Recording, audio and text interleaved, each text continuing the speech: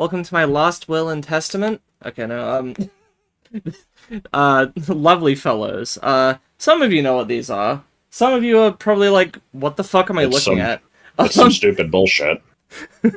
Um, so a couple of years ago we did a ranking for all of Josh's strange creatures, and if you don't know what those are, what are you doing here? But basically, Josh's channel is Bikdip on a Bus. Bikdip is a strange creature. He's from a series of stories he wrote, which feature these, like, knockoff Pokemon things. And then, at some point a couple of years ago, I just randomly decided, like, hey, you know how, like, strange creatures are knockoff Pokemon, like, sort of bootlegs? I mean, they're not really, like, bootlegs, but they're, it's the same kind of idea, It's but the just same stupid. concept, but dumber. So I'm like, clearly we need to, just escalate this, and I need to Yeah, make my own it's set of another. creatures that are the same kind of thing as the strange creatures, but even more ridiculous. And so I dubbed them Lovely Fellows. And the thing is, I think probably like at least half of these are better than the strange creatures. Like, if you take like the average SC, most of these are better than that. But there are some that are still pretty shit. And Yeah, definitely. the thing is, like, I think these get weirder. Definitely, yeah. Yes, Um, I've had input on some of these. I've made, I think, 5 of them, and yeah, there's it other ones that I was kind of like this. helped It with. was this one, this one. Second from bottom row center. Right.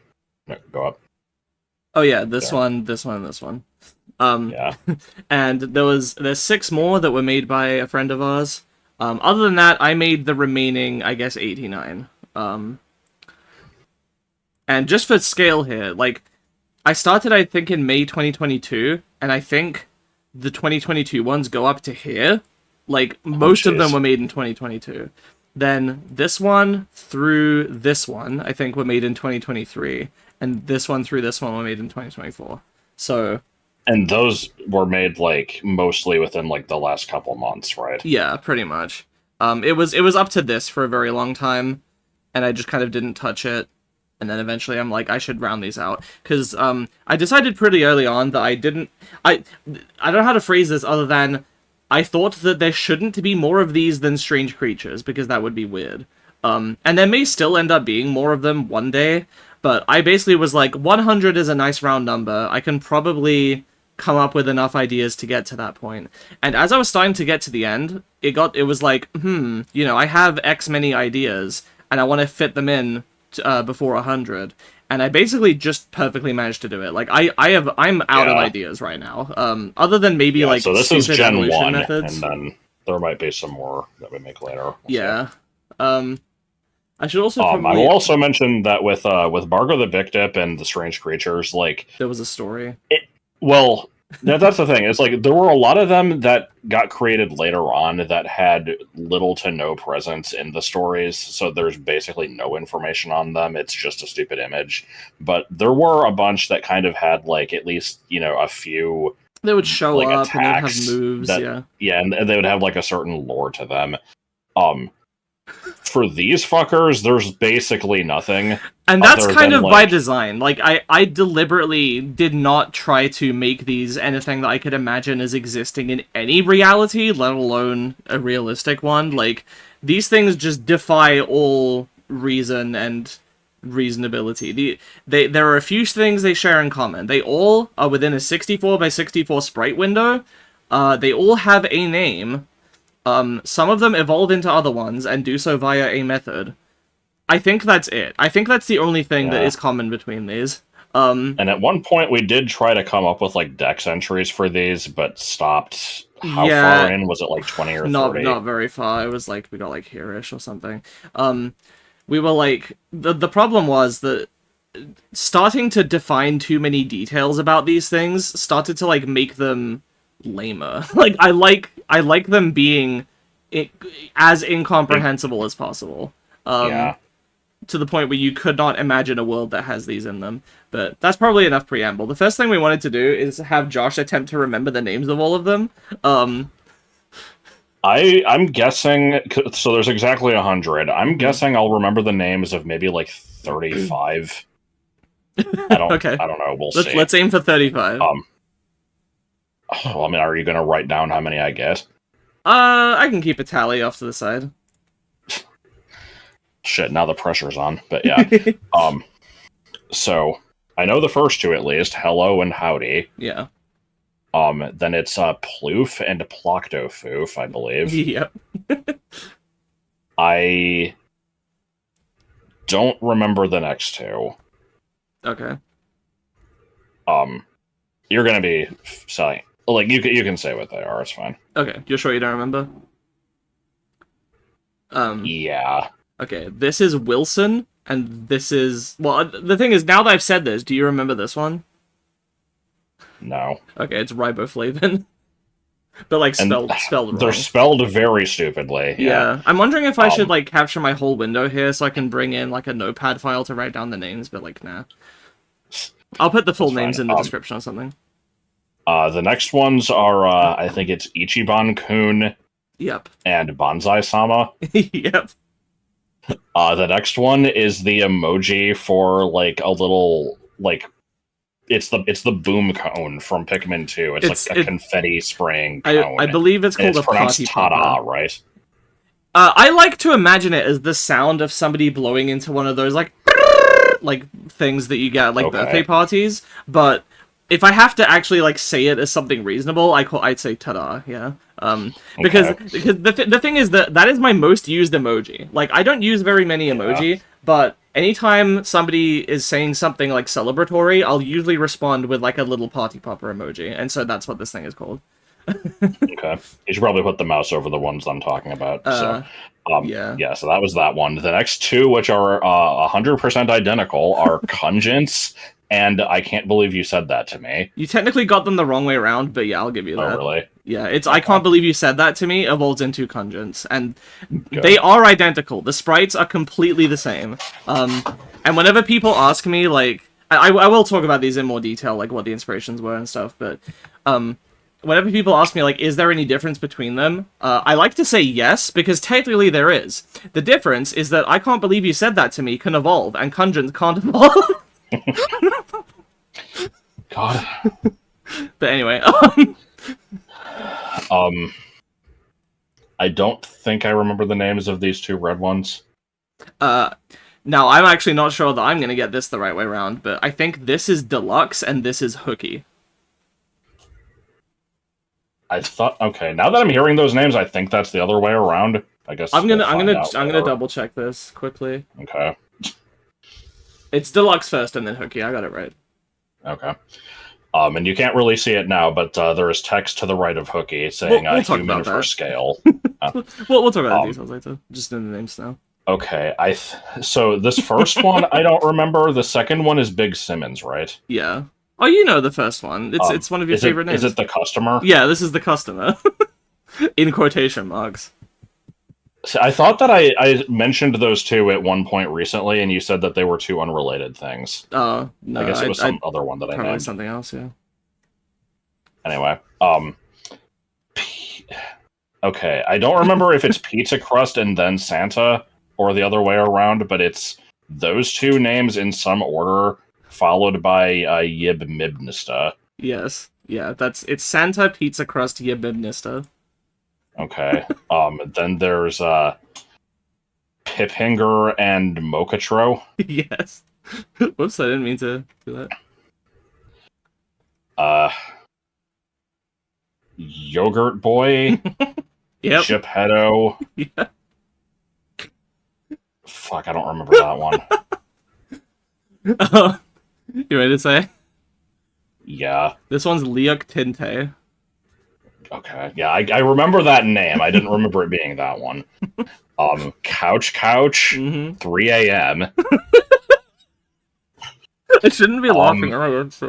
Yeah, I mean, they're fucking stupid. Is that one Bet? No, that's the second one.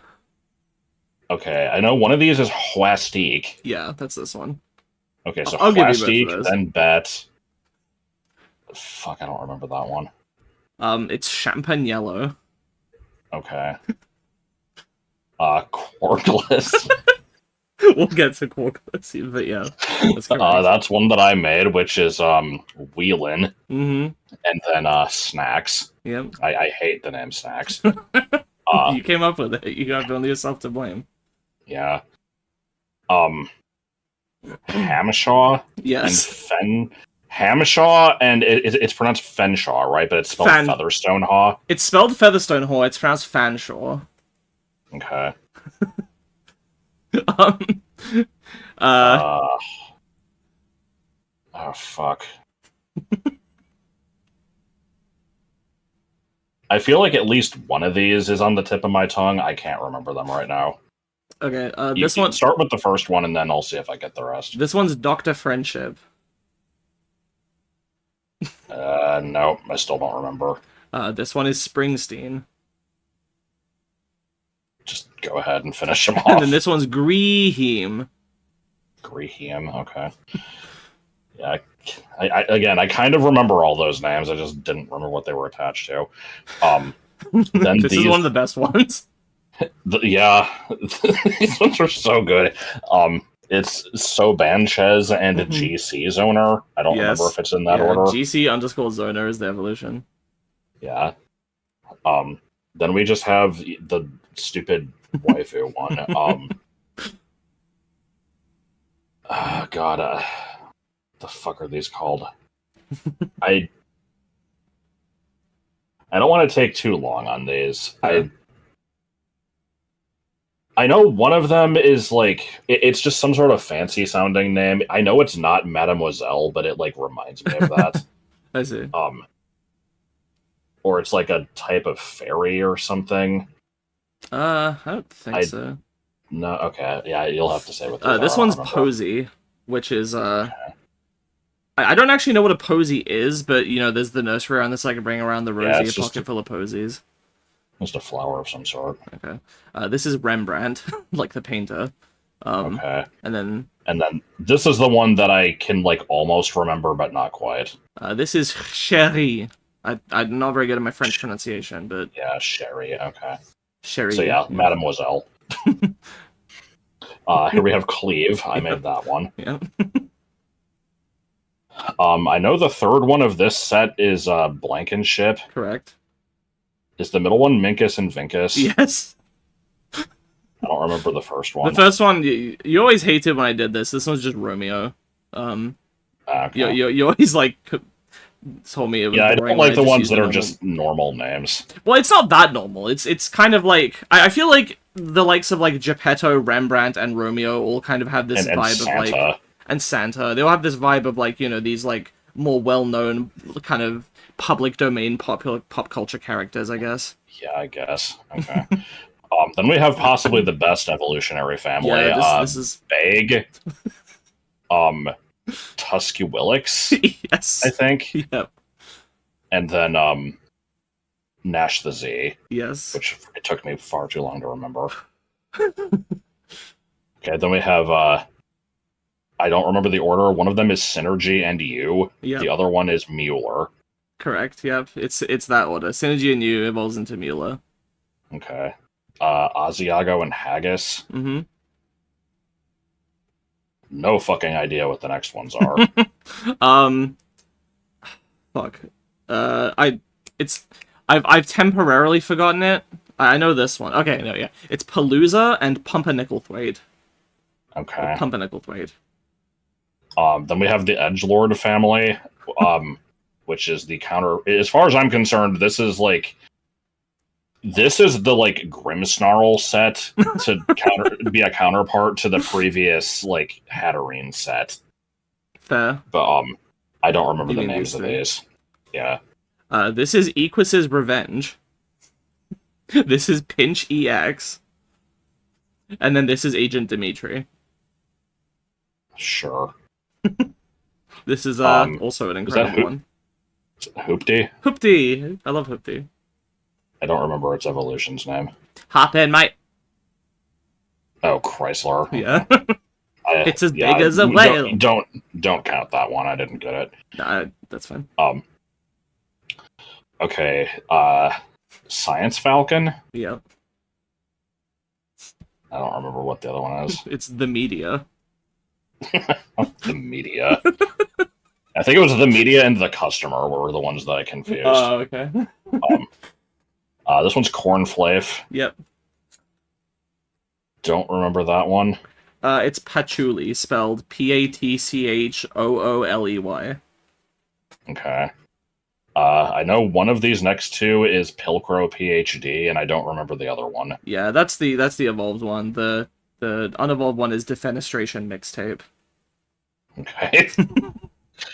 Wicked Wallace. Yep. Just being held by an off-screen Bart Simpson.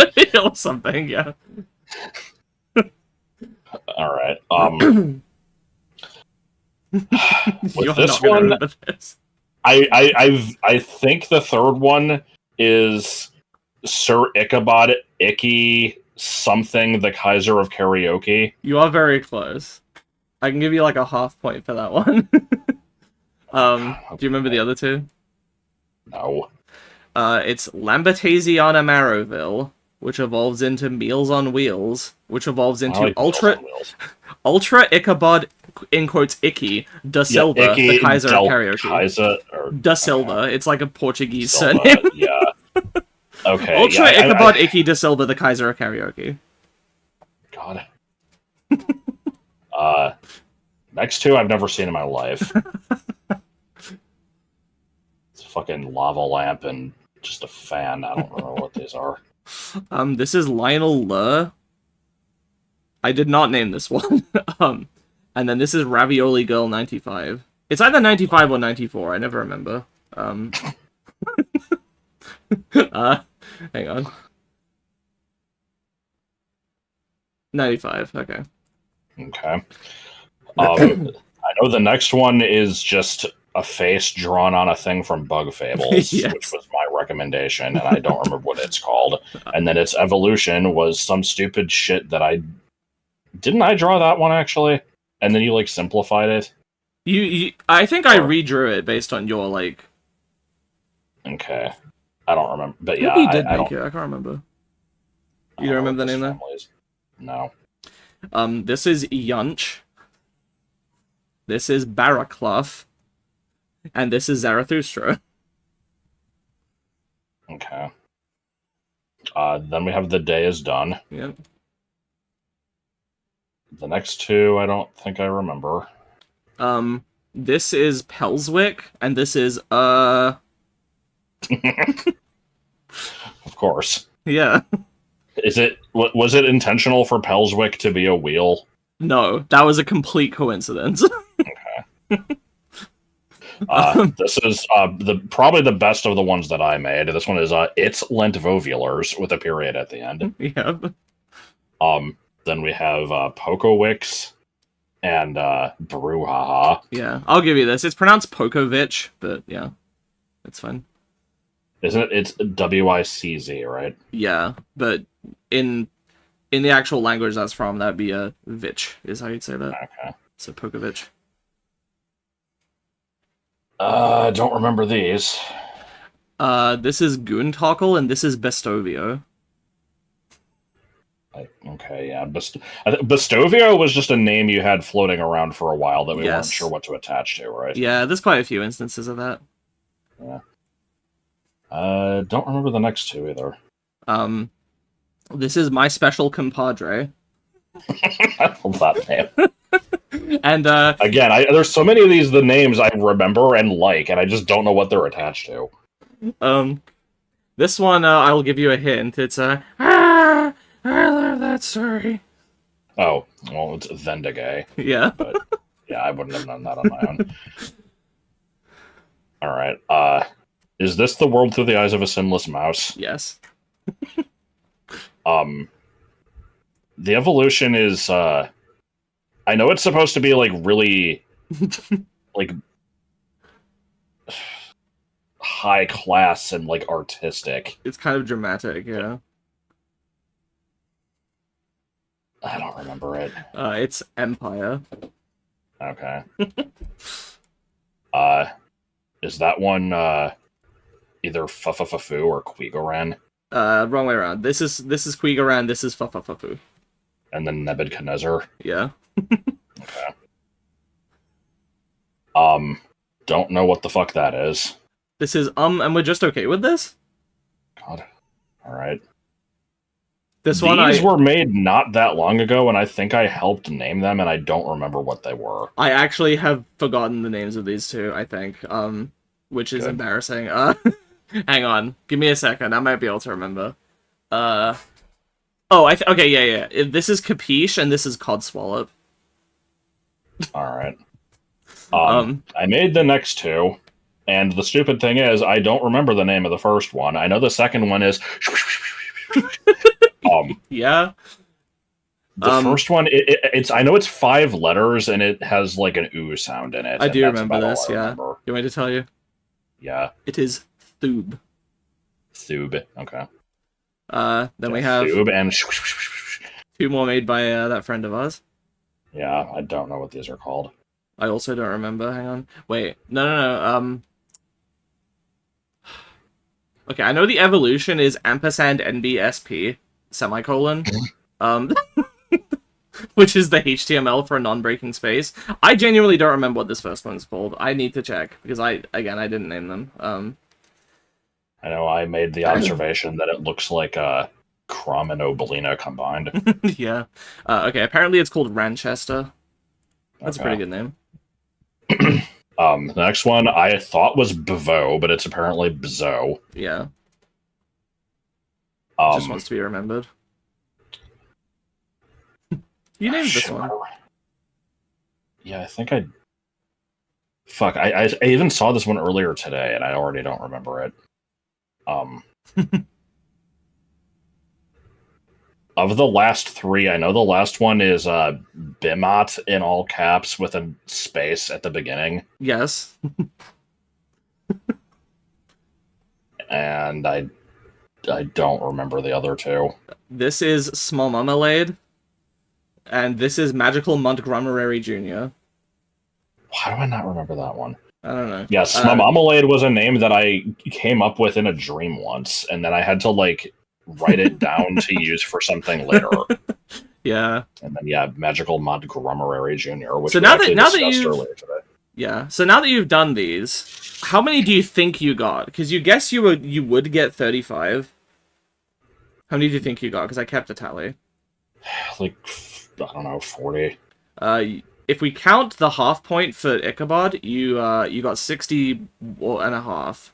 And if you don't count it, then you got 60. All right. About 2/3. Pretty good.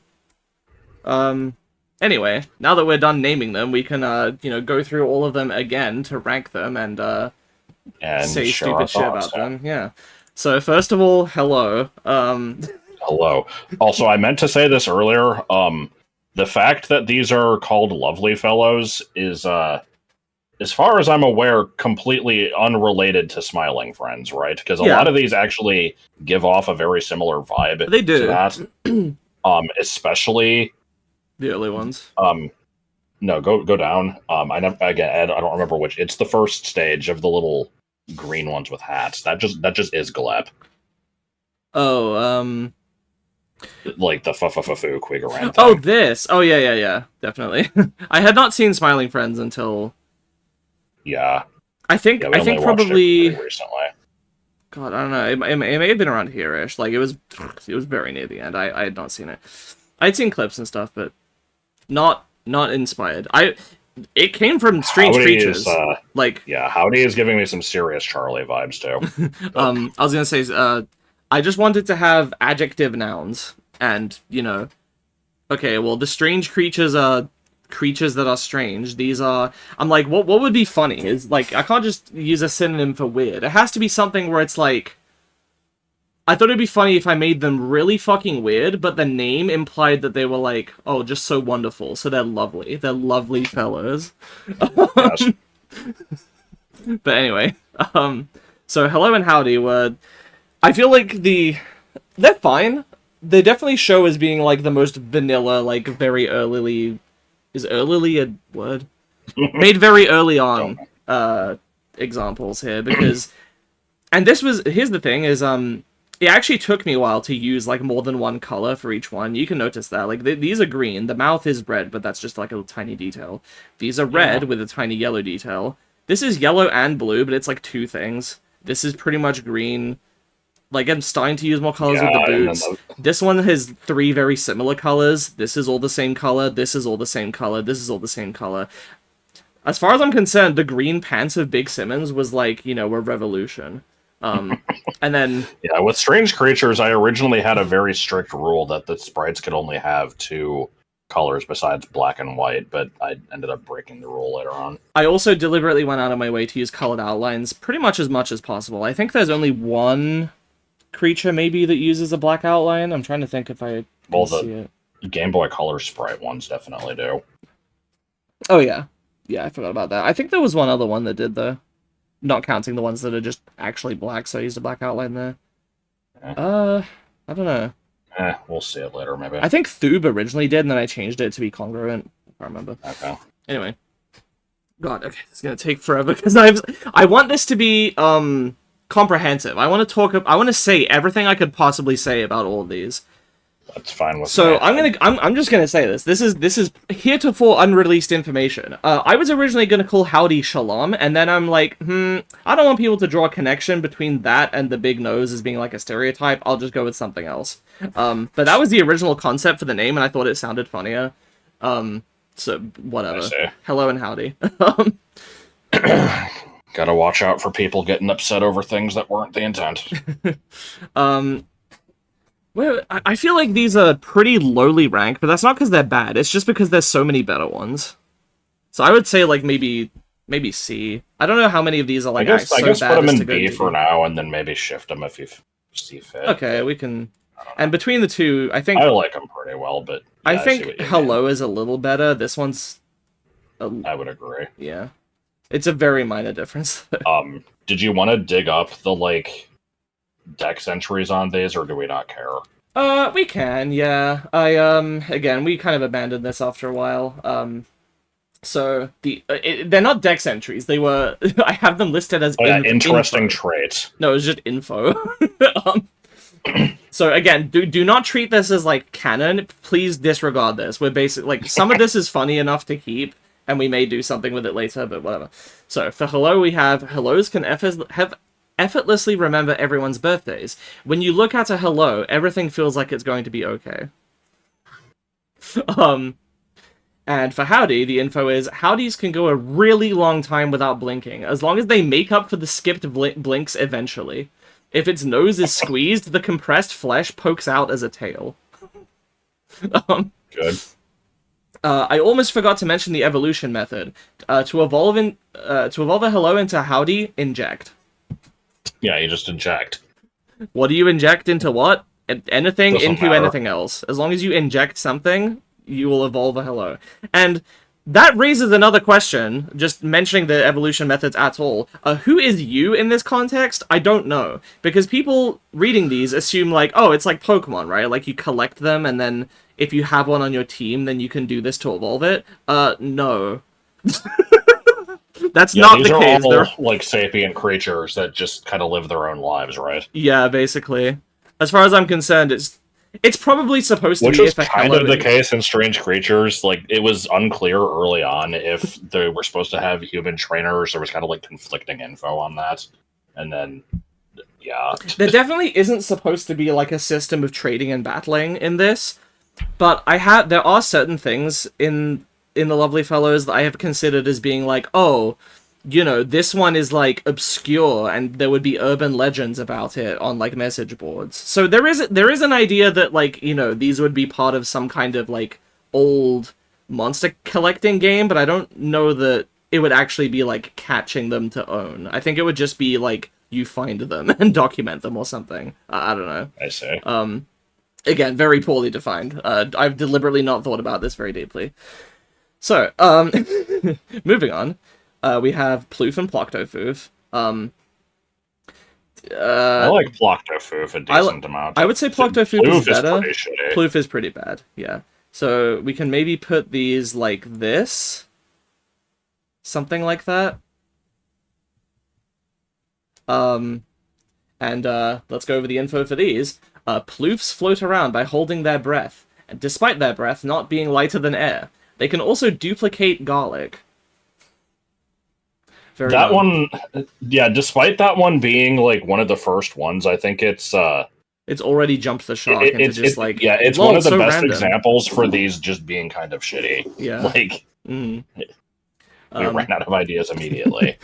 Ploctofoofs are naturally attracted to carnivals and festivals. Its large cranium has the appearance of constantly rotating, though its skin does not move. That's another thing I tried to think about, is like, how would these things move around? I did think about that in some cases. Like, I tried to consider what would these things look like in motion, even though the sprites aren't animated. And as far as I'm concerned, like, Ploctofoof, like, basically the texture scrolls is what it is. Like, the texture just moves around, but the skin doesn't change. It's just, like, the pattern on it moves somehow.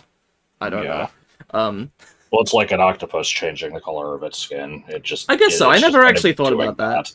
I just... these are designed... The inspiration for this, I feel like, is obvious, but it's kind of just supposed to look like a balloon-like creature in, like, an old video game or something. I mean, it looks like a like in Breath the of the Wild Octorok. Yeah, like something you'd hit at a shooting gallery in Ocarina of Time or something like that as well. But anyway. So then we have Wilson, and Riboflavin. Wilson, maybe we is it should with do a the Y info and first. two N's, or? Yes, it is.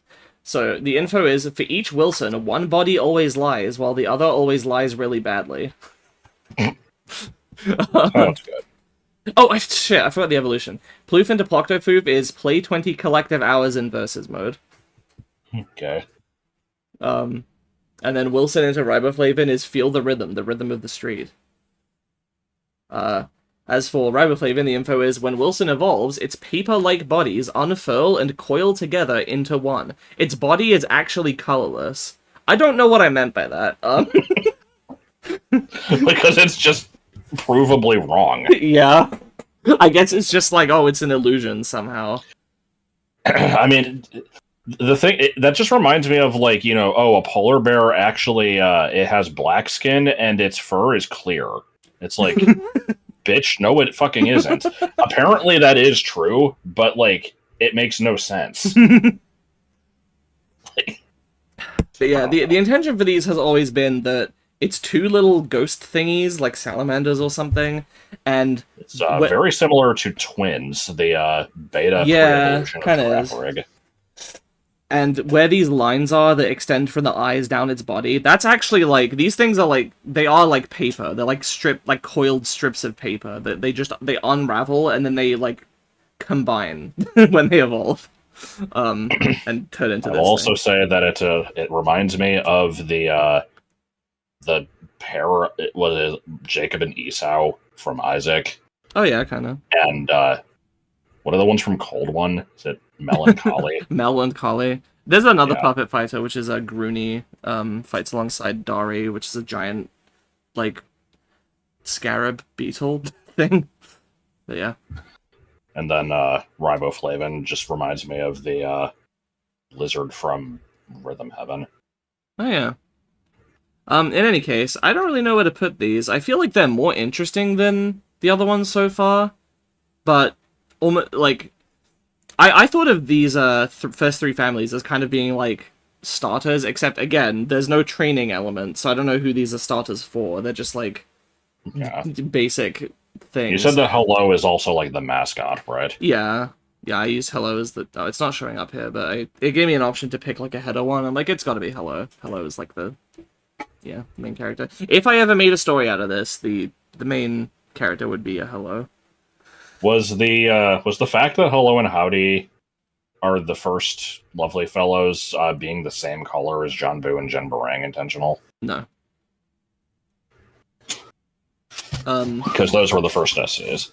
The first one's made, yeah, but they're not the first in Dex order now, right? I mean, I don't treat the actual big image as like the proper order. Oh, okay. In any case, like, we can move these, but it's tough. I feel like Riboflavin is not terribly interesting. But I don't know if it's less interesting than Hello. Hello's at least funny looking. I don't know. Yeah. It's your list. I'm not going to tell you to change shit. I'd like to collaborate with you, because I'm very bad at deciding things and doing tier lists, so I was almost hesitant to even be the one helming this, but yeah. It's fine.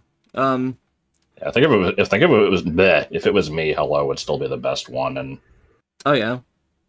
Okay. But- I can kind of, because I think this is more interesting, but I always feel like it's in like a cheap way where it's like, oh, these are just things, and then this one's like, oh, it's two things. They have this whole thing where they like wrap together. It's like, oh, it's too obvious that this one would be cooler. yeah, I guess I got to sweat think it about too which much, one I like so- like more. Yeah, just go with your gut. I think I still do like these a little more. I just like the concept. Okay. But this feels okay. What was the evolution on these? Feel the rhythm of the street? Feel the rhythm, the rhythm of the street. Yeah. Right. All right. Moving on. We've got Ichiban-kun and Banzai-sama. The info for Ichiban-kun. Go on. Didn't you say that Banzai-sama was like the worst thing you've ever created? At the up time, until yeah. You created Quarkless? Yeah. Yeah, okay. So Ichiban-kun, a lot of these early ones were just like, I would draw a weird shape and then try to turn it into a creature. Later on, they started having like more specific concepts to them, and they start having more reasonable like body plans. Like, even the sillier ones kind of have like a normal kind of look to them a lot of the time, whereas a lot of these early ones are like, what the fuck is going on with Hello? Why is its body so like shitty looking and stubby? Like, what's up with Howdy's legs? And it's just because I just that's another thing, is I used to do these really shitty outlines for parts of it, but then later on I started cleaning it up more often, but then sometimes I would leave it shitty on purpose for certain things, so it's Like inconsistent. oh, Yeah, Zoe is So. fucking amazing. Anyway, yeah. Well, we'll get to that in due yeah. time. So Wait. I know this one resembles an enemy from New Soup. Yeah, it looks like a bramble, which is not intentional. I was not aware of those enemies. It also reminds me of Bounce from the Spider. Ledges can be climbed using Spider Monkey. Yes. Ichiban-kun is like fine. It's kind of whatever. Yeah. I'd say maybe here. Now, this fucker, like, We need a So special the thing tier for is- this.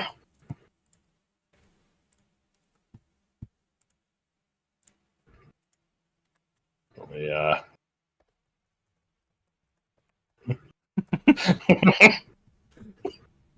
Why the fuck I mean, is I that think it's going fucking. I think it's great, but it's it is shit. So, well, it accomplishes what it set out, which is to be horrible. Yeah, that's true.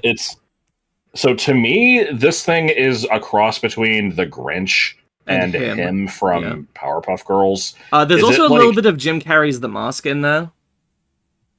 Yeah, I can see it. Is it sticking out of like a single Christmas stocking, or It's like wearing an UGG boot. At least I think that's what they're called. Okay. It's like it's like a leather boot with like fur at the top. Yeah, it's just a head, a neck, into presumably a foot. And if anybody, draws a Banzai-sama with the foot exposed, I'll also put you in a special kind of hell. But yeah, I don't know, it's just strange guacamole skinned fucking made up face with a horrible grin with a lot nightmare of thing. Yeah. makeup? What's the evolution method? This one is bleed in someone else's car. How about their special abilities? Yeah, the info for Ichiban-kun is that it shaves itself using its shoes, despite them not being sharp. And no matter what, it can only be observed from the front like a billboard sprite. I believe you are the origin of the Banzai-sama one, which is anybody that makes eye contact with a Banzai-sama will be no further than 48 hours away from the next diarrhea.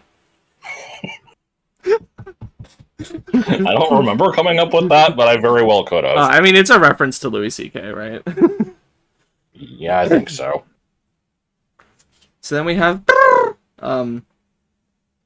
this one is the first one that doesn't evolve. I believe Melody gave me some inspiration for this one. She just kind of, like, dictated to me, like, what I should do. I'm like, what color, you know, give me an idea for one. And she was just like, make, like, a little round guy with, like, fingers coming out of his head instead of, like, full hands. I'm like, okay, what color scheme? She's like, red, orange, and yellow. I'm like, okay. And then I think I gave it the bow tie and the rare eyes. So it very much looks like an enemy out of, like, Banjo-Kazooie or Conquer or something. I really like this thing. This is one of my favorites. It's just a dapper little guy. I'm putting him... I don't know if he belongs in A. I still feel... enough to A? Yeah, okay. We can maybe... Put I don't like this thing at all, but if you like it... Then... I like it. I like it. It was one of my early favorites, I would say. Okay. The info for this one is, while 98% of these are roughly half a meter tall, they actually range in height between 5 millimeters and 7 kilometers, unless that really big one was a hallucination.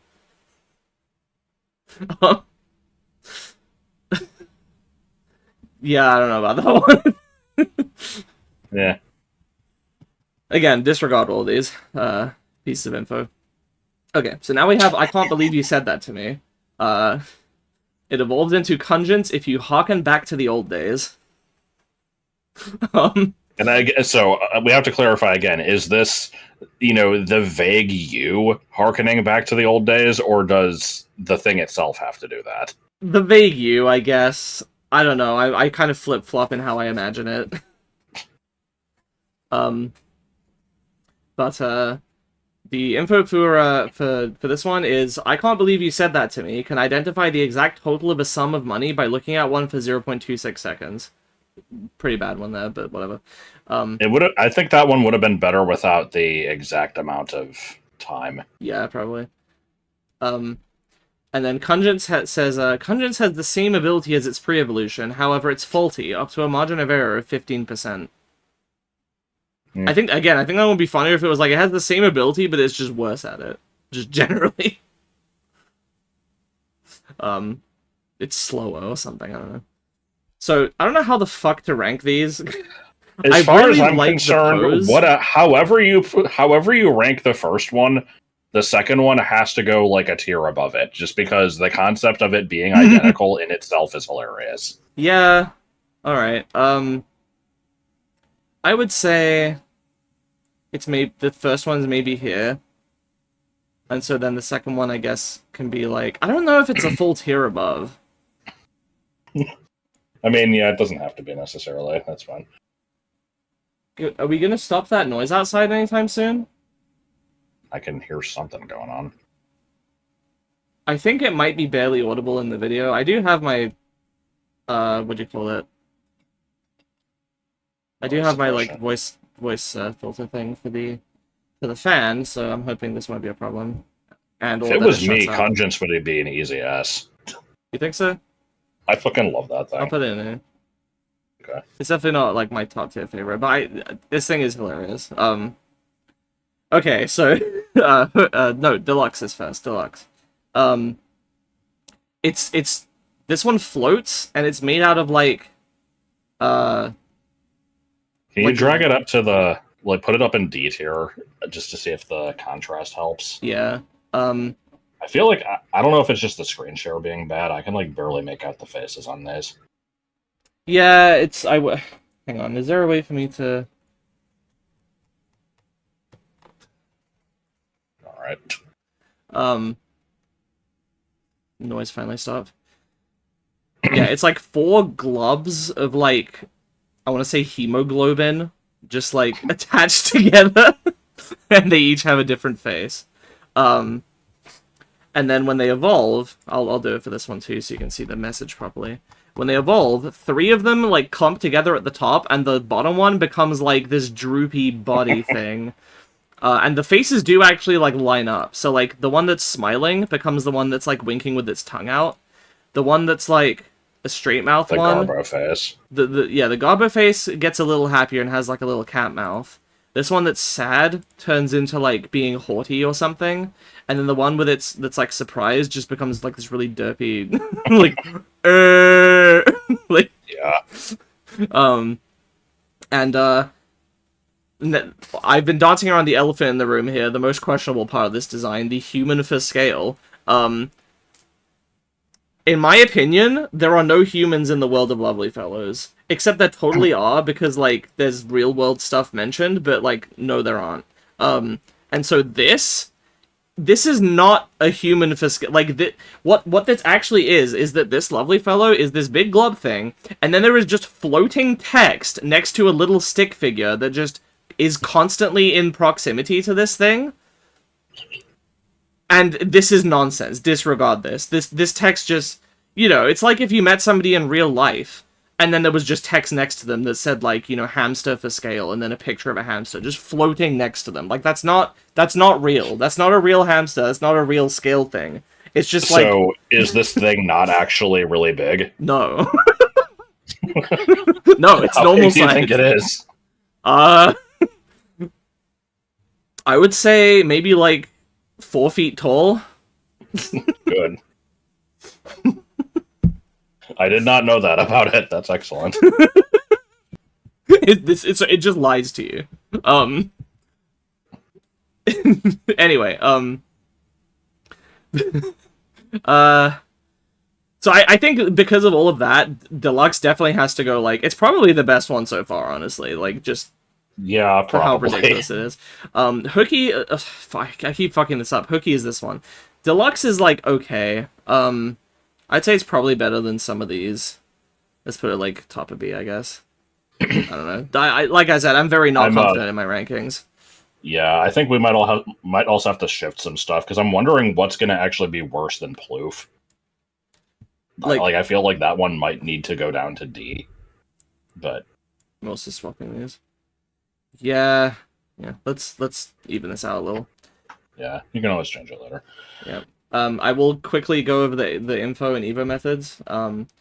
Deluxe, it says, 1 head experiences the world in real time, 1 acts an hour late, 1 acts a week late, and 1 sees into the future by 5 minutes, but 801 meters to the southeast, based on the magnetic North Pole. Which head is which? I don't know. Fucking specific. Way too specific. Hookie's info is it can flawlessly determine the first and 4th hex digits of a color's RGB value. The fake human next to the floating text is sapient but has extremely limited intelligence. So this immediately contradicts what I just said, so ignore it. Okay. That would be kind of funny, but yeah. And the evolution method is spin fast enough. How very specific. Yeah, I like to think that there is not, like, how would I say this? Like, you know how if you might say that Charmeleon evolves into Charizard if you level it up high enough, but the number is fixed. In this case, what is fast enough for one Deluxe might be, you know, not fast enough for another one. It's inconsistent. You have to keep doing it until you reach just some arbitrary threshold where it just will work. Anyway, so then we have the customer. You gotta do a little, like... You gotta do little air quotes when you say it. I like the customer. This thing has an enormous head. It's a head and hands boss. It has, like, you know, three finger and 1 thumb cartoon hands. Gigantic fucking head with a really lumpy skull. Or it's not lumpy, it's just, like, not symmetric. It's just this big, prominent forehead. It has 1 eye, 2 noses, and a very, very wide rectangular mouth. This thing is great. This is going pretty high, probably. I mean, it's nowhere near as good as Big Simmons. I really like both of them. But yeah, and then Big Simmons, I always worried that people would misinterpret the appearance of this thing. It's supposed to be that it has a head and legs, but no arms. and the Right. mouth is just like this. It's got these big puffy cheeks, and it's just like chewing something, and the mouth is really wide and non-symmetrical to where the top part of the head is like on one side of it. But I was always worried that people would see it as being a tiny head with no mouth, and then this part is its body, and it's got like tiny little hands that are like holding a purple string between them or Yeah, something. no. Which is I never saw it that that's way, not what but it is, but I was worried that people would.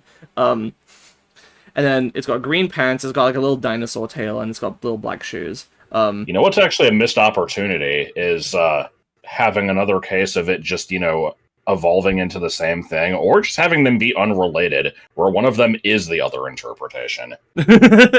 Yeah. But anyway. Because now that you mention it, I'm seeing that, and I kind of like it, but I like the original better.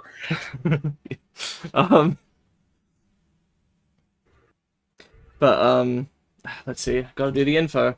The customer can become infected with any disease at will. I like that.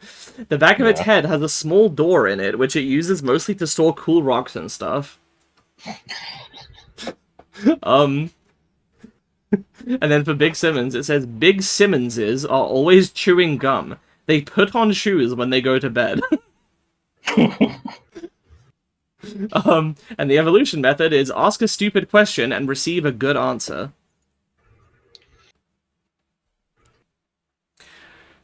So, Could do that easily by going to the beanie board. Yeah. Fuck it. Like, oh shit, okay. maybe this one's like here. It's hard between these two, but Big Simmons is fucking great. Yeah. I like it just has baggy pants. Yeah. And that is a tail, right? Yeah, it's a tail. It felt imbalanced without something back there, so gave it a tail. Alright, these ones have probably some of the most thought gone into, like, their appearance out of any of these, and, like, how they move and stuff like that. I don't love these. I like them. I don't know if they'll be top tier, but...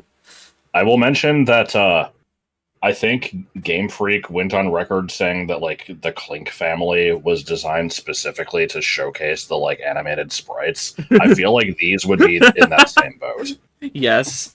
Yeah. Okay, so this is Santa. It's a little blue moon-like thing. It's like a crescent moon shape that is split open to have, like, some jaws. You can't see it very well in this background, but they actually have black teeth. And so, and then the most prominent thing to me is this strange eye situation. You may think that, like, the eyes are sort of like a pair of glasses that are, like, balancing on the bridge of the nose. This is not the case. One of the eyes is, like, actually on the body like this, and then there has a little stem, like a stalk, like an eye stalk, that attaches to a second eye, which is in parallel to the first one. And if you flipped it around, what you would see is the obverse sort of shape of this blue crescent, and then you would just see the stalk sticking out the other side. It's really hard for me to explain what this looks like, but basically think of this as actually being, like, very two-dimensional, and if you flip it around, it would just kind of look like... Yeah. If that makes any sense whatsoever. I don't know if you know what I mean, let alone the audience. I don't know if I do. I thought that the left eye rotated around the right one. We'll kind of get to that. That's what Yibminister does, but give me a second. Okay. I can actually make, like, a little mock-up of this. What do you think of Santa in the meantime?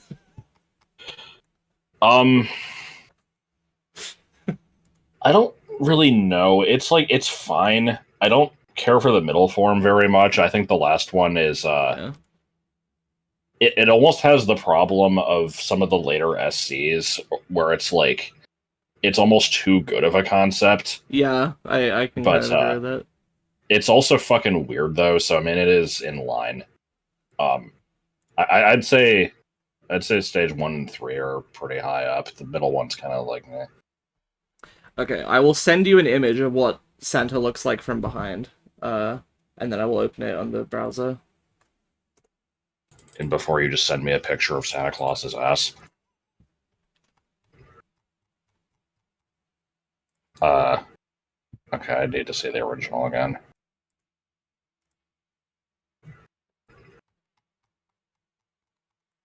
I mean, that was basically what I was picturing anyway. I Yes, thought you were but saying it's that, like like, if it's viewed from flat. behind, it would be, like, actually, like, a totally different shape. No, it's. I just mean that But yeah, like no, I get the point though. It's like the image looks like you're seeing this thing at sort of an angle, yeah, but but you're not. you're not. It's Yeah, completely like it's almost flat basically. And it just flips around right. like this. Um. Anyway, and then pizza crust is pretty lame. It's It's more just of the same, but with a body. this is what. Here's the thing: is this was the first 3-stager. Every other one was just I make a concept and then I just like change it somehow in some silly way. Like, with Howdy, the nose is a different shape, but it's still big and it just gets taller. With Yeah. like this one, you can kind of see like some small Or in one design case, elements. it doesn't change at all. Yeah, I mean that's the joke for that one. With like Wilson and Riboflavin, like they fuse together. This is the first time because I wanted to do 3 stages, but I was having trouble coming up with ways to do it, and I realized I needed to make stuff more complex to really facilitate it, or at least have them gain complexity as they evolve. Like Hello and Howdy are about the same level of complexity. Anyway, that all aside, so Pizza Crust was kind of the first attempt at like making a middle stage. It very much feels like a Pokemon middle stage, where it's just kind of Yeah, awkward and not very interesting. like it's fine. I think the other two are better though. Yeah. This also begins a trend of I will just like exaggerate the features of something as it evolves. That was like a very common thing for me to do. So like, here you've got this like crescent moon shape, and then here you can see the nose like curls all the way around like fucking Waluigi's shoes. Like and the bottom part, like the lip like curls down. The eyes still work the same, and now it has this little like weird black like body that floats. body. It's like a little ghost body with little arms, which immediately are just gone when it evolves into Yib-Mimnista. Which is also a Pokemon trait of just abandoning features of a thing and going with something totally different. Yeah, so Yib-Mimnista is one of my favorites purely off of the specificity of the movement. So if you kind of turn your head a little, it becomes clearer that this is just a Santa head that has gotten bigger, has more teeth, and can open way wider. It's still a head. Like, this right thing is the bottom jaw. It's a big head. Yeah.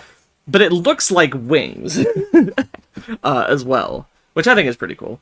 And I do imagine it flapping its jaws like wings to float in the air. I've described this thing as Mulgera from Wind Waker. Yeah, kind of. Flappy mouth. Like, yeah, it kind of flaps its jaws like wings. And the eye stalk here actually like ticks back and forth over the top of its head to kind of like, the mirror image of this. It will go like tick, tick, tick like a metronome. And also this tongue of its, this is the tongue. It's made out of smoke. It just kind of like wisps and like kind of undulates underneath it while it's flapping. So I think this thing is fucking like actually really cool. It's like too cool for Lovely Fellows. Yeah, it's absolutely ridiculous, but still... it is neat. So this one's probably gonna go up in like A or something. Pizza Crust can stay down in D. This one's pretty bad. I think Ploof at least is its own thing. This is just a Santa with like an extra body, and Santa is like fine. I'll put it like here, something like that. Okay. I don't know if I would have. I never remember. Is it Pizza Crust is the middle one? Middle one, yeah. Yeah, I don't know if I would have made it dead last. I probably would have put it up in C, but I don't know. It doesn't have that much going. It has nothing really going for it. I think it's. Yeah, that's fine. No, we just. Well, hang on. I need to do info. So, according to this, Santas can destroy and consume drywall at a rate of 0.559 cubic meters per second, shredding through it like piranhas. Again, this is where like this is one of the worst ones. Attempts at like. I think that in a lot of the SC Dex entries I made, like, some of the specificity was really funny, but as soon as you start being like, here's a very precise number, that just kills the humor. I need to stop doing that. Bargo the Bikdip just did that a lot, and it was... Yeah. It was funny when I was, like, 13, but... The info for pizza crust is pizza crusts randomly. There's a grammar mistake here. It says randomly hides objects. It should be pizza crusts randomly hide objects for no personal benefit. It gains a sense of satisfaction from frustrating the object's owners. Yeah. And then Yibmibnista, it says Yibmibnistas think that blood drives are scams. The ticking of their metronome-like eye stalk continues while they are asleep, so they always know what time it is. Alright. To evolve a Santa into... I feel like I'm doing this in a weird order, because it's like, okay, we've given that info. Ignore that, that's not true. However, what is true is the evolution method. To evolve a Santa into a pizza crust, make it just in the nick of time. And to evolve pizza crust into Yibmibnista, get married. Also, I'd just like to point out, we are an hour into this video, and we're like barely through these. Yeah, I mean, we had a long intro thing, and these are going to take a while. They'll speed up once we get past the ones with the weird descriptions. Yeah, sure. Anyway, moving on. Pipinga and Mokotro. Carl's medallion from fucking Aqua. You can probably tell, but I made these in the reverse order of the way they're presented, because I just drew this strange thing hanging from the ceiling, and then I gave it a necklace, and then I'm like, I want this to be part of a family. And then my joke idea was, I was like, what if the necklace comes first, and then it grows a body, like Teddy from Persona 4. It's like a mold, it's like a slime mold growth or something. I like this thing. I do too. The info... And can I interject? To explain the names? Well, no, that's more your thing, but okay. Am I remembering correctly that the evolution method is for the first one to just be left in like a dresser drawer, and then it just kind of like develops this body and escapes? The evolution method is actually listed as don't be looked at for over 14 hours. So yeah, the use case for this is imagined to be that you put it in a drawer and then it grows the body and escapes. Or maybe it doesn't escape, maybe it just is inside the thing, I don't know. But just immediately attaches to, a ceiling somewhere. Yeah. I like to imagine that if there's no ceiling, it still just hangs from the top of your field of vision. So you can find these things outside, but they just always hang from the top of the window or like of your view. And if you look up, then you just like the body just keeps going, I thought. Well, no, because then you wouldn't be able to get it out of your vision. So then the question is like, okay, if you like do a backflip, what do you see? And it's like, I don't know, I guess it would just... how about multiple people looking at it? It's like... Yeah, it would just extend into the horizon or something. It doesn't make any sense. The info for Pipinga is it's just a necklace. That one's good, because it's just... Yeah? What else do you say? The info for Mokotro says, Mokotro instinctually sticks to ceilings. They can be removed from them, but they will complain the whole time. Again, don't know about that one. These things' names... I like the mundanity of it. Yeah. So these things' names have a common origin. I'm not going to go too into detail, but when I was, 12, my mother was briefly a foster carer, and I had some foster brothers for a few years.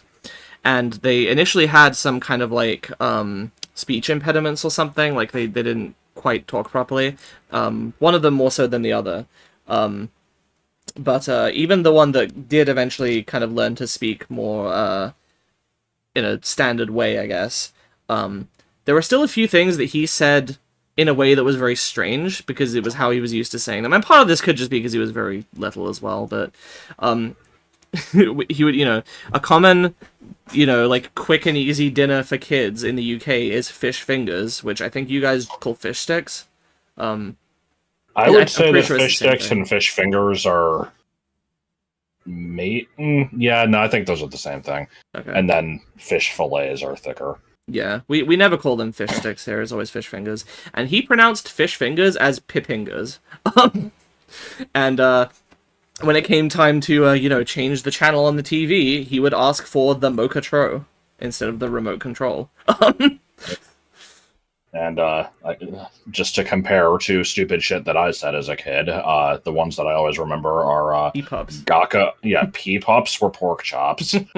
Gaka ook was chocolate milk, and Doc Docs were hot dogs. I like Doc Docs. Yeah, Gaka ook is the best one though. Yes.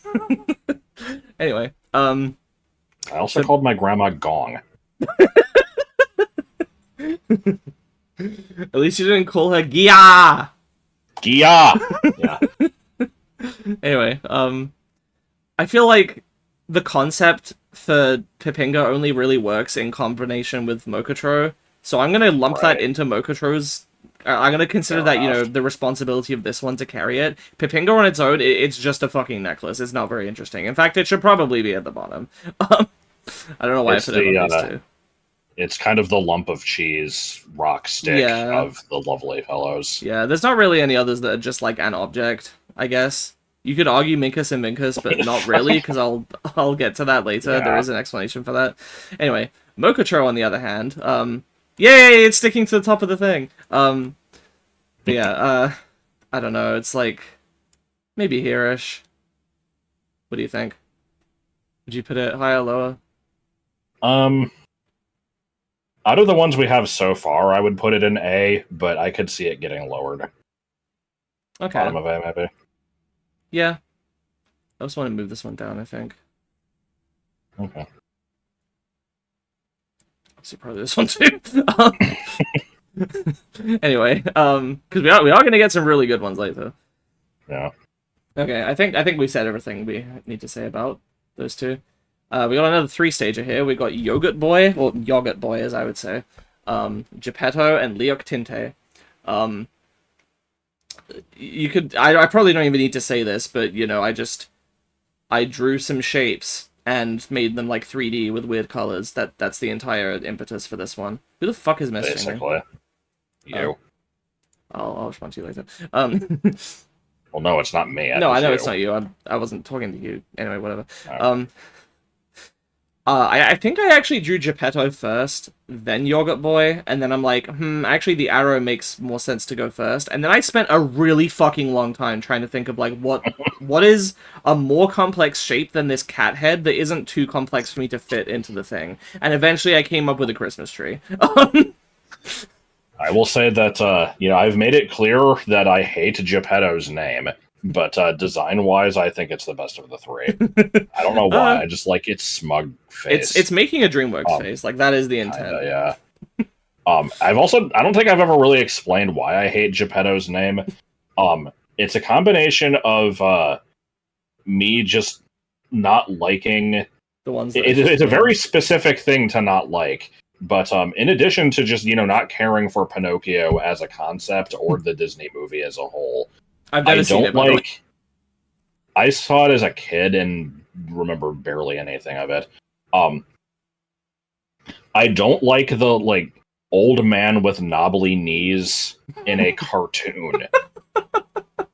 What would you call it? It's not a trope. It's not even an archetype. It's just whenever there is an old man who's just kind of drawn ugly. I don't know. It's that, and there was also I don't watch The Simpsons. I don't watch The Simpsons, but there was a clip I saw at some point where Homer misremembered the name of something and called it Geppetto instead, and I'm just like, that's stupid. Okay. I will say I've never seen Pinocchio, and I think that for a long time I would not have known who Geppetto was or what the name was, if not for an episode of Friends really early on where I think it was the first episode where they're talking about some of the characters are meeting. I think it's Rachel. I think everyone else knows each other. They're meeting Rachel, and that she finds out Joey's an actor, and she's like, "Oh, will I have seen you in anything?" And he's like, "Oh, I mostly do local work." And Chandler's like, you wouldn't have seen him unless you happened to see the, it was some embarrassing name for an acting school or something. It's unless you saw their production of Pinocchio. And then Joey gets annoyed and he's just like, "Look, Geppetto, I'm a real live boy." I don't know, I just always Father, when can I see the world on my own? Yeah. So anyway, I always like that. He gets annoyed at him. He's like, I do not have to take this abuse. And Chan's like, you're right. Once I was a wooden boy, a little wooden boy, while like running around. Bad. I don't know. I always like that episode. Anyway, so moving I'm on. noticing that I can't believe you said that to me has slumped down in the list further than I expected. Yeah. But, I mean, do it that way you will. Leok Tinte, I like to imagine as being like a vampire, also, because it has like the fangs. I like to think that it, sucks things. Oh, I blood. thought that was just like a cat mouth. I couldn't really see at this resolution. Ah, that is a problem. Perhaps I should send you the whole image so you can refer to it at your leisure. Give me a second. I'm just hoping that the video shows them more clearly. I feel like it could stand to be zoomed in more, but I don't know if that would fuck up with the pixel integrity. Could probably do that. I think this is probably the maximum. And there's the image for your needs. And I will also bring it up here so I can zoom in as needed into stuff. So anyway, you can see the weird spellings of things. Yes, yeah, that's a good point as well. Yeah, there's riboflavin with 2 N's and yeah, Leok Tinte. Leok Tinte was not named by me. That one was named by I asked Dante for a name suggestion for this thing, and that was the name that they suggested. I also had to check in, like, how would you pronounce this? Because I wasn't sure if it should be Leok Tint or like, yeah. Anyway, I kind of like Yoga Boy for its really sad expression. I definitely agree that Geppetto is better, and honestly, I think Leok Tinte is better than Yoga Boy as well. But I like all three. Evolution methods. Oh yeah, shit. Well, first info. Yeah. No, I think you should do the evolutions first. Okay. So to evolve Yogurt Boy into Geppetto, sneeze 200,010 times. And to evolve Geppetto into Leok Tinte, profit at a casino. That one's questionable to me because it raises questions of like, okay, if you lose money and then leave and come back, do you have to make up for the money you lost the first time? Or is it just in unclear. one trip you have to come out with more than you came in? I don't know. But anyway, the info is apparently Yogurt Boy has a magnetic attraction to the last pencil it touched. This is its only form of mobility. I like that one. Geppetto, it says, it always knows when to stop looking for a cleaner porta potty and settle for the current one being looked at. With no exceptions, Geppettos have silky baritone voices. The first thing is a reference to, like, a mathematical problem, which which is the fucking nerdiest thing I could ever say. It's called, like, the festival toilet problem or something, which is, if you imagine you're at, like, a music festival or some kind of outdoor event where there's, like, a bunch of, like, you know, those, like, porta potties, right? Yeah. And if there's, like, X number of them, and you're trying to look for a clean one, and most of the ones you encounter are, like, in some varying scale of, like, clean to dirty. The festival toilet problem asks the question, at what point should you decide that should you cut your losses and say, I'm probably not going to find a better one than the current one I'm looking at and go with this, versus to continue looking for like a cleaner one. And there is like maths that you can apply to this if you like make certain assumptions about, you know, rating the cleanliness on a certain scale. And, you know, as long as you assume, like, okay, here's the data I've collected, you can calculate when is the optimal time to stop looking. It's very stupid. But anyway, so that's the reference to that. And Leok Tinte says, packs of Leok Tinte can often be seen unwinding after work by playing hide-and-seek in furniture stores. Packs typically have between 40 and 80 members. That shit is just... I really like that one for some reason. Yeah, me too. I like the idea of just, like, you know, conversely... just shopping for a fucking couch, and there's just all these stupid, blocky Christmas trees just running amok. Yeah. And for some reason, these things feel like they would belong in, like, an IKEA to me. Like, you would just find them... Like, that would be their natural habitat. But anyway, so yeah, I'm gonna put Yogurt Boy like, maybe there. Geppetto is probably up here, and Liuctinte maybe I'm like. surprised it's that high. I would put it in probably bottom of A, but I don't know. That's the thing is, I've told you I'm really indecisive about this stuff. Do I think Liuctinte is funnier than Mokotro? I think it's probably about on par. But now I'm thinking that Mokotro is better than this one, and that this, yeah, that's and the probably problem with tier lists. and it's probably better than this. And then it's like, do I bump this down? Like, I mean, at the end of the day, none of this shit really matters. But yeah, just like I said, just I go with your gut. Don't worry about it too much. yeah. The problem is I keep interjecting with my opinions, and then you were like, "Oh yeah," and then you will change it. It's like, should I shut up or I don't know. No, I want your opinion. That's why I have you here, and to keep me sane, because otherwise I'd just be rambling to myself for 3 hours. Or 8. Yeah. Moving on. These things are deranged.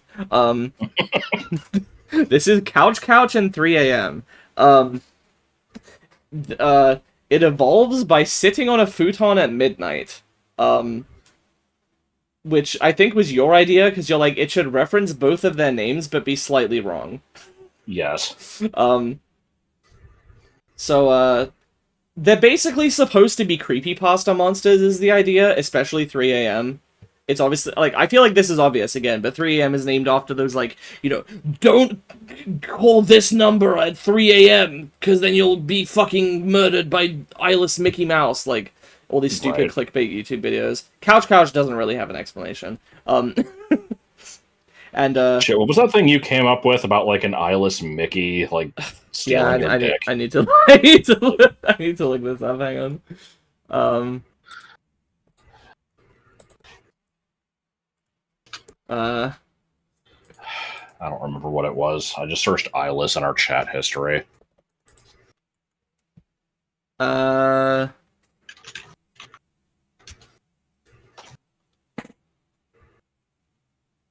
Why the fuck can I not find it?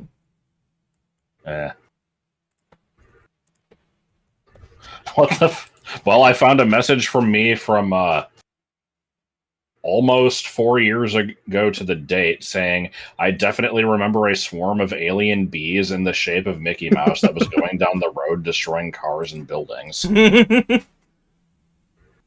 Apparently that was a dream I had. I don't fucking remember that shit. Anyway, it doesn't really matter. It was just I found it. Oh, okay. If you don't share this with one people, a tall and gangly Elmo with no mouth will crawl in through your window at midnight and vacuum your penis and balls off with your vacuum cleaner. That's right. Why did I think it was Mickey? I don't know. Probably because that's what it always is in, like, the YouTube comments. Yeah. It was like, share this with 5 people or an eyeless Mickey will drag you into the depths of hell. Do you think any of those people ever actually did get dragged into the depths of hell for not resharing? I don't know. Maybe some of them did. I don't know how they determine which ones do and which don't. Anyway, so yeah, that's the idea. It has 5 legs for some reason, and this is carried over into 3 a.m. Couch is very, wide with these wide horizontal eyes. It reminds me of the mouth. like endogeny or whatever it is from Undertale. Oh yeah, I can kind of see that. And then 3 a.m. is very, very vertically stretched. Funnily enough, the only reason it bends like this is to fit inside of the square box, but I actually think it looks better than if I just made it really tall. It's more disturbing this way. And yeah, I like to imagine this thing just shuffling in people's apartment corridors at night and just freaking them out. But I don't think it ever actually hurts people. It just scares them. And it has these very vertical eyes and this stupid giant gaping mouth. It definitely would make a disturbing inhalation noise at all times, though. It would be like yeah. yeah. Let's see. Couch's info is it can compress itself into gaps as small as 9 millimeters. It can see in the dark perfectly, but cannot see anyone that doesn't already see it. And for 3 a.m., it says it can turn invisible while alone in a room. Seeing other things yawn doesn't give it the urge to do so. I kind of like that one. First half of that is basically just Mystery Men, but yeah. I don't know what that is. It's just a superhero movie. Okay. But yeah, so let's see. I think Couch is better than most of these. Is it better than Santa? I think I feel comfortable with it being there. And 3 a.m. is probably up here with somewhere. A lot of these just, large blobby things. I'll say here. Alright, moving on. Another 3-stager. We've got a Plastique, which I'll scroll down so you can see the name for this one. Plastique. Bet, and Champagnello. I believe... let's just look at them on here instead of the tier list for now. I will share my opinions on these. Bet always reminds me of a satyr, just the way that its legs are shaped. Champagnello is probably in the running for bottom 5 for me because of the the way that it's positioned here, like its stupid little tail. I can only see it as a string coming out of its ass. I hate its nose. I basically hate everything about it. It is supposed to be kind of gross. So Plastique, it's vaguely bird-like to me because it's got these avian legs that kind of bend backwards like this, and it has a very, very tiny single pixel red nose, and this I don't give a shit expression. And then, these weird horns that are not symmetrical on its body, one is higher up and one is lower, and this just doesn't carry forward. Interestingly enough, I always knew they were supposed to be horns, I guess probably because I always saw these as a family. Yeah. But looking at it in isolation, they kind of look like biceps. Or that, yeah. It's flexing. Yeah, it's supposed to be horns. I like that the mouth, almost extends to the fucking left edge of its face as well. Oh, here's another thing, actually, is I don't know when I started shading these. I think it might be here. Oh, well, okay, no. Because, yeah, none of these have shading. This one doesn't have shading. These two have, very intense shading, which is, part of the joke, is that they're really detailed. Except they're not as detailed compared to later stuff. These don't have shading. These don't have shading. They also have, shitty pillow shading, which is, I'm not good at shading stuff, and this is... when I made the high-res SC sprites, it would have looked like this. Yeah. I like that the feet, one of the feet is longer than the other, and it has a little bit, a little divot. Yes. These still don't have shading. These don't. I think these are the first ones where I actually tried to do normal shading, and honestly I shouldn't have, because it looks bad and doesn't add anything. There are some later where the shading looks okay, but yeah, it's probably should have just not done it. Anyway, so Plastique, Bet, I just kind of extended the body into a weird pill shape. Oh, did I miss a... Oh no, okay. For a second I thought I missed a pixel and it looked bad, but that's actually part of the tail. Okay. Anyway, see, I'm like, what do I do? Just exaggerate. The horns are bigger. The legs are thicker and more muscular. Though they look like they're attached by fucking, tiny-ass fucking surface area. I don't know why it has a tail. Again, it just felt like it needed it for balance. The nose is longer and is, still red for some reason. It just kind of sticks out. And then Champagnello is just disgusting as far as I'm concerned. Yeah. The legs are even bigger, and now, the body is, stretches out all the way like this, like a big fucking sausage. The horns are huge. The eyes are actually detailed enough for irises now, and it has these horrible orange, mustard yellow eyes. It has a gold tooth, which is barely Oh, I didn't noticeable. realize that part. Yeah, it has a gold tooth. And now the nose is like prehensile, and I like to imagine that it's like sticky like flypaper, if you've ever touched that stuff. Oh my Um, God. so this thing is fucking gross. I don't like it. Bet is, as far as I'm concerned, these just get worse over time. Like Plastique is kind of funny. Bet is like okay, and then Champignello is actively disgusting. I'm gonna put Champignello in a special kind of hell along with I Banzai kind of Sama. agree. I think it's worse than Banzai Sama. Banzai Sama is just like, it's a little weird. This thing is actively like, I want to vomit. Okay, no, I'm being stupid. Right, Plastique is like, it's pretty good. It's maybe like here, and then Bet is not as good. Maybe like here. I can move this to see. See, the problem is These like keep drifting. I don't know. I don't know why they're moving down though, because you said that you really liked the like stupid pose that it was in, and so like Yeah, the lower maybe it's lower better one than has to be this. ranked on its own merits, and then the upper one just has to be a little higher than whatever It that just is. has a But bonus for. Alright, yeah, this one's weird. It's fucking up my perception of this. fair But enough. we can like do a once over at the end maybe. Yeah. What's the info on that family? I don't think you gave it. Right. So to evolve a Huastique into Bet, make pasta bake. This is a reference to the fact that Bet was originally called pasta bake, and then it decided that it was too similar to pizza crust in name. I say. And to evolve Bet into Champignello, escape the atmosphere. So the info I have is Huastiques will take any excuse to engage in cannibalism. It usually outgrows this behavior by age 34. Bet is it skips along merrily, dropping jelly beans wherever it goes. The jelly beans are not biodegradable. I like that one because it implies this thing is like, a very minor menace.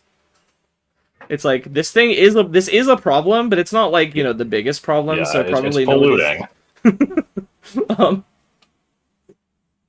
And Champignello's info says its nose is prehensile and sticky like flypaper, leaving behind a residue which usually doesn't come off. Again, I like the the specificity of it. So here's Quagless. Yeah, cordless. Yeah, This thing is horrible.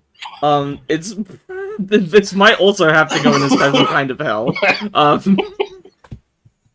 But at the same time, I kind of like it for that. It's so bad that it wraps around to being like. I mean, that's the entire special kind of hell tier. Is Yeah. they're god awful, but you kind of gotta appreciate them for that. Like, Yeah, I guess so.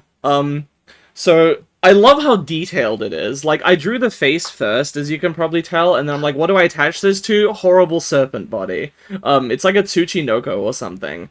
yeah, that's what I was thinking. It was meant to look like an old man or something. I don't know why its mouth is open like that. It looks like it's like, begging you for the sweet release of death or something. It's doing the puffer fish, like, oh. Oh, yeah, it's probably just like moaning and groaning all the time. I love that it's pure white. Yes. So this thing looks like it's just an outline. Like, it's got these like big smooth cheeks. Something about the smooth cheeks and the wrinkly forehead like does something, funny for me. yeah. This is like a weird combination. I've also heard people, at least one person has misinterpreted this somehow as they've seen the mouth as a single eye, and then the chin, like the double chin, is like the mouth, and then they've seen this as like a pair of ears, and then this is just some bullshit, like just like this weird. It's like in shit on my its fucking head. Mario World interpretations where Yeah. I see one part of the sprite incorrectly, and then the rest of it I just don't even try to contextualize. Yeah. So, yeah, the info for this one is Quaglisses are constantly sweating, and their bodies are partially translucent. If you poke one, it will leave an indentation, and it will slowly and silently turn to look at you. God. Didn't Um, you say at one point that this was like the worst thing you've ever created? I think I said that about Bonsai Sun. I don't know if I said it about Corbless. Honestly, I think Champ Yellow is worse. Like, Yeah. here's the first one you made. You can talk about this one, I guess. Okay, so yeah, I just what do I say about this thing? I was basically just like, hey, I want to just create one, and so I just kind of just drew whatever.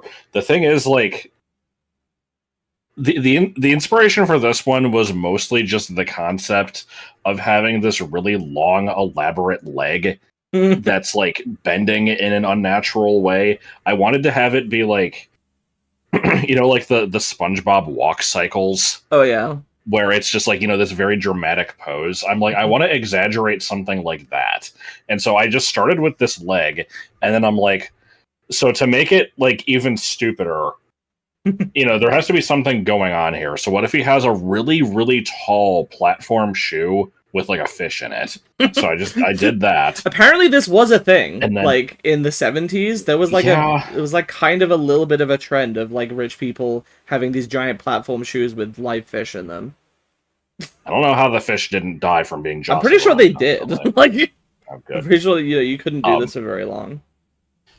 So yeah, it's got that going on, and then at that point, the body was just kind of like unimportant. I'm just like, yeah, I'll just kind of draw whatever, and the other leg is like perfectly normal. So I imagine that this thing, it does like this huge fucking step forward with the fish tank shoe, and then like with that one firmly in place, it just kind of like slowly like inches forward with its other leg until it gets as far forward as it can, and then another like with the big foot. Like that's how this thing walks. Yeah. And you did not make the Evo. I think this is the only time that a family has one thing made by one person and the evolution made by something else. Right. Someone else. Because you didn't want to make the Evo, I think, if I recall. Yeah, so what I'm trying to remember what the fuck happened here. The name, I'm pretty sure, was also mine. I'm just like, it's out for a stroll. And I'm like, what do we call that? And I'm just like, oh, it's wheeling. Like, I don't know. And then the evolution, I think I at least kind of helped come up with, and yeah, I don't remember if you agreed with this, but I feel like both of its feet should be anchored to this thing. Oh yeah. And so it walks around like the army men from Toy Story. Yeah. And the name on this one I hate despite coming up with it. And it's a reference to Franklin, the preschool turtle show. Oh, okay. Where there was an episode where like everybody had a cool nickname. Oh, I do remember and this. And all the nicknames were actually like really shitty, but the characters thought they were great. And Bear's nickname was Snacks because he always brings the best snacks. Oh no. And he didn't like that name. He's like, I don't want that to be the only thing I'm known for. And I don't fucking remember. But were the nicknames better or worse than Squeaks and should I say something ethical? Oh, what the fuck? It's like pathological. Pathological, yeah. Yeah, pathological, Squeaks, and Ginger Snap. Ginger Snap. Yeah, which is better? The Franklin ones or the Ariana Black ones? The Ariana Black ones. So yeah, with Snacks, I assume you just built on the fish tank. Is the hair supposed to be like seaweed? It's leaves, because I figured this was supposed to be like a small leaf. Yeah, it pretty much is. Yeah, so this is just like, it's like a weed leaf or something. Well, yeah, I can go into, let's see, how do they evolve? The evolution method is, come on down to the Emporium, they've got a deal for you. I think you can. I love that one. The info for these is like, okay, with the wheelin, it says its body is lighter than air, and it is only kept down by the weight of the fish tank. The fish is fake, by the way, don't worry about it. And then the info for Snacks says, okay, now the fish is real. Snacks' feet are permanently stuck to the top of the aquarium. It must keep the fish alive by letting it nibble on its crest. Oh, okay. Yeah, I don't know. I also had to. I kind of. I'm sad that the legs are the same size now. That's the lamest thing about this to me is that it's just like too symmetrical compared to this one. But there wasn't really anything I could do about that while keeping the concept. I Yeah, think. it's that's a common thing in Pokemon designs where you have a first stage like Meowth or Hoot Hoot that's kind of interesting, and then the evolution is just boring as shit. Yeah. This one isn't boring. It just it loses one attribute, but it's still Mhm. fine. So Wheelan definitely goes above Snacks. Since that one's mine, I guess I'm more comfortable rating it. Okay. I would probably say I would put it in B tier. You would? Maybe above Santa. I mean, I would put it above Tada. Yeah, I but think it's better than that Tada. one's I think here's fine. yeah, around there-ish. You can adjust it a little bit if you want. And then I Made Snacks is definitely worse. Okay, here's where I start to have issues because it's like, how the fuck do you compare Snacks to Wilson? Like, this is so simple and this is so complex. Like, I don't know what to do. I mean, it's basically just, does it make you laugh? Or do you think it's like, in some cases, do you think it's neat? Yeah. Like, I was going to say cool, but let's face it. None of these are cool. No. Except for Yibimnista, hell yeah. Alright. Yeah. So next up we got Hamshaw and Fanshawe. This is the name of a town in England which genuinely is pronounced Fanshawe. Don't ask me. Yeah. Oh, and we've mostly run out of the info for now. There's a few later that have info, but should speed up from That'll here. speed things up. Yeah. This thing is just kind of pathetic. Like, I always mentally associate this with like the Benji-kun being like, oh, I can't do it, guys, I'm so scared. Yeah. It's very Azrael-esque. Yeah. In that just sense, constantly just sobbing, barely keeping it together. It's got this gigantic head with this little body.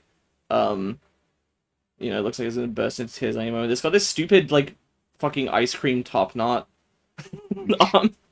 That's best. Yeah, especially in the evolution. Yeah, and then the stupid little nose. And then Fanshawe suddenly becomes, like, really elegant. I like to imagine this as being, it's almost like a unicorn or something, where it's just this majestic creature. Yeah, I like that one a fair amount. For some reason, weird, I kind of don't like Fanshawe that much, despite this. It's weird. I feel like it's, I don't know. I really don't know how to explain it. I mean, the best thing about it is its flesh pocket that it keeps a bottle of wine in. Yes, yeah, that's good. And it also just grows a mustache. I don't know if it's clear that that's what that's supposed to be, but yeah. Yeah. Let's see. So to evolve a Hamshaw into a Fanshawe, commit murder. Oh. Yeah. So, this timid little thing has to just, kill somebody, and then it becomes very distinguished. Yes.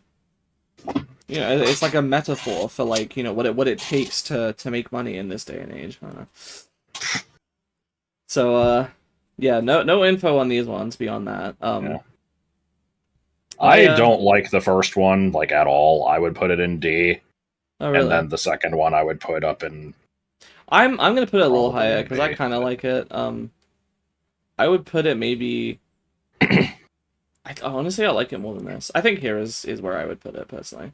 Okay. And then this one... B tier has a lot in it, but I would probably put it in B. But... This it's weird, because I feel like I like it less, but you would put it highest. This is the first time where it's like... it's your list. I guess, yeah. You can put them next to each other if you want. No reason you can't.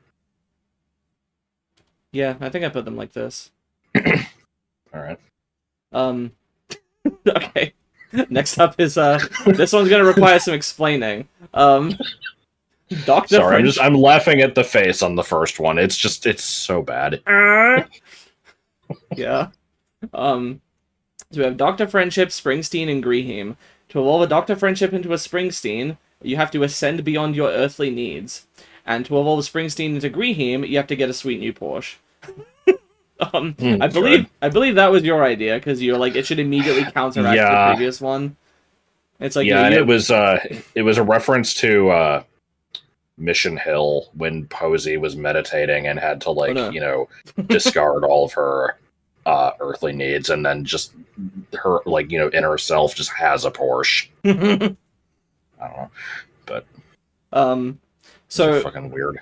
So this is not very clear, but the gimmick of these things have two gimmicks. Number one is the extremely stretched pointy head. Why'd they stretch his head? Yeah, Dr. Friendship has the best one. The rest are kind of just like whatever. I mean, I like Greetham's just being a snake. Yeah.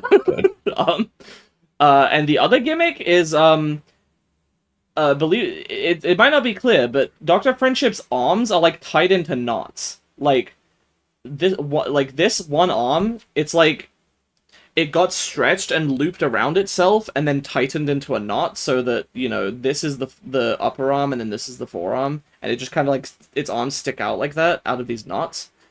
And then Springsteen continues this with the arms being tied into like these bunny ear knots, like tying your shoes or something. I don't know how you do this with only one thing instead of two crossing over each other, but whatever. And then the legs just kind of like helix. Yeah, they like to intertwine like a helix. Let's see. So yeah, I think the leg that starts on the left ends up on the right, and vice versa. And then Greeheen just takes this to a logical extreme. It actually has 7 limbs because it has 2 arms on each side that intertwine with each other and then are tied into a big bow on both ends. So, and then it has 3 legs that are braided.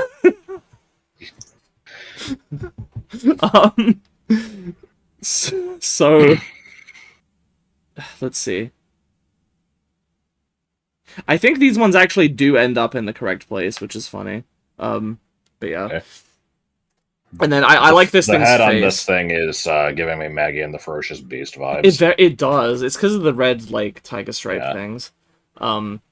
Yeah, I don't know. This was the logical conclusion, because I'm like, I don't really have space to make this, like, longer this way, and if I make it too much, like, taller, then it will stop looking like it's this weird pointy shape, so I'm like, it just needs to extend into the background, and then it just felt right to add the stripes. I don't know why it grows a nose, but... Oh god, it's the awkward social situation B nose. God, it is. I would definitely say that the middle one is the weakest. I can't decide which I like best between the other two. I like Dr. They Friendship both they have their ups and downs. Also, I'm just I don't mean to keep comparing everything to Smiling Friends, but just looking at this thing right now just made me think of shrimp. Yeah. Also, you can see it on screen. We haven't pointed out Greeheen is spelled with 3 E's here. I believe this was another one that was named by Dante, because I didn't have an idea, and I'm like, please name this thing. I like pronouncing it as Greehiem. Not like it's not a hard emphasis. It's not like Greehiem. It's just hiem. Okay, you do have to do a long gree though, so it has to be Greehiem. So let's see. This one is probably like here. It's pretty low. It's fine. Maybe not that low. I'd put it below Ploof. Oh really? Okay, I guess it is very derivative of this one, so fair enough. Dr. Friendship is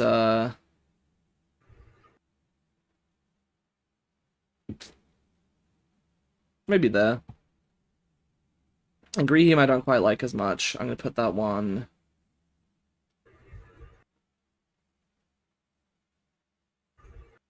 Honestly, next to it. All right. These are I can already tell you where at least one of these is going. These are so good. Soban chairs and GC Zona. I was, funnily enough, I have a vivid memory of when I was creating Soban chairs. I was starting to feel like I was out of ideas already, which, it's like it's here in the list. It's just little shy of halfway. I was already feeling like I was out of ideas, and I just kind of like started drawing a diamond shape at the bottom, and I'm like, let me like give it some cool hair, I guess. And I just had this He's weird shape. stomping his Air Force Ones. Yeah, I gave him the big shoes, the stupid shades, which are the same dark blue as, like, his outline instead of being black for some reason. He has this weird triangular mouth, and I'm like, this is kind of coming together. And I don't remember the exact order of this, but, yeah, he's on the phone, he's scratching his head as if he's confused with the other hand, but he's still grinning. He's grinning while confused, and he is saying... see, I interpreted that as, like, you know, the anime cool guy scratching his head while, like, you know, it's like, you know, oh, I'm so cool, but I'm kind of, like, what do you call that? Humble. Like, yeah. No, he's supposed to be confused, but he's still smiling anyway, because he's like an idiot. This guy's supposed to be very stupid, is the idea. I see. He doesn't know what he's talking about. And apparently... And what he's talking about is two. Yeah. He's just on the phone, and he's just saying two. Just perpetually? Yeah. Yeah, I like to imagine that, you know, on the other end of the phone is, like, the distorted cartoon, like... And he's just like, two. Then, you know, and then just the response is... two.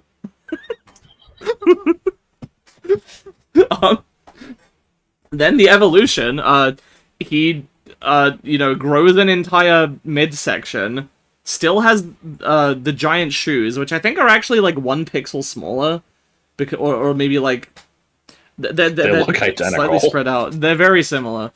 He has these pants, he has, like, a shirt that's, like, half tucked in and half not, for some reason.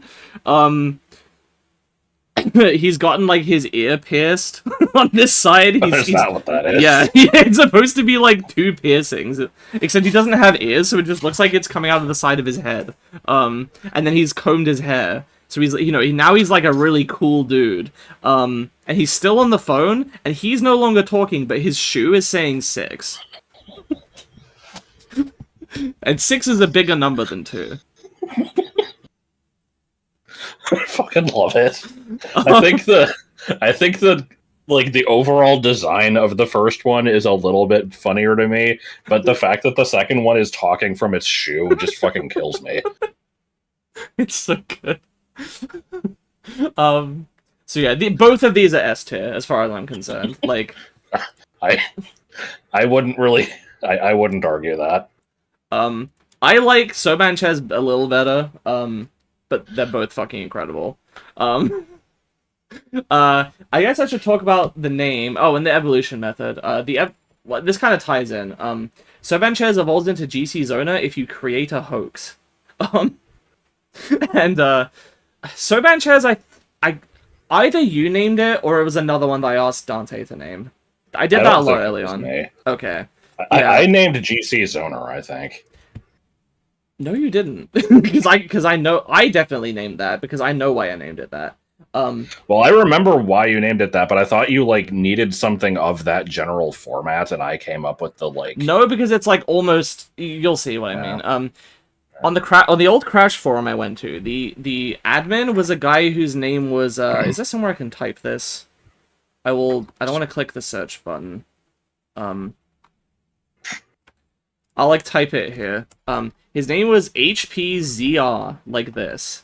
Oh, it's actually suggesting the forum URL right here, which doesn't work, I think. But, yeah, the HPZ were capital and the R was lowercase.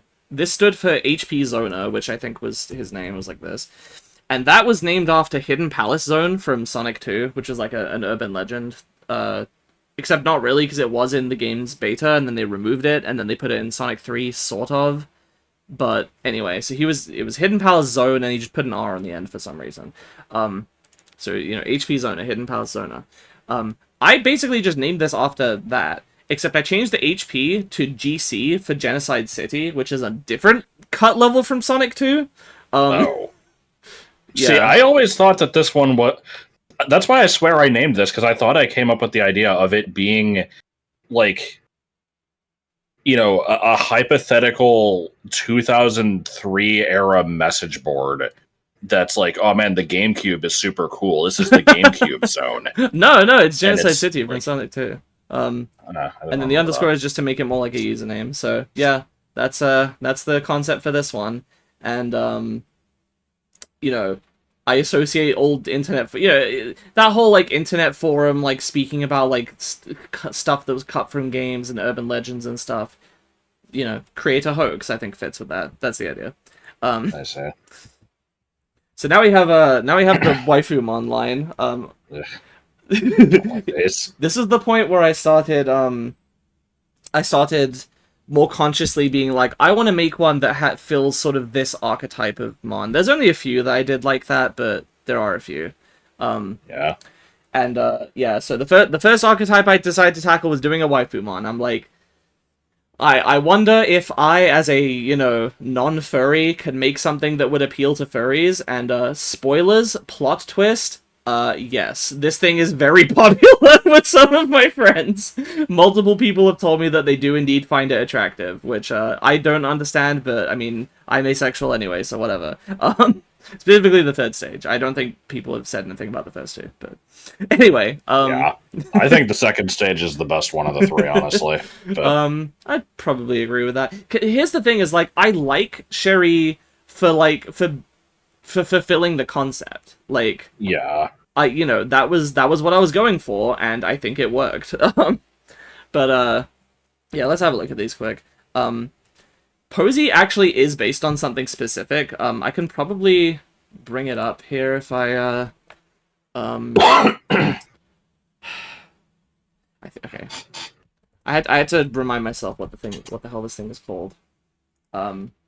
Is that it? It's either this or it's something very similar to it. This Yu-Gi-Oh card called Happy Lover. Oh, it's vaguely based on that. It's just like a cute little fairy thing. All right. And there's not much more to it than that. Rembrandt just gets bigger, has bigger horns, bigger wings, bigger hands. It it's looks like sleepy. Yeah. Yeah. It's like this is the this might be me getting overly specific, but I'm getting like a newspaper comic overworked single mom vibe from this. I guess I can kind of see that. So basically baby blues, but I don't know. And then of course we have Cherie, or Cherie. I'm not good at French. So I mean, what do I even say about this? It's a Waifumon. It's I stretched it out into it doesn't have like fishnet stockings, but it's got dude. That didn't even occur to me. Honestly, if I had thought of it, I might have done it. Like similar to what I did with the hands, or maybe I did try and it didn't look good. I can't remember. I don't think I did. But yeah, it's the same kind of like cherry red color, which is part of the inspiration for its name, I think, probably. It's kind of got this like peppermint look to it. It's like candy. It has these weird intersecting lines, which are supposed to be like sort of lace, like little adornment things. Like, I think it's probably part of its body, but they definitely would feel like lace. They would have that kind of look to it. All It's got right. this little like stretchy thing around its waist. It's got these fucking Hartman hips. What? The girdle thing. Like Oh on yeah, its yeah, waist. yeah. It's got these little ballet shoes. The gloves. It has defined clavicles, just to be even more, because I know some people are into that. It's very I don't know. specific. It's very stupid. But apparently it was successful at what it was trying to be. It's winking to be a little suggestive. I'm gonna go ahead and admit this here, just to get all the info out there. I did originally draw big, like, nipple-less boobs on this thing, and then I'm like, that's pushing it a little too far. I've got to have at least some restraint on this. Most Waifumons don't have that. So it's flat-chested now, but, people still like it, so... So here's the question. If this was a Pokemon, 100% female, would you go 100% male just to, go against the grain, or would it be, like, either? I don't know that any lovely fellows have any genders. But I think if I was programming a game and it's like, let's have a gender system for these things, and there's like breeding mechanics or whatever, I would probably make this 50-50, just because I see no reason why it would necessarily have to be female only. The concept of the female only Pokemon species is kind of stupid inherently to me anyway. A little bit. It doesn't really make any sense. It's Yeah, like, okay, well, I guess all of these things just go fuck a completely different species. Philosophy based off of traditionally female, like, characteristics and yeah, manners for of humans dressing. specifically, Yeah. shouldn't apply to this animal. But Right. Yeah. So there you go. Probably shouldn't be an animal that resembles that. Now, clearly Jinx is like a barnacle. It is. So to evolve a Posy into a Rembrandt, you have to make pickles, and to evolve a Rembrandt into a Cherie, you have to go to the DMV. And that one was very. I think that one was mine. I thought I came up with it because I was like, okay, people are into so much specific shit out there that if I came up with like almost anything, it could be sexualized, and so I'm like, I need to one up this by making the joke that it's like the least sexualizable thing possible that I can think of. And what I came up with, at least I thought I came up with it, was you did. I just looked it up. Okay, yeah. The least sexualizable thing I could think of is going to the DMV because nobody likes it, but it's just this boring necessary thing that, you know, if you have a car, you gotta go to the DMV and do your license registration shit. And I don't think anybody has ever sexualized this experience. That's probably, you know, that's the best guess I have. Anyway, so Posy is like it's pretty boring. Yeah. Honest. I think it's fuck it. I think it's D's hair. I don't dislike it. It's just there's nothing going for it. It's very much like a baby Pokemon type thing. Rembrandt's pretty good. It can maybe go like. Oh God, really? You don't think it's that good? Right, I would put it in C. I don't think any of this family is good. I just think this is the best of the three. I see. Okay. Let me think. If I had to rank it, I would put it here-ish, maybe. I think. I would put it bottom of C, one spot above the pre-evolution, but that's just me.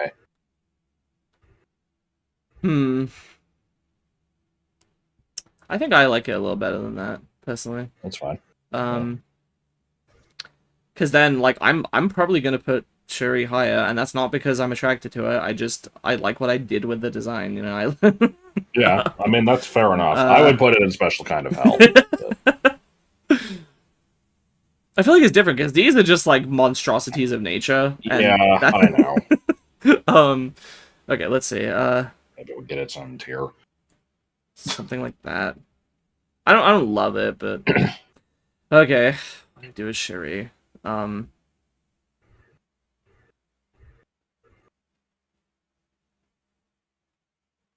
thinking still C tier because I don't love it, but it's like.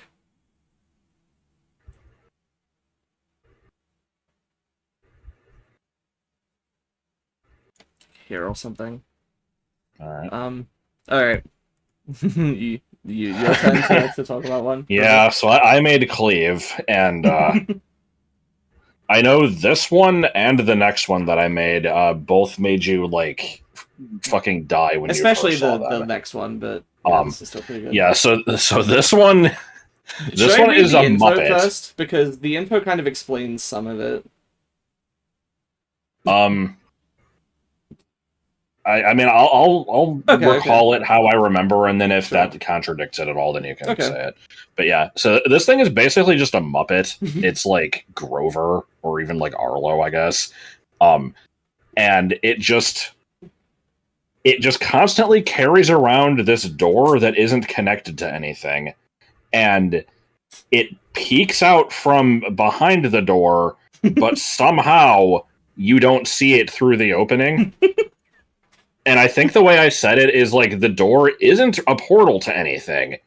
It's just somehow you don't see it through the door. There is a property of the aperture that causes Cleave to be invisible when seen through it. Like, yeah, you could reach your hand through and feel Cleave, I assume, but you could not. You just can't see him.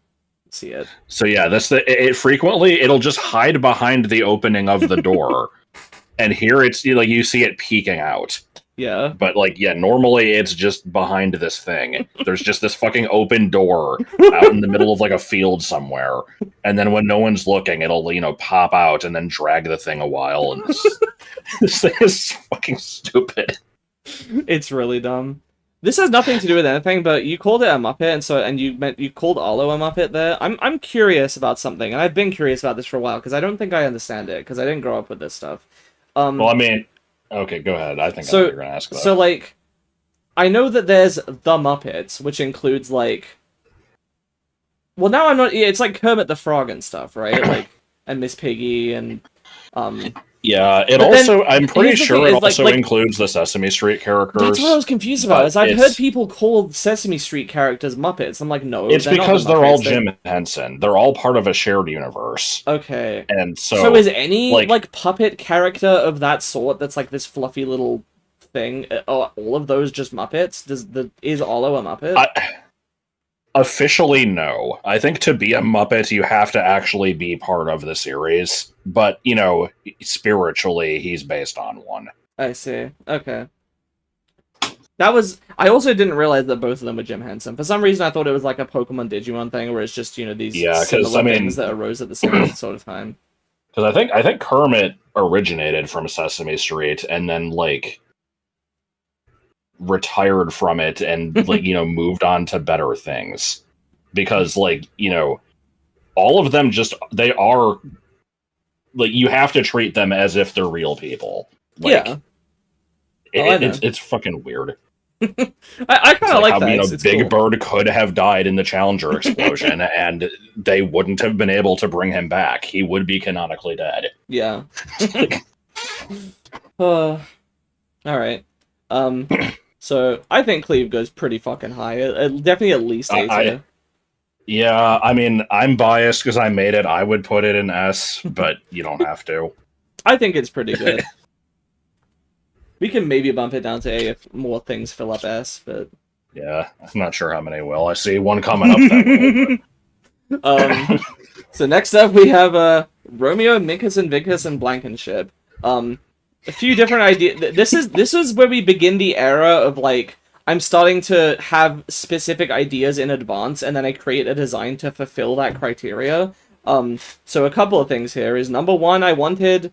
But they're both regarding the middle stage. I wanted something that had a name that was, like, X and Y. It was, like, two things, but the creature is only one thing.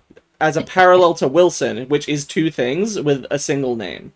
So I wanted to have something that was one thing and just has a name that implies that it's two things somehow. So that's why Minkus and Vinkus is called that. The other idea is I wanted to have something that is very much not insectoid have a, like, cocoon stage, which is what I think of this as being. Romeo is just some little guy with a fucked up mouth. Somehow turns into a quote-unquote cocoon that looks like an eyeshadow palette. And then comes out of the... It is? That's what it's... Yeah, that's what it's based on, is an eyeshadow I always palette. saw it as, like... What would I describe this as? It's also sort of like a honeycomb, I guess. Yeah, I thought of it as something, like, specifically, like, technological. Like, this is, like, an array of, like, silicon cells of something. Like, I can kind of see that. No, it's just this weird, colorful, hard shell thing that looks like an eyeshadow palette. And then Blankenship, it kind of completes the joke because it goes through metamorphosis, and instead of gaining features, it loses the entire lower half of its body and just becomes a big head. A big head with a very weirdly bent nose and a tiny little nub coming out of the back of its head. Okay, see, I couldn't remember if that was, like, just a nub, like a weird asymmetrical nub, or if it was specifically supposed to be the back. I wondered if it was like a mask, or it had, like, almost a strap or something, and you're just seeing, like, part of that. It's a nub. So, and Blankenship was my name. That's just taken from MXC. Yeah, Kenny Blankenship. Right you are, Ken. So I think Minkus and Minkus is easily the best one. Just for the sheer ridiculousness of it. And then Blankenship is, like, pretty good, and Romeo's kind of eh. I like the mouth. Romeo's face. Yeah. Everything other than that is just meh. This one was also kind of a return to form. I'm like, too many of these have been these high concept weird things recently. I want one of these to just be like a little guy that is a color. Yeah. And I don't know about you, but I keep interpreting the mouth as having, like, it's very excited looking, and it has, like, kind of like a upper lip it's almost like a Simpsons lip where it's just like, oh boy, or something. Like, I have no idea how I interpret the mouth, honestly. It just looks like nonsense. So yeah, let's see. This can go in maybe C somewhere. Here-ish. I'm just going off the feel here. Blankenship. I don't have strong opinions on this. Blankenship is a little better. It reminds me a little bit of the "Show Me What You Got" face, but I don't remember what that is. It's Rick and Morty. Also, whenever I have seen it multiple times at this point, but I always forget what it looks like. So every time you mention 3D face Chung, I just think of Blankenship. 3D face Chung is a it's like a very low quality JPEG of a face placed over a model and not quite fitting it well. So, like, it has mouth movements that, like, don't necessarily line up with where the mouth in the image is.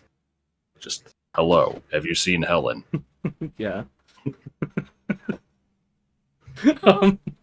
Okay. So that's my ranking. I'm sticking to it for now. All right. God, these things. Oh, did I do the evolution methods? Oh, no, I didn't. Romeo, to evolve Romeo into Minkus and Vinkus, have seconds. To evolve Minkus and Vinkus into Blankenship, invent a new officially recognized word.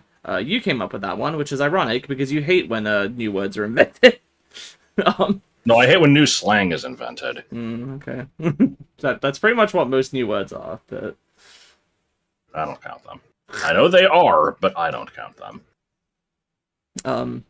Anyway, so... This shit is gonna require so much explanation, dude. So I think it started with the middle one. Way before I made any of these, Dante told me that they had a dream in which they introduced a new Pokemon that was it was the first ever, like, inter-evolution. They introduced a new Pokemon that evolved from Bidoof and evolved into Bibarel. And it was called Tuskywillix, and it had little tusks. And it was spelled like this. And I'm like, that's incredible, I'm using that name. And so that is the reason that Big kind of looks like a Bidoof. It's like a little brown, creature. Yeah. But I think it looks distinct enough to be its own thing. It has a very, it's giving me some serious Toby Fox vibes. Yeah, its face is like Spurdo or something. What? Hang on, it's like Spurdo or like Pedobear or something. Oh. Which I think Spurdo came from Pedobear, but hang on.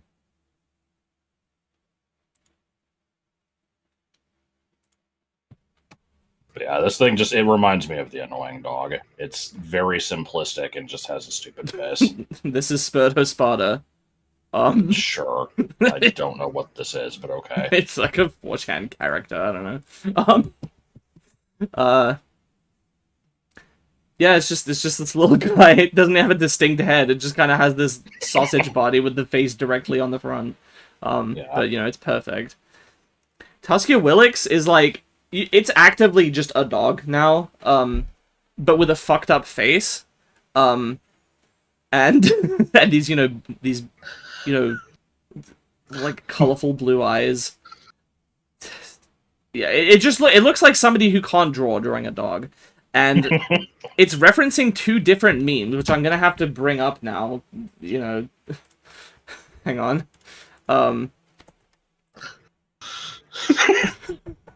I'm sorry. I'm just fucking dying. Nash the Z is so good. We're getting to Nash the Z. For fuck's sake. Open image in new tab. Here you go. It's a reference to this. If a dog wore pants, would he wear them like this or like this? So you know, Yeah, he's wearing pants. And then it's like, are they like the Slav squat like Adidas like track pants? It's track pants. And then stop. Can I open image, please? And then the reason I had shoes is a reference to this, which is a fucking ancient image that used to get posted on forums. I think when I was 8 years old, this was probably the funniest thing I'd ever seen in my life. I love this image. It's so good. It's like an edit. What is the him boots too big for him goddamn feet? Yeah, hang on. You're thinking of he boot too big for he goddamn feet. Hang on. This was not an inspiration, but I do really like this image too. Yes. Wait, this one's been edited. He has like American flag shoes. That's not what the original was. Hang on. Oh well, it doesn't matter. Sorry, my bad. Here's the original image. I don't know why that was edited. Good. But yeah. I love this. There is a Catane module called Boot Too Big. Yep. Anyway, so I like this image. I think it's an edit of some kind of like U.S. Postal Service PSA or something, but I don't remember what the original says. So that's why he has shoes. Then, oh dear God. I don't know what the hell the logical progression here was. I'm like, well, it went from like a little guy to now it's like a dog, and I'm just like, I don't know, I guess I'd stretch it up into a centaur, question mark?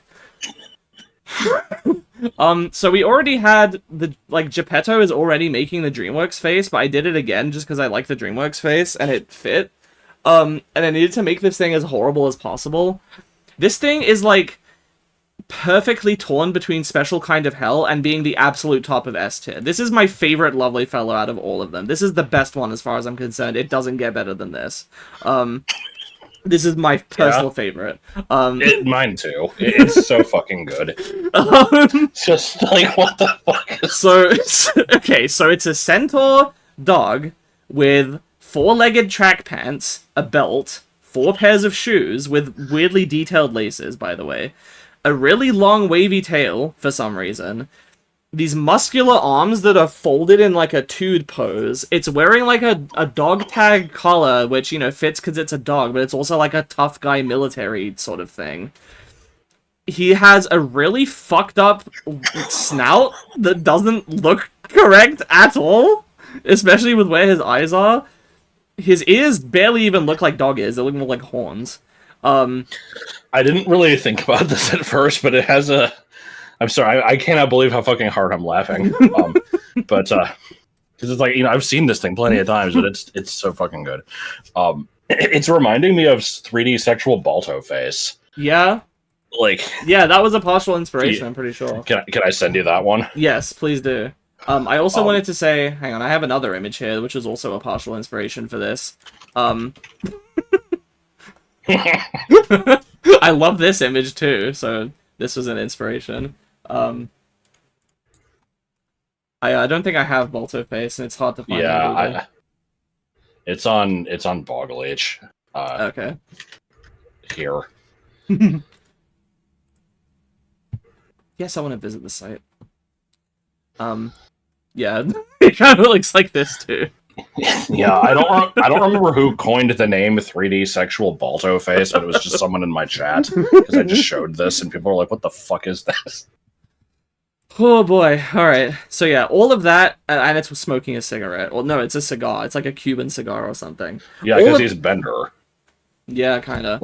All of that, just, you know, I put all those and Chemical X into a pot, and just this perfect creation of mankind was formed.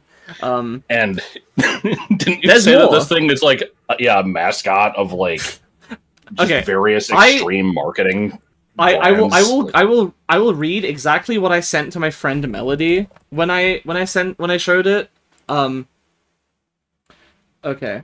I said, I think Nash the Z would like feature in fake distressed looking ads in the back of a magazine in 2002 with big bullet hole filled text attacking the reader's masculinity. She said, and she immediately she starts spitballing because this is just what we do. We we love to just make shit up and just bounce off each other's ideas. So she immediately goes, it would be like, "Are you man enough to get nasty?" And then I'm like, yeah, and he's like selling gum or jerky, and she's like, and you buy it, and it's the most mild tasting thing. I just start laughing my ass off. She's like, he has a PS1 collectathon where the plot is something really dumb, like Nash needs to get back all his spice emblem to defeat the evil Dr. Chicken Sigma.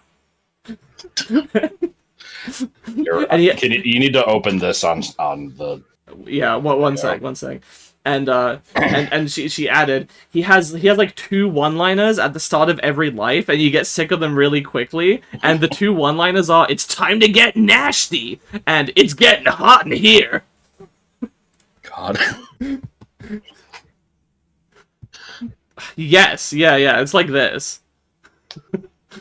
Yeah, like obviously you don't have to read the whole thing right now. This is just some ordinary corn snack? Wrong. This is corn nuts. Hardcore corn snacks in 8 of the meanest flavors ever to kick you in the taste buds. You up for it? Like, yeah, just banana chips with a bad attitude. Finally, a junk food product that focus groups have decided is hardcore enough to be marketed to an 18 to 25-year-old demographic. Eat this snack or go to hell. Yeah, this is exactly what I was thinking of. Right. Fucking hell. It's so perfect. Right. It's so weird because it's like fucking 5 ideas combined into one, and somehow it just works perfectly. And yeah, Vague I like just because of its simplicity and its stupid face. And then Tuscaloosa is still good. It's still pretty good. If it wasn't part of the family, it would still be a high tier 1. Yeah. But the others do eclipse it. Jesus Christ. Okay. Moving on. These ones are going to require some... Oh, I didn't explain the evolution methods as well. These are the only ones that aren't completely perfect. Okay, this is the only part of it that I'm still a little like on.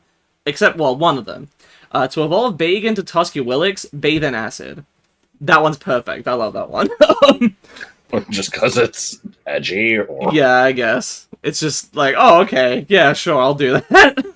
And to evolve Tuscaloosa into Nash the Z, develop an interest in watch restoration. That one, honestly, I could do without. The idea was that it was some type situation. Right? The idea was it was supposed to be something really lame to contrast with how fucking over the top, like edgy, stupid, macho type shit Nash the Z is. But yeah, I don't know if it works. So Synergy and you and Mueller. This thing, it's hard to explain if you don't know what I'm talking about already, but Synergy and You is supposed to look like an early 2000s, like, corporate logo.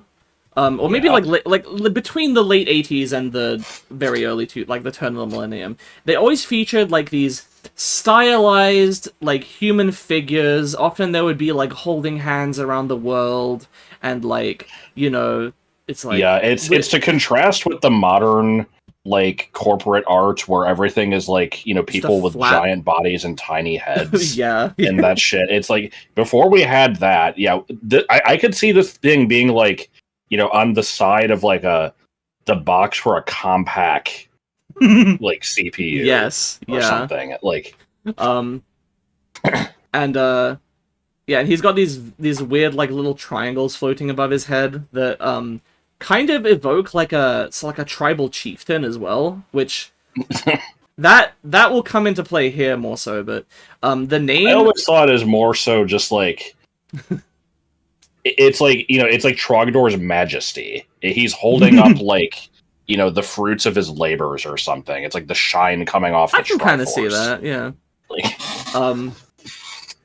And the name is supposed to evoke like a fucking business textbook that would like that they give you at your job, and they'd be like, here's what this entrepreneur has to say about the secrets to success, and it's all just a bunch of nonsense buzzwords, and it's like, we need to focus on synergy and on fucking symmetrization in the global quarter, and it's like, what the fuck does any of this mean?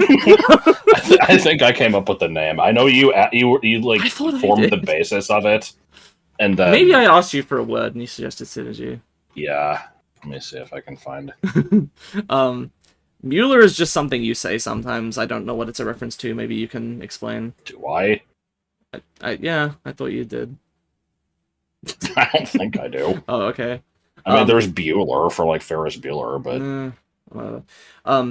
so then Mueller is supposed to be like some kind of ancient, unknowable like magical construct or something. It's supposed to be. I'm kind of like this is where I'm starting to get like philosophical and kind of up my own ass with some of these concepts, but I'm basically drawing a parallel between this business stuff doesn't make any sense and is just like a bunch of buzzwords, and so it's similar to like ancient unknowable magics that that evoke this powerful there's the idea of like power in business, this corporate influence versus like magical influence over the world versus corporate influence over the world. I don't know, it's stupid. And it just has these like sort of yellow lines to indicate like that's the power. Yeah, it's like this mystical orb. And funnily enough, I also see it as like 4 tentacles guarding this like ancient artifact. I can kind of see that too. Yeah, I definitely imagine this thing is floating with these like rotating around it and kind of like twisting. Right. There was a ribbon like. This is also me being kind of up my own ass, I feel like, but both of these are a circle and then 3 other things around it. It's just now that they're symmetrical. So, I guess the body like 4 other things around it. Yeah, sorry, 4 other things. I guess with the body gave some of its form to these other 3 to kind of like even it out, and then I don't know, it's stupid. So I like the weird high concept of these. Yeah, there's a lot more of these going forward as well. I like Synergy and You better of the 2, but they're both pretty good. I would agree. The evolution method for this is do a push-up. Because I like the idea that it gets down, it's just like 1 and just transforms into fucking stupid bullshit. So let's see. Mueller is like it's still pretty good.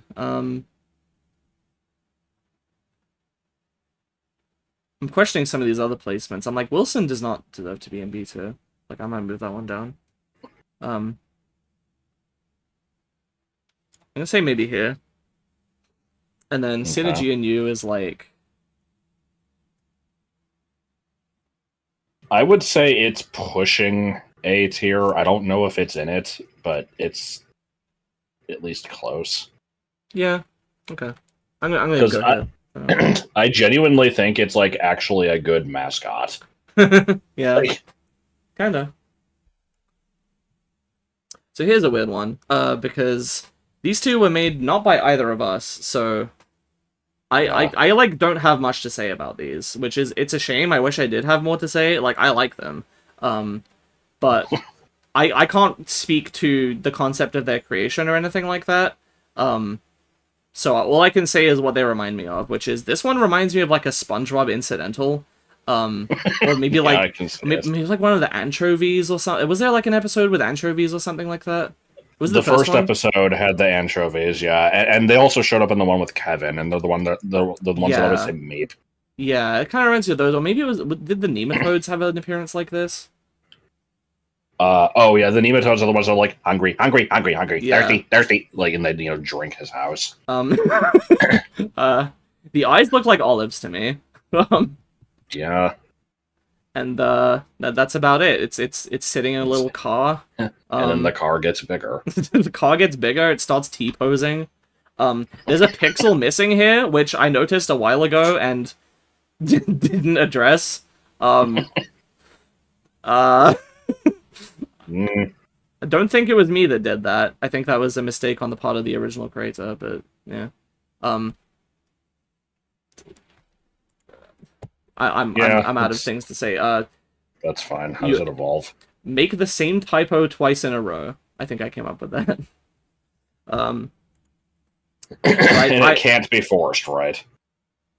Yeah, because it's not a typo at that point. Right. So I feel like Asiago is the better one of the two. I would agree. So I'm gonna put it. Well, no, let's place Haggis first. Honestly, here works. Fair enough. And then Asiago is like.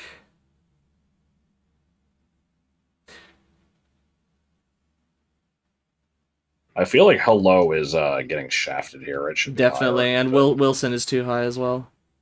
I don't know why I liked it better than Hello. I think here is fair. No, maybe it's better than Mueller. Yeah, I'll put it there. Okay. And Hello, I'm just gonna swap these. All right. I like the idea of Congents and the other one just being the end caps of this tier. Yeah. I don't know if we have to maintain that, but it's kind not of funny. Necessarily. Yeah. Okay, so then we have Palooza and Pumpernickel Thwaite, and believe it or not, I do have some things to say about these. Palooza is I could probably draw it quickly, but you can. I don't really need to. Palooza is almost identical looking to an original character I had when I was a child, known as Merger. Merger was a slug. It was dark blue, and it had like a yellow... Merger or Merja? Merger, like Merger. He was called that because of his ability to merge with, like, robots. Like, he could... I literally just ripped this idea straight from Ben 10. There was an alien called Upgrade that could kind of, like, become liquid and kind of, like, fuse into, like, any machine and take control of it. Merger could do the same thing, except it was this blue slug with, like, a yellow lightning bolt down the side of its body. And it had these really tall eyes like this on these kind of shape. It was shaped exactly like this, just different colors and with the lightning bolt thing. I never got very far making Merger's game. I wanted to make it in like Game Maker. The merging was also inspired by like Crash the Titans and Mind of a Mutant, where you can use Aku Aku to like take control of an enemy and pilot it around and stuff. It was that kind of thing. And just while we're on this topic, because I don't know when I'm ever going to talk about Merger again, so I may as well do it here. I remember that I couldn't come up with a villain, so I made a thread where I'm like, here's a contest, design me the villain for my game, and I'll use the one I like best. I don't think there was a reward other than just I will use it. And one person entered, and they designed actually a perfectly fine design, which was just like a scientist with like a tentacle for an arm. It wasn't the most interesting thing in the world, but it was fine.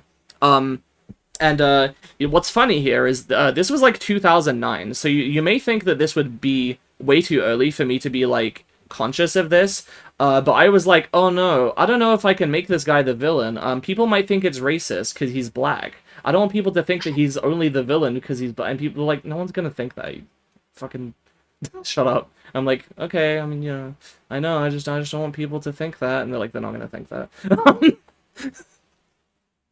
Good story. Yes. You know what this thing reminds me of? God, okay. Yeah, kinda. This is Applin, without the apple. It's pretty good. And Pumpernickel Thwaite, I don't really have an explanation for. I wanted an evolution, so I just kind of fucked around and made a shape.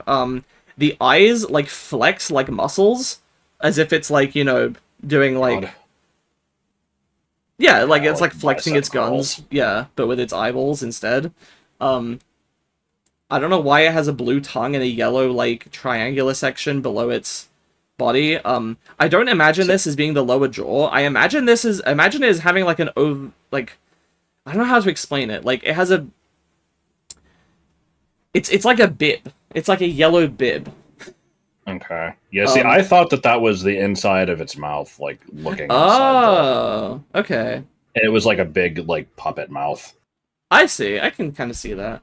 No, the tongue is like its mouth is closed with the tongue like poking through its lips, but the yellow is not part of its jaw. That's like beneath its jaw. It's I just mean, going back to Applin, speaking of fucking Gen 8 Pokemon, it's like Graplocked, where it looks like it has a mouth and it yeah, just is kind of. something else. Yeah, You may find the image for that one for anyone who doesn't know what I'm talking about. yeah.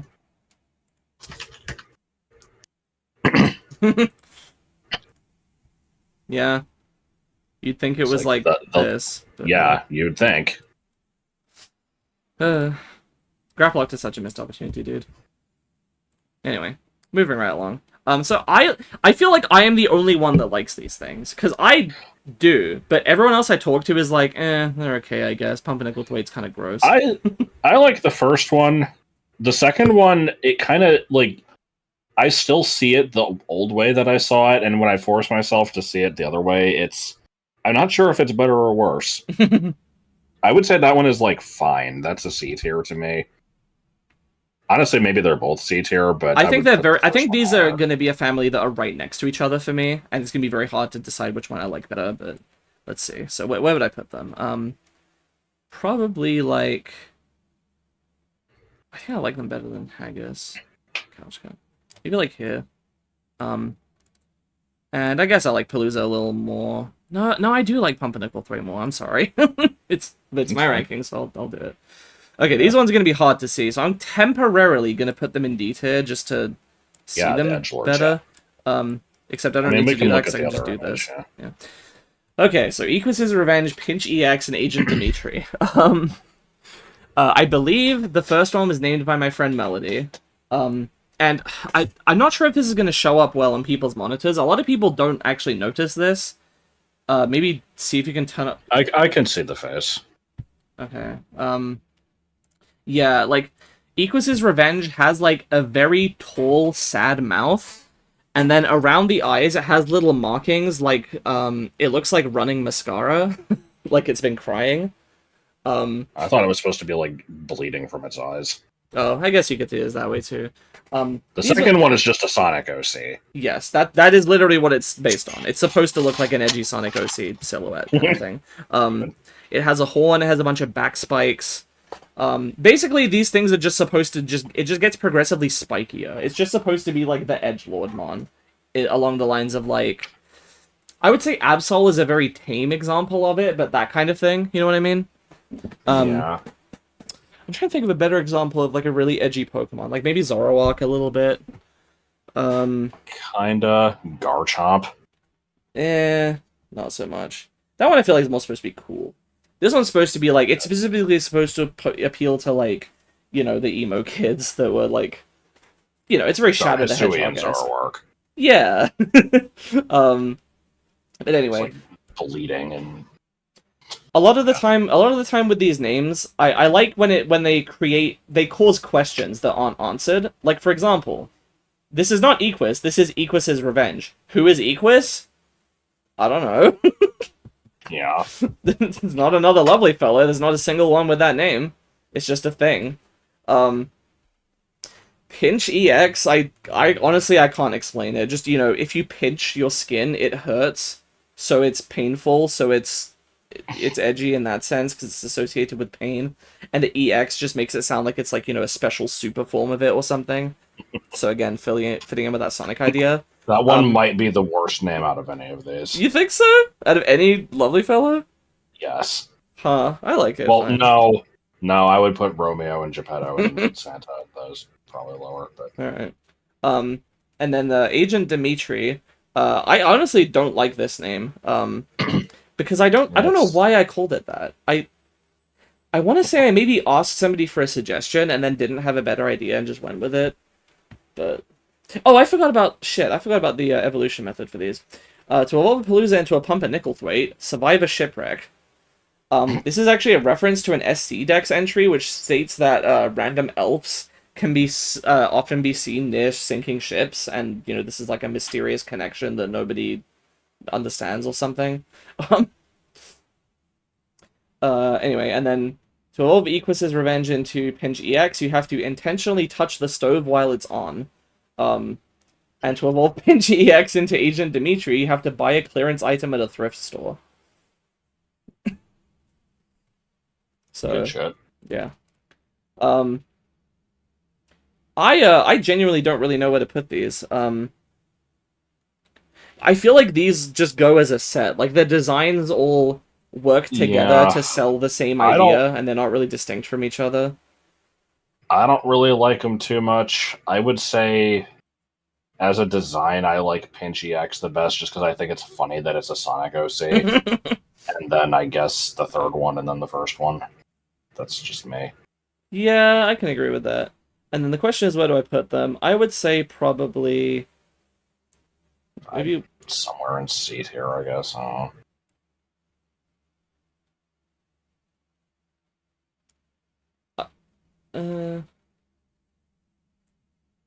The hell is this doing so high, dude? No, I mean, it's like, it's fine, I guess. For some reason, I've just started to just hate Wilson throughout this video for no reason. It's fine. It's perfectly fine. I like Wilson. Agent Dimitri is like... It's fine.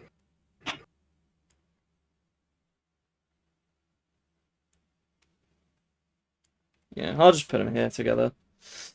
Alright. They don't really stand out much from each other. Okay.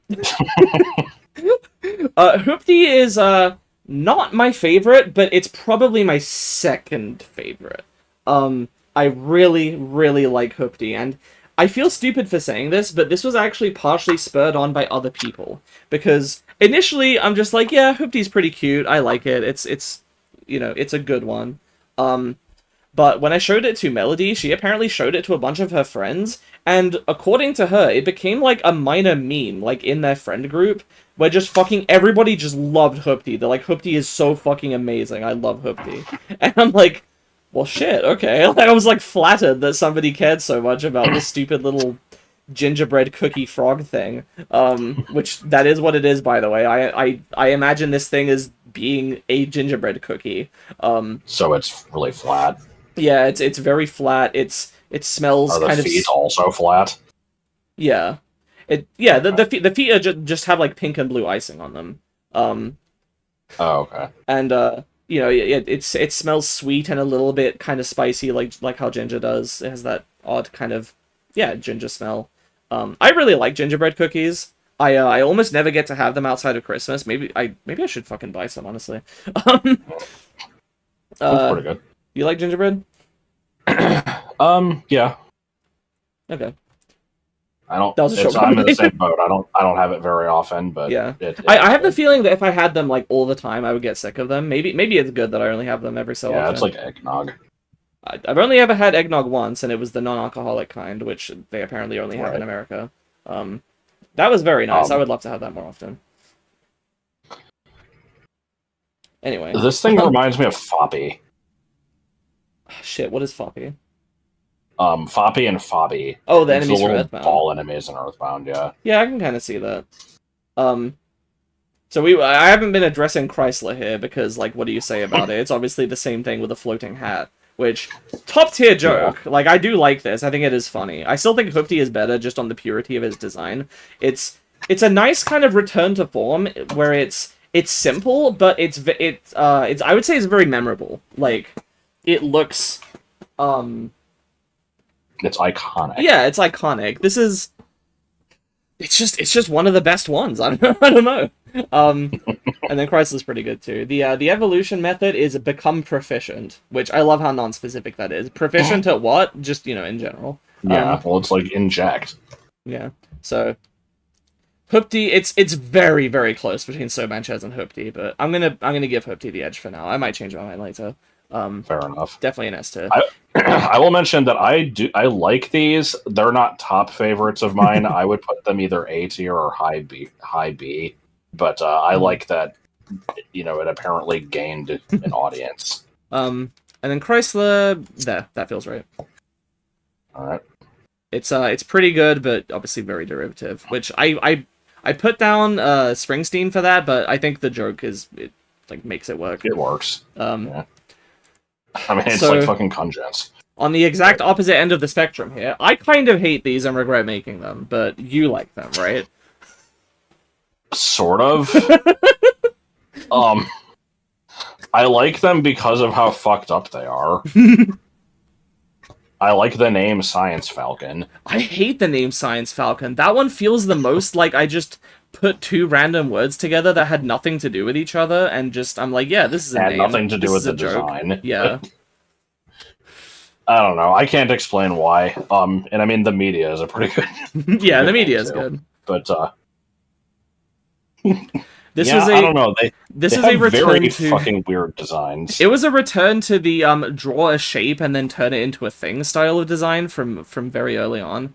Okay. I was out of ideas again. And I'm just like I actually did the media first. So I drew this weird fucking shape and I'm like, what if, this is the jaw and then it doesn't really make any sense because like what the hell is like why is the jaw on two separate ends of the body with like a thing in between? It has one foot that's like backwards and then one tentacle sort of on the inside of the like neck question mark, like what, I don't know. And then it has red eyes Yeah. with white X-shaped pupils for some reason. I don't know, this one's pretty Yeah, good, I guess. Science Falcon is the one I I don't mean, like. this one is like it's like Joe Franchio Luncarat levels of absurd. It's just as a concept, no part of it works, but Yeah, that makes it kind of work. I Like, guess so. I don't know why I'm getting my pretzel sticks, but I'm craving them. again, I wouldn't rate it super highly, but I think it's fine. Okay, I and then of the two, I think I don't know which I like better. They're to me, it's definitely the media. Science Falcon feels very uninspired. I was actually stuck for a very long time because I made it just ahead, and I'm like, nah, this is really lame. There's nothing to this. So I'm like, what the if thing it? is, like Science Falcon reminds me a little bit of Math Muncher. I don't know what Like, that is. Can you get a picture? Let me find it. Yeah. I just want to say, the legs kind of make it work because now there's a joke that it's like, it had these two big legs and then it just shrank down into a tiny foot and a tentacle. It's like, what the fuck? Oh god, yeah. Yeah, it does look like that. What the hell? It's like an old DOS game or something? Yeah. Huh. Alright. And the evolution method for this is, get disintegrated. I like that one, just fucking Yeah. go fuck yourself. So, Probably C tier for both of these, unless you think they deserve higher. I don't know. You didn't seem too thrilled with them. they're like fine.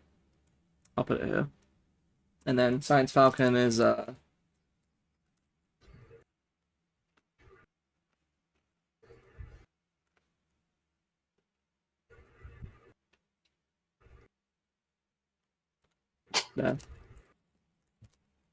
Swinging back around, I love Cornflake and Patchouli. Cornflake is great. Yeah. These ones I feel are also heavily underrated. No, like people like them, but they tend to forget about them. They're just like, oh, that's pretty cool, I guess, and they move on. Whereas these are some of my favorites.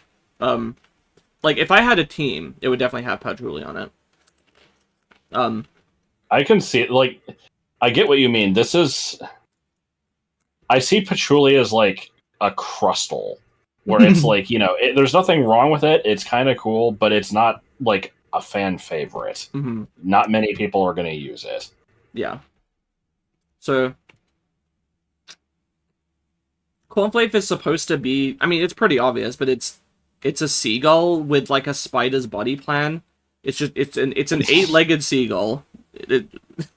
I didn't even realize it was supposed to be a seagull. I thought it was like a fucking. I see this thing as like a millipede with the face on the side of the body instead of the front. Oh, and huh. Okay. it being like a melted snowman almost with like a carrot nose. No, that's a beak. Okay. The face is supposed to be basically identical to a seagull's. It just has the body shape of a spider. But not really. It's like, I don't know how to explain it. If you looked at this thing from top down, the shape of the body would kind of look like a boomerang with like, I guess 6 little branches coming out of the middle part, if that makes any sense. Okay. I don't really know how to explain it. Hang I on, think I get what you mean. let me draw it.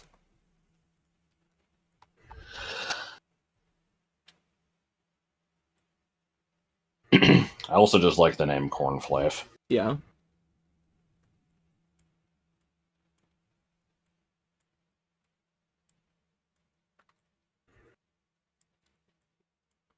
Okay, really quick and shitty drawing here, but um, this is the shape of its body as seen from above.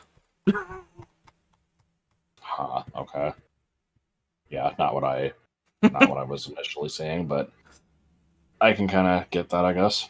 And then Patchouli is great because just these legs look pretty rigid, and now they're just like floppy like tentacles, and 4 of them have been like tied up into a fucking top knot, and it's like wearing a weird like coconut shell as a helmet or something with a hole in the top to let the arms through. Yeah, this thing reads to me as a like a sea anemone or something. It's definitely some sort of aquatic stationary creature. I don't know if anemone is the right one, but these things would definitely like that. scuttle around on the beach, is where I imagine them. And I think the eyes Have getting cool shades. no, the eyes are just really big, which I think was Okay. inspired. They're just like bright and full of wonder. So I really like these. These are some of my favorites. Oh, and the evolution method is do the math. More But and is more it DO or DEW? Do. I really liked doing the I really liked when I could come up with ones that are like just kind of idioms that it's like, okay, but how do you do that? Like, make it just in the nick of time. You'd have to contrive a situation where that is relevant to like actually do it. But yeah, let's see. Cornflake. Uh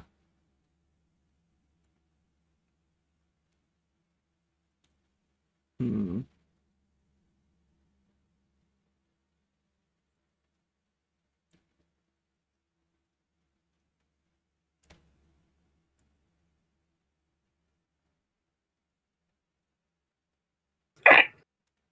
I'm putting this top of A tier. I don't think it's an S tier design, but it's like very, very solid. One of my favorites, personally. Okay. I know other people wouldn't put it this high, but it's my ranking. Yeah. It is pretty good. So here's Defenestration Mixtape and Pilcrow PhD. This is the As second with set that Agio was Asiago and Haggis. Yeah, we yeah, don't made by really the same have a lot to say maybe the about same this. person as that. I can assume kind of what the intent was here. Like obviously this one's creepy, but I figure that you're supposed to look at this first one and see this as a mouth, and then you're like, oh no, that's its nose. Here's its mouth, and it's like Right. it's like a surprise. The problem is that this would work better in a context where you see the first one on its own, but because they're always like, I was sent the image with both of them in it, and so I'm like, oh, and I just I didn't really have time to read it wrong. I actually, in the meantime, did read it wrong, and I always just kind of assumed it went from this overly cutesy creature to this horror, and then I realized, oh, the nose on the second one is the same as the mouth on the first. Oh shit, yeah, I just put that together as you were explaining it. I see. Also, this is incredibly specific, but the teeth on Pilcrow PhD remind me of a particular micro game in WarioWare where there's like a ceiling closing in and you have to find the one gap. There's like an Undertale enemy that does that as well in the Tree Lab. I don't know if I remember that one, but yeah. I like the detail of the little nubs on the top of its head that expand out into these curly horns. That's kind of cool, I guess. First one's also giving me some Wubsy vibes. The eyes being so stretched that you can like see the like raw flesh at the side of the eyeball as well also gives me vibes of like the Clockwork Orange thing where they have the guy's eyes like pinned open. It always reminded me of that. If you know what I'm talking about. I assume I assume you've seen Wubsy before, but I need to send the comparison image because it's a lot more similar than I even realized at first. Yeah, it does look like Wubsy. Also, he's doing the Wubsy thing in this picture. I don't know if I've explained that much, but I just do that in real life, where I just hold my hands up in this weird fucking pose because he just does that sometimes. I don't know why. Like, The best part is that because I've met you in real life a couple of times now, I have seen you do this, and I didn't know what it was. oh, good. So I know exactly what you're talking about. Those are, that was just... What's the quote? It's like... Hang on.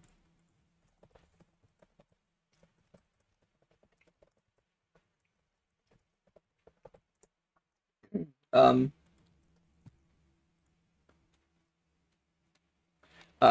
Well, shit, that's a hell of a mystery no one thought was a mystery, then didn't even really need solving. But damn if it didn't just get solved, so nice work. What was that from? Homestuck. Okay. It's weird. It sounded familiar. I must have seen it in some other context. Probably. It's like a meme. Anyway, I haven't even ranked these. What's the evolution method? Clap your hands. Yes, yours. In parentheses. That one was come up with by the artist. I didn't do that. Yeah.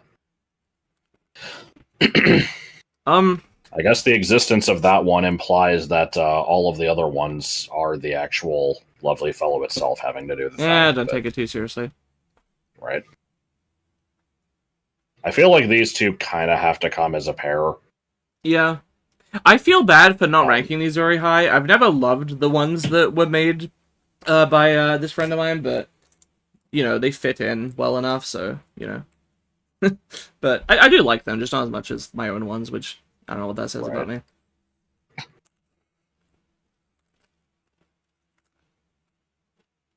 Let's see.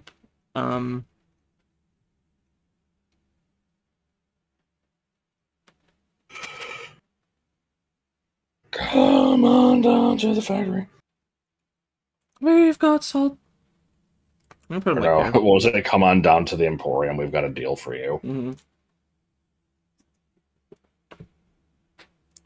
Okay. We got another unevolving one here. Wicked Wallace. This is number 66 in the ordering. Well, let's analyze what we're looking at here. We've got an ice cream cone with some kind of red, furry, bearded creature sitting inside of it, or perhaps fused to it, like maybe it's part of the same body. It has, like, this, 3 cat mouth.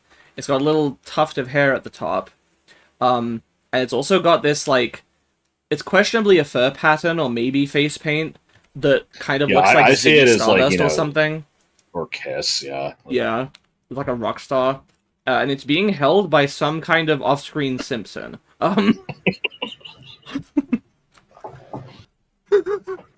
I can't decide if I love or hate this thing. It's somewhere in between. I like the concept of it because it's so freaking stupid, but at the same time, it's not stupid in the same way as a lot of the other ones. So it's like...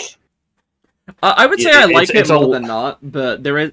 The thing I dislike most about it is actually the name. I feel like the name is a little bit lame. But I like the name. I don't know. There's something about it. To me, it just works.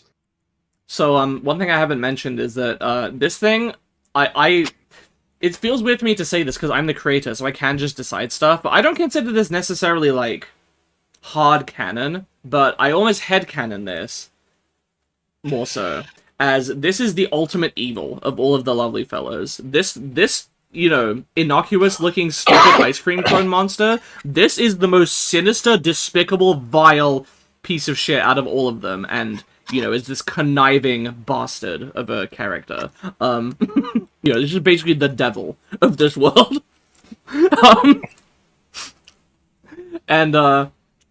That's partially because it's number 66, which is similar to, like, 666. But obviously I'm not making hundreds of these, because that'd be insane. So I have to settle for just 66. And this then gave me the idea to make a number 99 be the opposite, be the ultimate good. And I did eventually do that. But, yeah, we'll get to that later. For now, let's just analyze this on its own. You can And, probably close the WebZ image. No. I think it's pretty good. Yeah, I don't know if it necessarily deserves S tier, but it's pretty high up. Maybe like here. All right.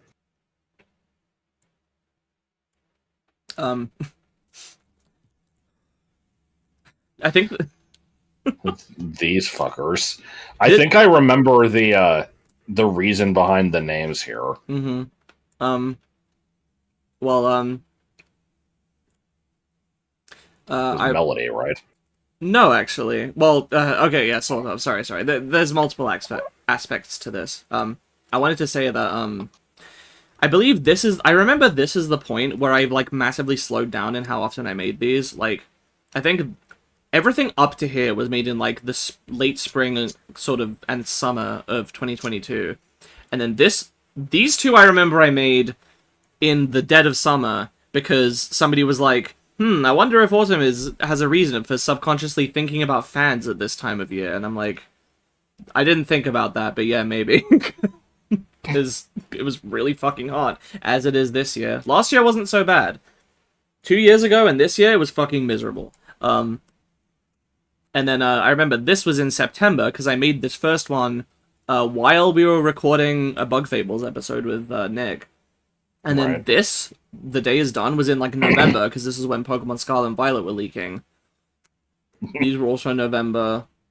This was November. This was December, and then there was a big gap, so, like, yeah. Anyway, around this time, Melody told me, I think it was Wicked Wallace that she responded to, where she's like, too many of these are just, like, you know, some person's name or some random combination of words that is, like, not interesting or funny. Like, you should mix it up a bit more and do something else. She may have even said that too many of them were too short. Which, I mean, this one's an exception, but I didn't even name this one, so, like, whatever. So, yeah, I made the longest names out of all of them. Yeah, and Lambertasian Ameroville is it's really awkward to pronounce because you want to say Tasian, but it doesn't really work. It's supposed to be Lambertasiana Maroville. And I actually didn't name that one. That was actually Nick. Oh, okay. I asked her for a suggestion. That's what she came up with. That one is it's reminiscent of, you know, Zyger Blyfergie Kosank and shit like that. Yeah. I think doing just one of them is a good amount. It didn't outstay its welcome. Right. Meals on Wheels is I like the name. I don't like the thing it's attached to. This name I had actually been wanting to use for one for a very long time. And then the last name is just, you know, glorious. Yeah, I just came up with as many stupid things as I could. I don't remember the order I made these. I want to say it went Meals on Wheels first, then Lambertasiana Maryville, then Ultra Ichabodic Idris over the Kaiser Karaoke. But there definitely is a progression to it, where, like, you can see this one is just this weird, like, head that's just making that noise. Because these weird, like, diagonal rectangle eyes. The pink with black pupils. I mean, the pupils being black is normal, I guess, but...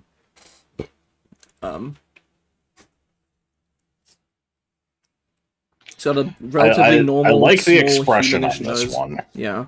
It's just very thin, like fucking, you know, withering away, like stem of a body. Gets a bit thicker and more muscular here. Evidently, it's some kind of sea creature. Does it? Okay, yeah. For the first one, is it like a stick figure, or is it supposed to be like a plant? Or it's like a plant. It's like jellyfish. Lily. Okay. It has like a little base with 4 like not stems. Like, what would you call them? Like roots. It's like a tripod or something. Okay. I don't know, something like that. And you know, this thing just I just started to stretch its head. Like the top part gets longer, the mouth gets wider, the nose is really long. It looks like it's like enduring several G's. I mean, you know what this thing is it's like It's evil, distorted Squidward. Yeah. And then it just gets ridiculous. Like, Yeah. I actually didn't know how I was going to stretch this head anymore, so I had to kind of pull a 3 a.m. here, and Right. and like bend it to fit in the box, which made it better. Because like now the mouth is all like floppy. I like that you can see the teeth on the left and right sides, but not in the middle, just because of the way the pixeling lined up, and the tentacles just flopping everywhere. Like I imagine this thing being like Octodad and just flopping all over the place, like barely able to stay still. The nose is insanely like the bridge of the nose is insanely long, and then the actual nose part is just kind of normal. The eyes are stretched to fuck. Like this thing is fucking ridiculous. I actually really like that design. I think I do like it, but it's oddly well made for what it is. I think I remember I showed it to you, and you're like, "Duh." It catches you off guard to behold it. Yeah. Yeah. Let's see evolution methods. To evolve Lambertasiana Marivel into Meals on Wheels, go to work while intoxicated. To evolve Meals on Wheels, do you remember what this one is? No. To evolve Meals on Wheels into Ultra Ichabod Icky de Silva, I think I do. It's just a level requirement. The Kaiser Karaoke, level 38. Yes. It's like the perfect punchline to this whole thing. The longest name in the game, and it's just level 38. Beautiful. I would probably put Ultra Ichabod in A tier. Okay. I think Meals on Wheels is pretty generic C or D, and I'm not exactly sure how I feel about the first one. I would say I like Meals on Wheels. It's marginally better than this one, but they're both basically going to be next to each other.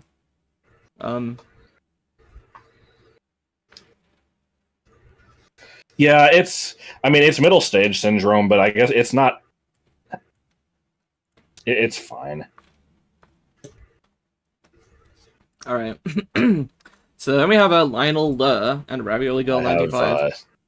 I think I said earlier I've never seen these before in my life, and I stand by it. I don't remember these.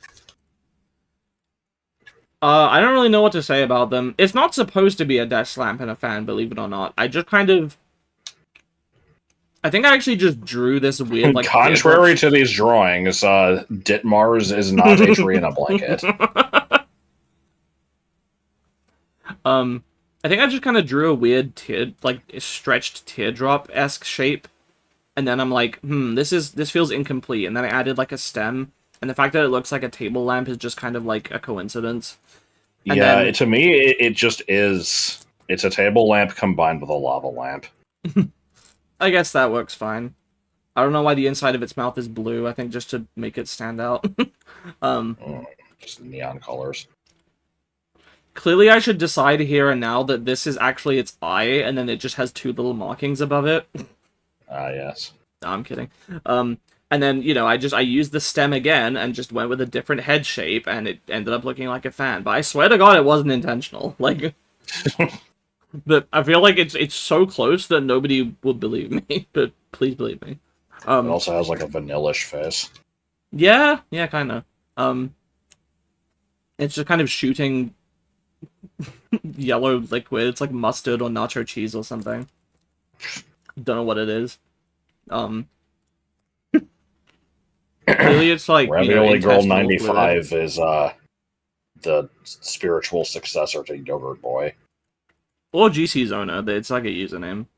Yeah. The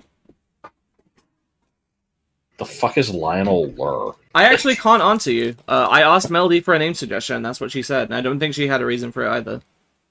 Wasn't she the one who complained about too many of them just being people's names? I said that to her, and she's like, yeah, but... she just, like, brushed it off. She was like, yeah, whatever. Good. These are very forgettable. Like, they're fine. But they're gonna go pretty low, I think. Maybe, like, here or something. Which one do you think is better between the two?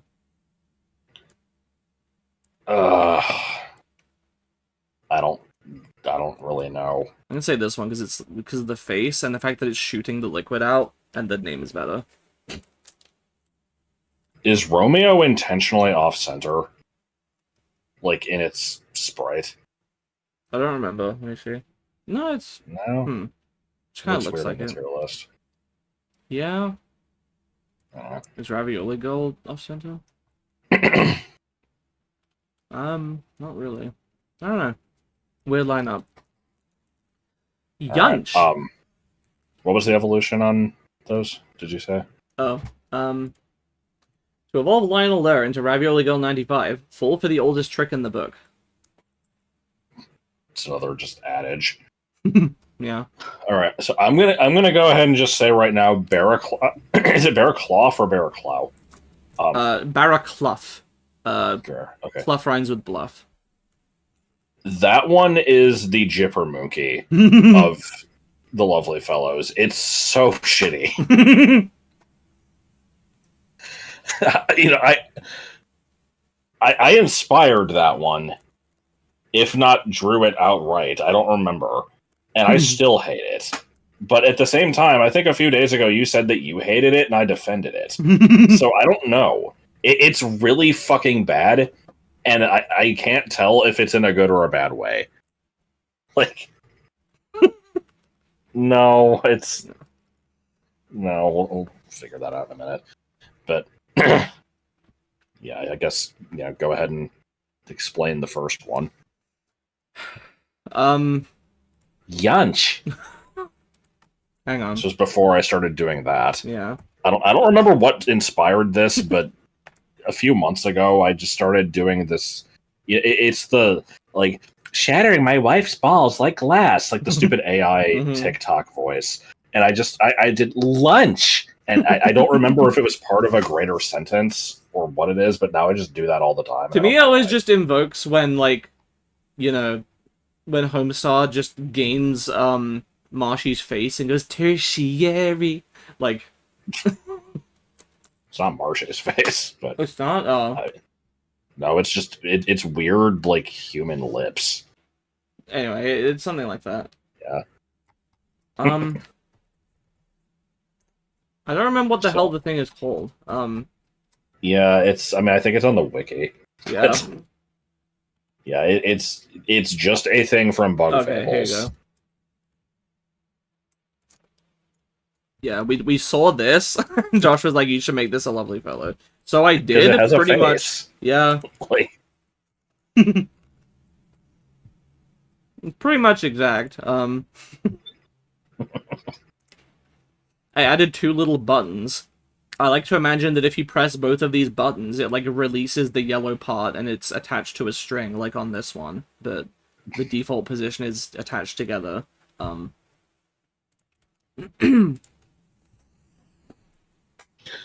So yeah, I don't know what the fuck the inspiration for this one was. Do you remember if I made this one? Like, what, the sprite for Barraclough? Or at least the concept for it. You definitely did at least the concept, yeah. You told me what to draw. Yeah, I was like... the idea is just like, yeah, it's... If you imagine the first one as having a string connecting the two, but like currently it's retracted. This one is you know, it not retracted, and the green part turned into a fish. Not, it's a fish because it's supposed to be like a lure. This is supposed to be like an incredibly shitty fishing pole or something. And what used to be symbols that kind of looked like a face rotated 90 degrees have now just become 2 Jewish stars and a moon for some reason. It's not supposed to be, but... It's still a face, by the way. This is a mouth. It's just that they're like in parallel to, or like in series with each other now. And then, yeah, just unrelated to the side of this, it just says Thurns Dave. Yeah. It's similar to like the human for scale. It's just a bunch of text that's just there. And this thing is not called This is probably the worst one. And then you know how in Majora's Mask, in the final boss, when you fight Majora's Incarnation, it has the really skinny limbs, and they just kind of like pump full of blood and just like become like actually have a bit of a form to them. The string just grows into a full, like it just expands into a full body for this fish, which now just turns into this spooky, sharp tooth head, which is biting the tongue of the yellow part in sort of like an Ouroboros-like fashion. Yeah. And this thing has two mouths, because the body is now shaped, like, the whole thing is kind of like a set of jaws, but then it still has the blue crescent-shaped smaller mouth on the top of its Well, it has head. 3 mouths, right? The yellow Oh, one, the green one, so. and the blue one. Yeah, yeah. So, And I like the idea behind this one. I don't know, like, there's something strangely unpolished about the shape yeah, of the green part and I like mean, the stripe on it. yeah, that was intentional. I drew it like Okay. that, it looked shitty, and I'm like, it looks funny. I see. I deliberately didn't clean it up. That's fucking weird. The evolution method, to evolve a Yunch into a Barraclough, complain about child beauty pageants on the internet. Good.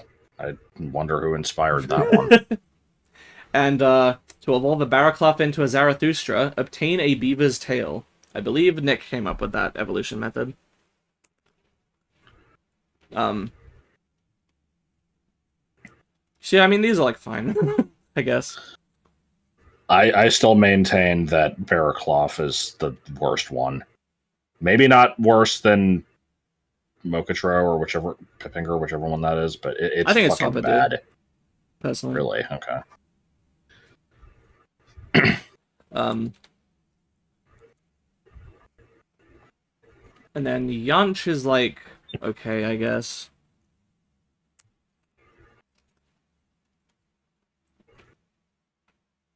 Fucking Thornstave. Zarathustra is probably the best one. Because it's a combination of I would shitty agree. and kind of cool. Yeah. I remember for a long time, like, this was like the last major family I had, and then there was The Day Is Done, and then these are kind of like whatever. So I remember a lot of people like, oh, I consider Zarathustra to be the pseudo-legendary. I'm like, it's definitely not. but you can think of that if you want. There is a different one that I think is being the pseudo-legendary, which, I mean, I think there's only one other 3-stage family left, so you can pretty much narrow it down, but... Anyway, let's see,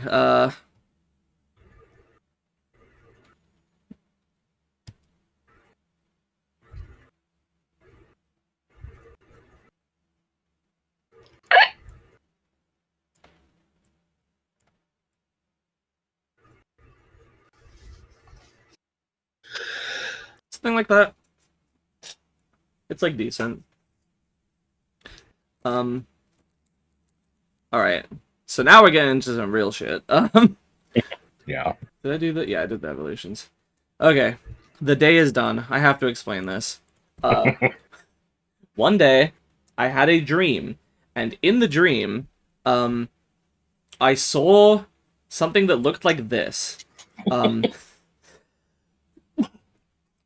I think my brain was drawing on... If you give me a sec, this is gonna take me a while. Never mind, it didn't take that long.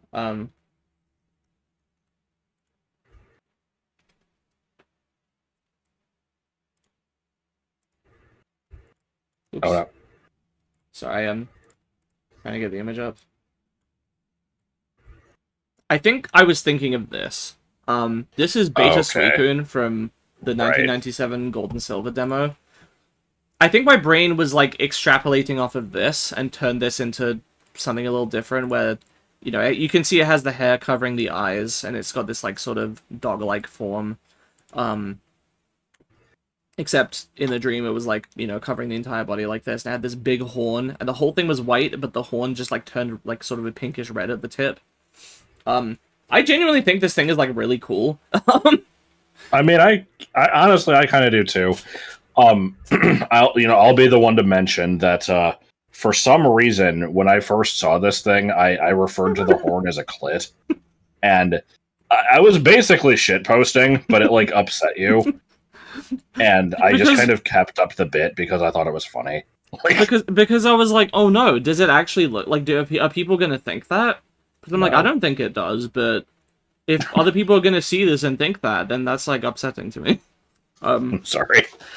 But yeah, no, I like this thing. And I also, I mentioned this in my Gen 9 Pokemon, like, yeah, thought dump video, that this thing came out pretty shortly before Scarlet and Violet did. And this thing is very reminiscent of Houndstone. yeah, I'll get a picture up. Just in It's case you're not just, familiar with modern Pokemon. big, shaggy white dog with a thing on its head. Mm-hmm. You know, you can see it's covering the face, covering most of the body. Even has like the little black nose. This is a hole rather than an actual proper nose. It's very, very similar looking. To the point where And I mentioned to people like, you gotta believe me, I came up with mine first, and they're like, I believe you, but I assumed that it was still like inspired by the first form, what the hell is it called? It's like Greavard. Yeah, they're like, oh, I thought it was inspired by Greavard, and I'm like, no, I saw it in a dream. You have to believe me. If it's inspired by anything Pokemon related, it's Beta Suicune. Yeah. But yeah, I think of this thing as being. Yeah, I like this thing. It's neat. It would definitely be very rare at the least, if not outright a legendary. I consider it like Absol status. It's just it's a cool single stage that is uncommon and kind of gets like special treatment by the fan base. Yeah. But the name comes from I've said this before, but the name comes from a line in Where You Going To. What you gonna did? The day is done, so won't you close that barbecue lid? Yeah. Josh could never hear what they were actually saying there. And then I looked it up, and then I just happened to remember it, so that became the name. I don't know. It seems fitting to me. Moving on. What do we put this? I think pretty high up, probably. Maybe like top of I A. wouldn't. I don't think it's us. Yeah, it could do. I feel like rating this highly is almost like if you rated like, if we had yeah, I was gonna say if we had Harrison on the Strange Creatures one, if he was like, no, you don't understand, Kobleron is the coolest, we gotta put it at the top. Fair enough. It is different because most of these are like really stupid, and this one is kind of cool. But I'll put it in S. It's fine. I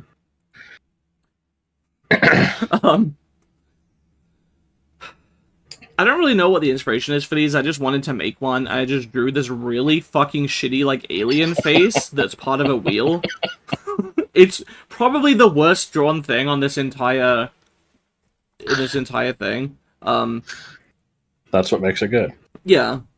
And then I wanted it to evolve, and I didn't really have many ideas, so I feel like this is one of the most normal evolutions, which kind of like as stupid as this one looks like, if this was a Pokemon, you could believe that this was the evolution, right? You know what I mean? Like, yeah, it didn't really do anything weird with it. It's kind of just like, yeah, expands on the idea in a relatively normal way. I like the rainbow eyes. Yeah. Otherwise, these are. Yeah. I can't remember if I'm just paranoid of this or if someone actually did make a joke about this, but there is no particular reason for the spiral rainbow eyes. They just are supposed to look cool. There's nothing else to it, I swear. I mean, oh, okay. I guess I get what you're implying there. I wouldn't have even thought that. Anyway. I get paranoid about this shit. Anyway. So, yeah, and then the wheel is just around its neck for some reason. And the one notable thing about this is it doesn't have an outline. Even the evolved version, like, these are two different shades of dark gray to distinguish the wheel from the thing, but there's no outline. The whole thing is just a single color. Like, it's kind of weird. But I think it's pretty cool. I always thought that you had, like, hated this. Yeah, I mean, I'm not a huge fan of it. I wouldn't rate it highly, but okay. It's got its appeal, I guess. So, let's see.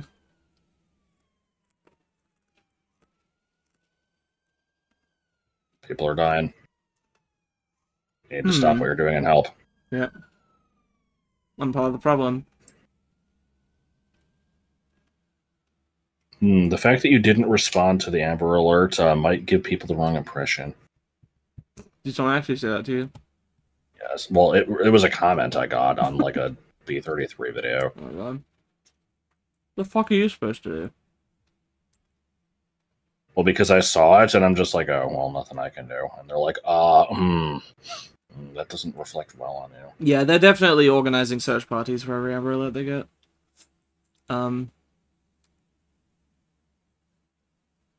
That's the thing. They didn't even say that they expected me to. They're just like, oh, other people might think that. He's stupid.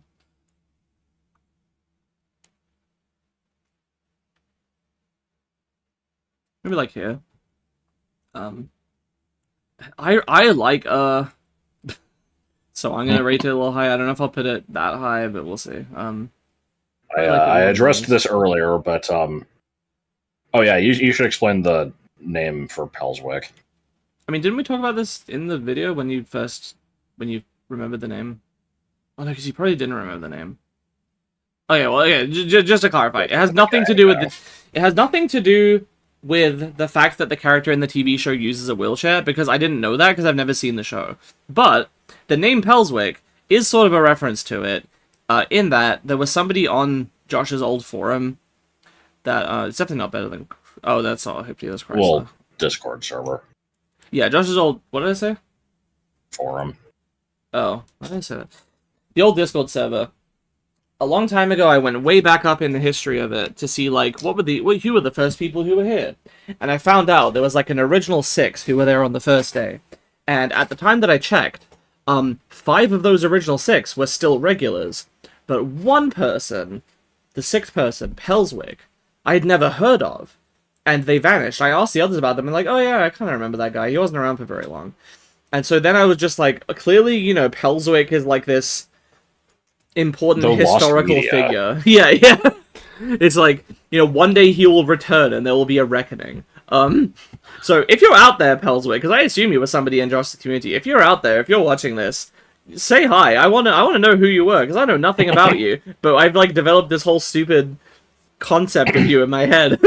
Yeah, there's a lore. It has nothing. You were the one responsible for like the firebomb or whatever. No, that was somebody else. It was tied into that, but yeah. Or maybe it was. Fuck, I can't remember the details. Whatever. Don't worry about it. So yeah, if you're there, say hi. I imagine you probably just moved on to other places though. So let's see. Yeah, here's fine. Don't take these rankings too seriously. There's too many of these for me to really... Alright. Like, the evolution method for that, by the way, is drink a demonically possessed can of soda. Alright. Okay, I get to talk about Itzelent Vovulars now. Yep. So, just one day, Autumn was playing through Banjo-Kazooie, and I was like, I want to try to draw another lovely fellow, and so I drew the head, and immediately I'm just like, okay, this thing is fucking gold. Well, you're forgetting the part. The part where I was playing the game, and I have no idea what you're drawing, but I'm just hearing you giggling intermittently for like 10 whole minutes, if not longer. Yeah, like I draw this thing, it's just black and white, just the sprite outline. I'm like, this face is fucking amazing. So I'm like, okay, I don't know what I'm doing with this yet, but I need to I need to ramp up the detail on this face because I think that'll make it funnier. I ended up just making it the teal color for no particular reason, but for some reason the color made it funnier. Yeah, and then you like burst out laughing and you're like, okay, I know this doesn't make sense, but I just colored it and the color is funny. I'm like, what do you mean the color is funny? Yeah, I don't know. I couldn't explain it. But yeah, I drew this head and I'm like, okay, now what the fuck else do I do with this thing? And I basically determined that like no body could be funny compared to this fucking face. And so I'm like, okay, instead of a body, I gotta go for like a Rayman style thing. And so I just drew this carrot in this bowling pin, and I'm like, okay, these are its hands. And then for the legs, I'm like, okay, I'm like trying to think of stuff. Like it has to be different objects, and they have to be like, unrelated enough to where there's not like a definite theme here. but also not super wacky. And so I'm like, okay, the handle of the mop can be the body, and then just this fucking like plastic drink cup. It has like a bendy straw, and the straw is the other leg. Like, even though it's way shorter than the mop handle. And so then, for the next, hour or two or however long it took, I, very meticulously colored and shaded this shit. And, tried to make it look as good as possible. And I'm like, okay, I've got it. I gotta show you this shit. Yeah. It's I remember you lost your shit. This thing is fucking amazing. Like, doesn't the name come from Leftovers? Yeah, it's the name. It's Leftovers, but just made stupid. With and then I'm like, okay, and a period at the end. Yeah, that on its own isn't good enough. It has to be like it's Lentvovulars. Declarative. Like, just, and then I think the lore for this one is like, this is just like a sample image. They don't always have these same objects. They all kind of just like, it is just a floating head, but it can kind of like manipulate the world around it using this other shit. And so it just kind of like collects stuff that it likes and then gets like attached to it. Yeah. It doesn't like to replace them. There's also the aspect that I imagine that this thing, cannot be encountered normally, and it's like kind of like how the Mew glitch was like this. There was an urban legend about like how you can find this thing, and there would be old, shitty, 2001 websites with like how to find its Lentvovulars, and they would have all these like stupid tricks that didn't work, and all we knew was here's a picture of it, but we don't know how to find it. There's just all this like lore around it. I don't know.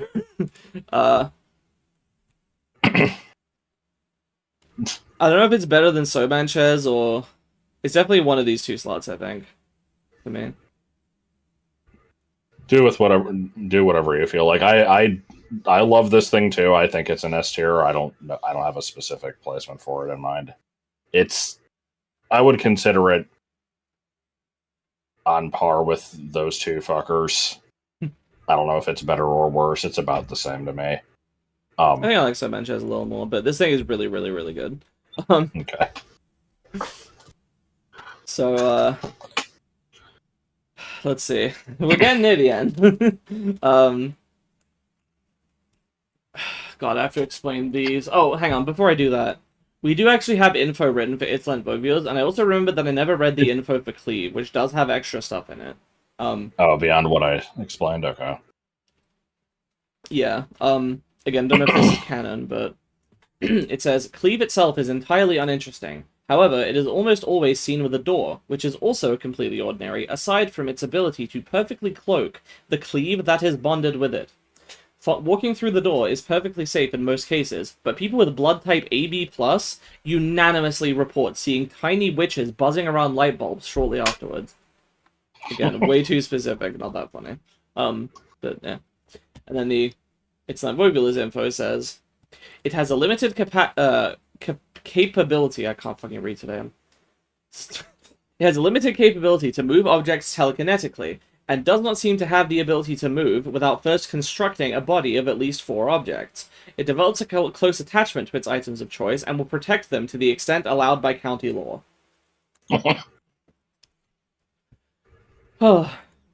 So, I believe this was made shortly before I went to visit you for the first time. And then these two, I came up with while I was visiting you, and then drew them when I got back home. Oh, okay. Because, just one of the nights that I was sleeping there, in your room, I had a dream, and in the dream, I was on a school trip to some random island that had, like, a big famous church on it. And there was, like, an event where you could enter a raffle to win ownership of the island. And so while I was there on this school trip, I entered the raffle and I won. And I owned this island now. And I'm like, well, shit. I can sell this island for money and never have to work a day in my life again. So I did that, and then I was, I was rich, and I could retire at, I guess I was 23 at the time. Just retire young. And the first thing I thought when I was retired was like, now that I have all the free time in the world for the rest of my life, I can get back to that Pokemon Crystal LP I never finished, which is not a thing that I have. That's your LP. But in the dream, it was my LP. I'm like, I never finished this. I was in the middle of, like, evolving a bunch of stuff. And there was, like, a small blue bird that I needed to evolve. And I don't think it evolved into Ho-Oh. But it evolved into some kind of big, powerful, impressive bird. And that was where the dream ended. But that was the next thing I needed to evolve. And I woke up and I'm like, I should do that. And not only should I do that, I should make the sprites be inspired by, like, Pokemon Crystal's aesthetic. Like, use black, white, and 2 colors. Right. And so... I think these are great. Yeah, I really like them. They're definitely going to be high up. Pokovich was born. I made this one first. It's like it's a little blue guy. He's got, like, a Sherpa hat or whatever. He's got the scarf. And then I wasn't sure what to do for the evolution. I know I wanted to make the most of the color thing by having it be a different color and maybe trying something a bit more... Like, this is 2 shades of blue. I'm like, maybe I should do something a bit more adventurous with it. And so what I eventually came up with was this. Which, I think I drew the cauldron and the wings and the tail feathers and the feet. And all of those, I think, look fine. And then I got to the head, and I basically just said, fuck it, and I just went with my first pass, which was extremely shitty. My favorite part is that the beak has teeth, and the teeth, like, have holes in them, like, or, like, they're slightly misshapen, because there's, like, extra black pixels in there. And I have no idea what the fuck is going on with the eyes, but they're just, like, big and black and weirdly shaped and shiny. So this thing's fucking excellent. It's just this stupid, fat bird, like, stirring a cauldron of lava or some shit. Quick thing I need to mention about the first one is, this happened when you were drawing it, and then I forgot up until you just said it again, is I always misinterpret this thing. Instead of having the Sherpa hat, like you said, or it's like Kyle's hat from South Park, I always see the white highlight as a gap, and it's like a Santa hat, or like, Link's hat, where it's just like a kind of a tube shape. Oh! And like you can... It would have a really tiny head. Yeah, I don't know why I put a highlight here, but it just felt right. Also, the name for this one was I didn't come up with it, but I helped inspire it. I wanted to say quickly. I specifically remember that in the dream, I'm remembering now, the little like blue bird evolved into a soup bird, and I don't remember what what this meant in the dream, but I'm like, yeah, it's a soup bird. And so that's why it's got a cauldron of soup. Anyway, moving on. Awesome. Yeah, the name for this one came from Home Movies. Jason had like a ferret, I think it was, that they had to present like a family tree, but Jason, just throughout the show, you never see his parents, and I guess just to keep the running gag going, like, he doesn't talk about his family, he just talks about the history of this ferret.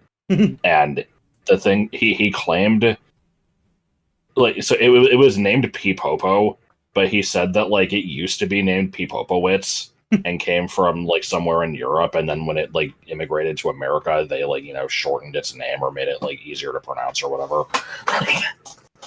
So that inspired this name. Yep. And then Brouhaha is probably the most appropriate name out of any Lovely Fellow, which makes it kind of unfitting in that sense, because every other name is complete nonsense for the most part. But like, I kind of love it. It was too perfect not to do. Yeah, it works as a Pokemon name. Like, yeah. I make the design a little bit less stupid, and I could absolutely see something like this existing as a Pokemon. And not to toot my own horn, I think these two are fan favorites as well. Like almost everybody that sees these is like, these are super cool. I love the Game Boy Color aesthetic on them. So yeah, I think these are pretty successful. Yeah, I think Brouhaha's got to edge out Pokovich wherever we end up putting them, but they're probably going to be together just because the concept kind of works together. Right. Let's see. I mean, I feel like anything that we consider to be a fan favorite or whatever deserves S. Like, S doesn't have to be Okay. this small, limited group. Okay. They can be low on S, but... Something like that, I think. Okay, yeah. All right. Getting into, well, yeah, I think these two, Goontalk and I'm Bestovia, are the last ones immediately of noticing 2022. Bestovio has a soda and a bowling Yeah. paraphernalia I item. also Just noticed like, this. yeah. Also, Goontalk is sort of the secret seventh one made by the artist friend that made some of these other ones. This is really stupid. I made Goontalk, and I think I accidentally put it in, like, the wrong kind of container. I don't remember what the details were. But I'm like, fuck, I wanted this to be a can of soda, and I just drew the wrong thing. This frequently happens with Lovely Fellows. I'll have too many ideas. I'll just forget to include something. Like, even all the way at the last thing, I actually forgot something, but... Yeah. So, I drew this thing, I'm like, fuck, I did it wrong. And it was like, it was like a day until a flight I had to go on holiday to Slovakia to see my extended family. I'm like, fuck, I don't have time to fix this. So I asked my friend, like, can you fix this for me? Can you make this a can of soda? And, yeah, so... technically part of this sprite was made by them, but... I don't know, it's just like a little... I like the fucked up shape of it. Yeah. I'm like, we've had too many that are, like, relatively normally shaped. Like, we need one that just has these fucked up proportions again, so... It has this weird, like, shape as if it, like, ate a big magnet and then it went to its head or something. Yeah. I like to think of this as being, like, sour candy colors, like sour apple or something. Yeah. It's just, it's an Oscar the Grouch, like, just a little gremlin popping out of a can. I like that the little one has, like, 2 fingers, and then even when it's big here, the hands still only have 2 fingers. That's just one of its features.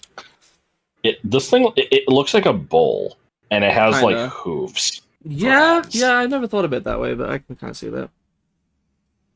But it's also just, a shady... black market like, salesman. Yeah, but who is also a genie coming out of a can. Yeah, kind of. I like how the can is relatively the same size, but it just gets bigger and is still coming out of the same can. And he has, like, a big trench coat because he's, like, shiftily waiting around to, like, make a drug deal. Except I wanted it to be the most nonsensical thing to hide inside of a trench coat, and so what I came up with was a bowling ball. Yeah. So he waits on in dark alleys trying to sell people bowling balls. Sorry. By the way, for the record, anytime I've said, like, he or something with these things, they don't have genders, they don't have pronouns. They're all just it. Like, they're all creatures. So ignore me if I say that. That's a verbal typo. Anyway. So I think that was the last one of 2022, and then quite a while passed before I made any more. Yeah. I was just gonna say, this is almost another case like Brouhaha, where the name is, like, slightly too relevant because it's, like, bestowing things on you. I don't know. Yeah, it's whatever. Bestovia was another instance of it was a name I wanted to use for a long time, and Goontalk, I think, is a variant of Boonswoggle or Boontockle, which I think was a Homestar thing. It might be.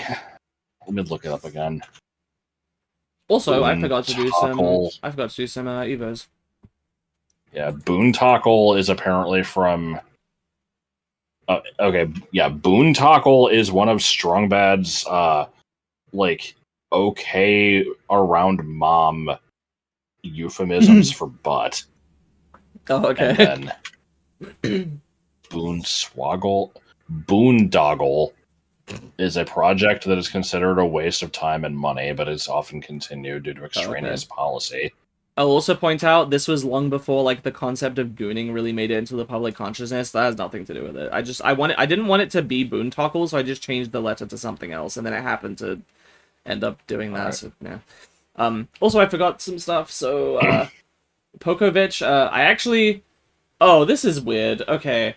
So apparently this was roughly the point where we decided we wanted to start including the info, except we were inconsistent about it, because we did it with the new ones, and then we went back in time, not back in, you know what I mean, like we went back to the early ones and made the info for those.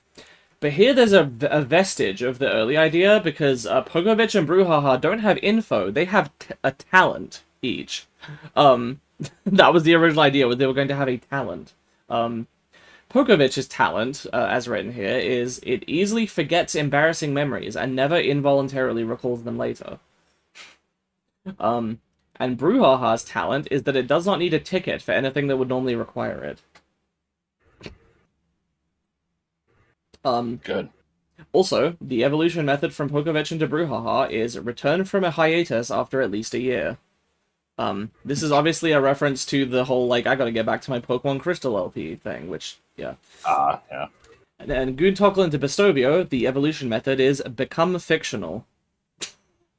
I don't know how you do that. But yeah, let's see.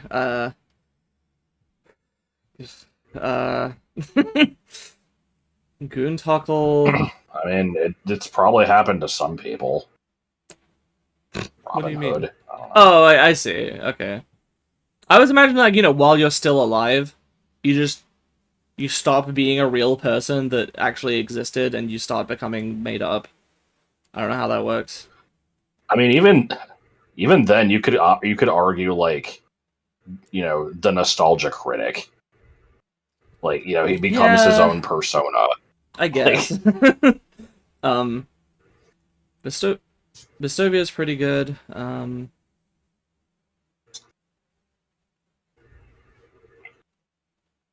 I don't know. It's like here, maybe. It's very arbitrary. When things aren't, like, specifically near the top, all the rest of these are kind of just like, they're fine. You know, I don't have specific placements for them. It's a gut feeling. So then there was a big gap. I feel like the tier list is just, you know, a format to talk about these. Justify talking about this shit. So, my special compadre and Nendige.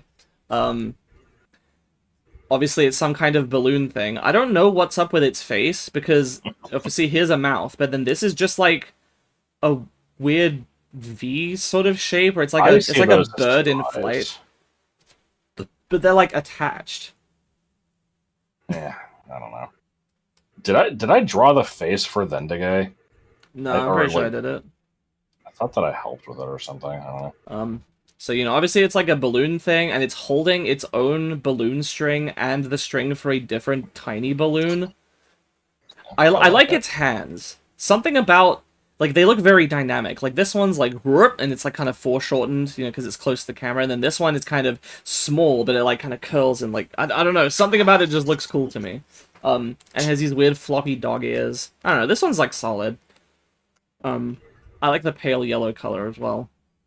And then Vendige, the natural evolution of a balloon is a hot air balloon, so it's kind of Drifloon into Drifblim-esque in that sense, I guess, but that's more of a blimp. And this one just kind of like, it's not an attitude, it's like, it's being like, I can't believe you didn't know about this. And it's like... Oh, I always saw it as like, you know, having to inflate itself to float, and so it's like holding its breath. Oh, you could interpret it that way. I always interpret it more as just being like pouty. And once again, it's just, you know, holding another balloon. Yeah. Well, no, it's like weird. It's like a balloon attached to a balloon attached to the little basket. Yeah. Like, if it let go of its hands, it would still be floating. Like, the hands don't really do anything. I love the name My Special Compadre. It's really good. It's another one that raises a question. It's like, what do you mean my? Whose special compadre? What are you talking about? Like, I don't know, it's just the name. Well, I mean, you could say the same thing about My Little Pony. Like, yeah, that's... Pony? I know, that's kind of what it's supposed to evoke. So I like these things. I think My Special Compadre is a little better. It just kind of looks cooler. Like, the design just kind of, like, flows better. I still think this one's good, though. So I might keep them close together.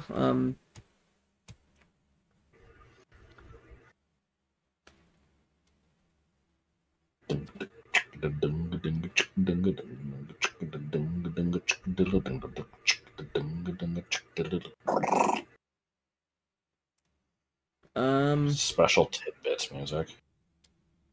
Something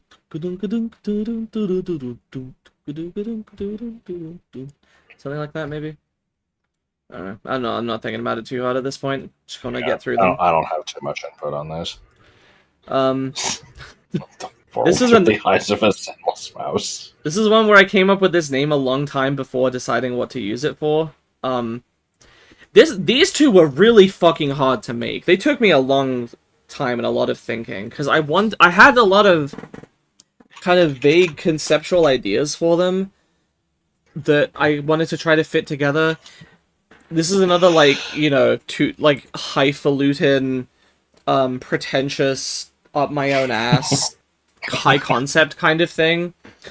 If you've ever heard the song Handlebars by Flowbots or seen the music video for it, it features this story with these two best friends, brothers perhaps, that grow up together as kids and they do all this, stupid childhood shit, just having fun. And then they grow up and they part ways for a time. And then when they meet again, one of the brothers has become an evil dictator and the other one is a freedom fighter. And, now they're on opposite sides of this, complex and murky adult world. And, eventually one of them ends up resulting in the death of the other. And it's this tragedy. And I kind of had an idea to do something inspired by that, where it's this idea of innocent childhood, being broken and then making way for the harsh realities of adult life and, becoming corrupted by by all this stuff. And I don't know what the fuck I was thinking. It's so I think it's funny. Yeah. Knowing the concept and just how fucking over the top it is for something of this caliber is what sells it. And so to that end, The World Through the Eyes of a Sinless Mouse is designed to look like how I drew Crash Bandicoot when I was a kid. Plus, they're wearing it's wearing a school backpack thing. Yeah, they're very excited for their first day of school. Yeah. Yeah, I loved the nose just basically coming out of the side of the head and not really properly attaching to this point on the face. I drew like that when I was a kid. Also, it's very pastel faded colors. Even the dark parts, this is not black. This is gray. It's to show, it's aging with time. It's this rose tinted memory. And then Empire. I didn't really know what I wanted to do with this. I knew I wanted it to be a butterfly sitting on a a wine glass, because I just had that idea and I thought it would look cool. But I struggled for a really long time for what the wings should look like, because originally I'm what if they have a city skyline on them? And I tried really hard. God. I tried really hard to get it to work, and it just didn't work. And the idea would have been because they call New York the Empire State, right? There's that kind of idea. I do like the way the wings look. They're cool. Thank you. I never really looked at them that close before. I wanted it to be a city skyline, or I'm maybe it could be just a sky with clouds, and that also didn't look good. And I'm fuck. And eventually I just kind of made this I would call this a, opening credits to a movie about DNA type graphics. Where it's it's the molecular structure of the human genome coming together. It's the fucking Metroid Prime title. Yes, yeah, exactly like that. It's sort of blood stains. It's sort of particles. It's whatever the fuck you want, really. And I just used the same color scheme and it worked out. And yeah, I don't know. I really like how these came out. I came out of this, I'm fuck, this is actually a case where I had a really high concept idea of what I wanted to do, and this really high standard for what for if I would consider it good, and then it actually did come out good, and I was really proud of it. Yeah, I like these a lot. Um, I don't know if it would be too up my own ass to put Empire in S tier, but fuck it, my list. I mean, I feel like they have to go together too. Like, Yeah, I suppose so. Question is, do I put it higher than Big? I don't know. it's comparing something that's just simple and funny to, Mm-hmm. something overly elaborate and like genuinely kind of well constructed. So it's hard to say. Um, so yeah. Also, I missed a couple Evos because I'm just losing my mind, I guess. Um, let's see. My special compadre into Vendigay is watch a video that should have had a seizure warning but didn't. And to evolve the world through the eyes of a sinless mouse into Empire, you have to realize that someone you had put on a pedestal is flawed, just like everyone else. Don't Do think I these need have to explain that talents? one. No, they don't. I already stopped doing that after Pokovich and Brouhaha. Were there ones before that had them? No, I did those two, and then we did info for some old ones, and Cleave Okay. and its Lambovulas, and that was it. Good. So next we have this is what I actually consider to be the pseudo legendary. I don't know why, but it just feels right to me. I actually made Fafafafu first, then Quigaran, then Nebuchadnezzar, I think. Or no, maybe I made Fafafafu first, then Nebuchadnezzar, then Quigaran. Whatever. Fafafu was first. So, as I mentioned before, Quigaran is just Gleb, but it was made Kinda, before yeah. we had seen Smiling Friends. It is just a small little green thing with like a black mohawk with an orange comb in it. Yes. It is named after the name on that one is my interpretation of Larvitar and Celebi's cry. Just Quigaran. Yep. And Fafafafu is an adaptation of Sasasasu, which is something that Alf says in Pikmin 3 a lot. It's just part of the Kopite language. We just changed it to an F because it would be funnier. The concept for this one, because this is the first one I drew, and I wasn't even sure if it was going to have an evolution line at all, but the concept was, wouldn't it be funny if one of them had an afro and then wore glasses on the afro? That was the entire idea. So, we go from high concept... originally have the fez. No, I added that because I felt like it was missing something. So yeah, just back to back, we have, high concept about the nature of innocence changing as you grow into an adult and gain maturity, and wouldn't it be funny if there was some glasses on an afro? Yeah, I love it. Really shows the duality of Lovely Fellows right here. Most of them are the stupid shit, but sometimes you get this, like, weird, poignant stuff. Right. I would also like to point out that I'm a fan of, the way that I draw the mouths on these things don't look like they're a single thing. They look like they're two separate protrusions from the body. If that makes any sense. Like... I mean, yeah, the perspective on this makes no sense, but that's what kind of sells it. Like here, like this on Palooza, the mouth like goes up to this part, and then the jaw kind of connects here before it connects to the neck. But on Fafafafu, like it just goes straight into the body. Like, anyway, once again, me being annoying with patterns, I'm like, well, it gets bigger, it's got to get more legs. It goes from 2 to 4. So I think I did make Nebuchadnezzar last, because I'm like, I made the 4-legged one, the smaller one had only 2 legs, so I'm like, obviously the last one needs to have 6 legs. That's the only reason it does. The mouth gets bigger. It grows glasses, and then the glasses change. The comb turns into a fez, which turns into a fucking sombrero.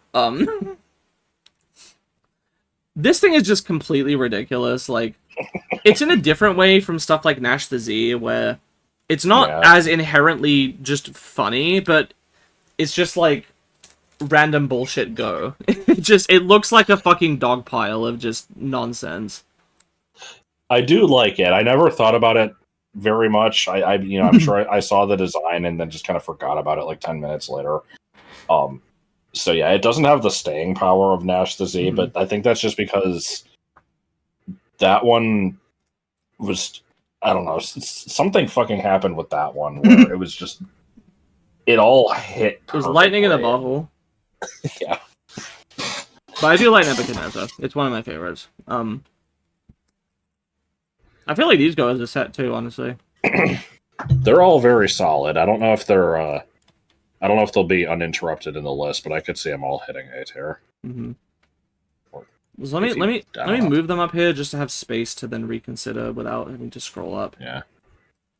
I like the stupid face on the middle one. Yes. Makes me laugh. So I think Fafafu is probably the best of the three. Nebuchadnezzar, and then Quigaran is like... Honestly, Quigaran on its own is not that amazing, but I like how tiny it is. It's one of the smallest ones. It actually only hit me when I was making it. I'm like, wow, I really don't make small lovely fellows that often. Usually because I want to include detail, but I think I did a good job with this one. It feels distinct, despite being small. Right. Honestly, here is fine for these two.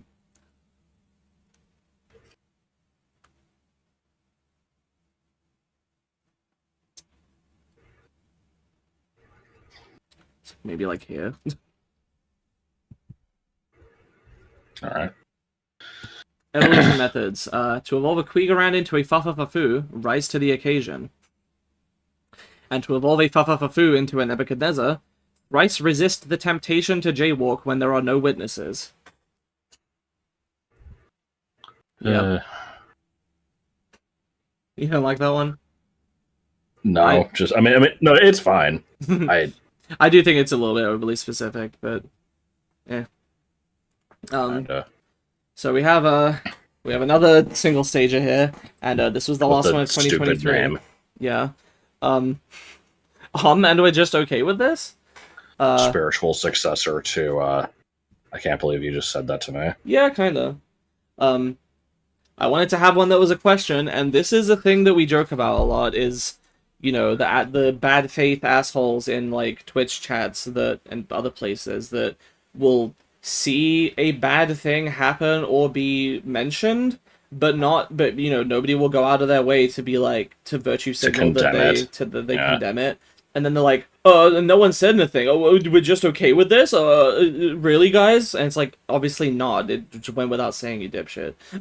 Very overly specific thing to reference, but... I think the first case of it was, like, you know, some story where there was, like, a kid that was very clearly being sexually abused, and it, like, you know, the teacher found out.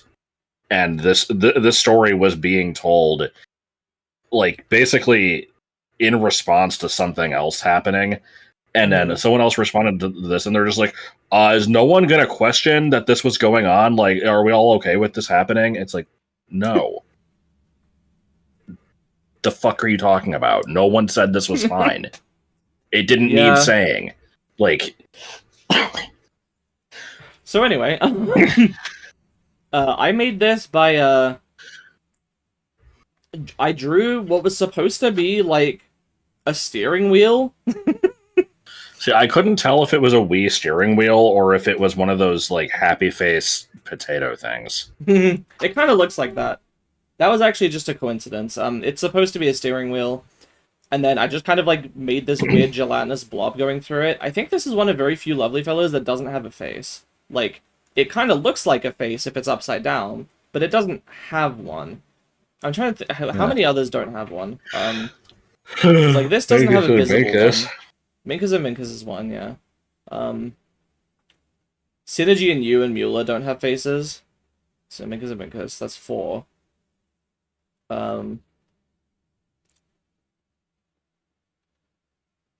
Pipinga is 5. Yeah. And then it's actually a number at the bottom. Bezoe is number 6. Magical Montgomery Jr. is 7, and Biamat is 8.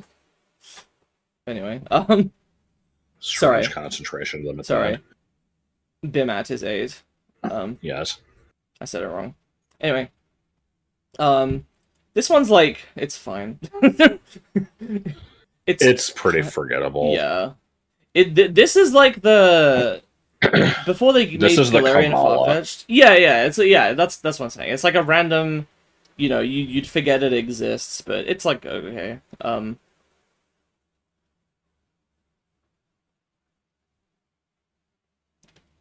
Honestly, I might put it down and see. Put it there. Again, just rough feeling.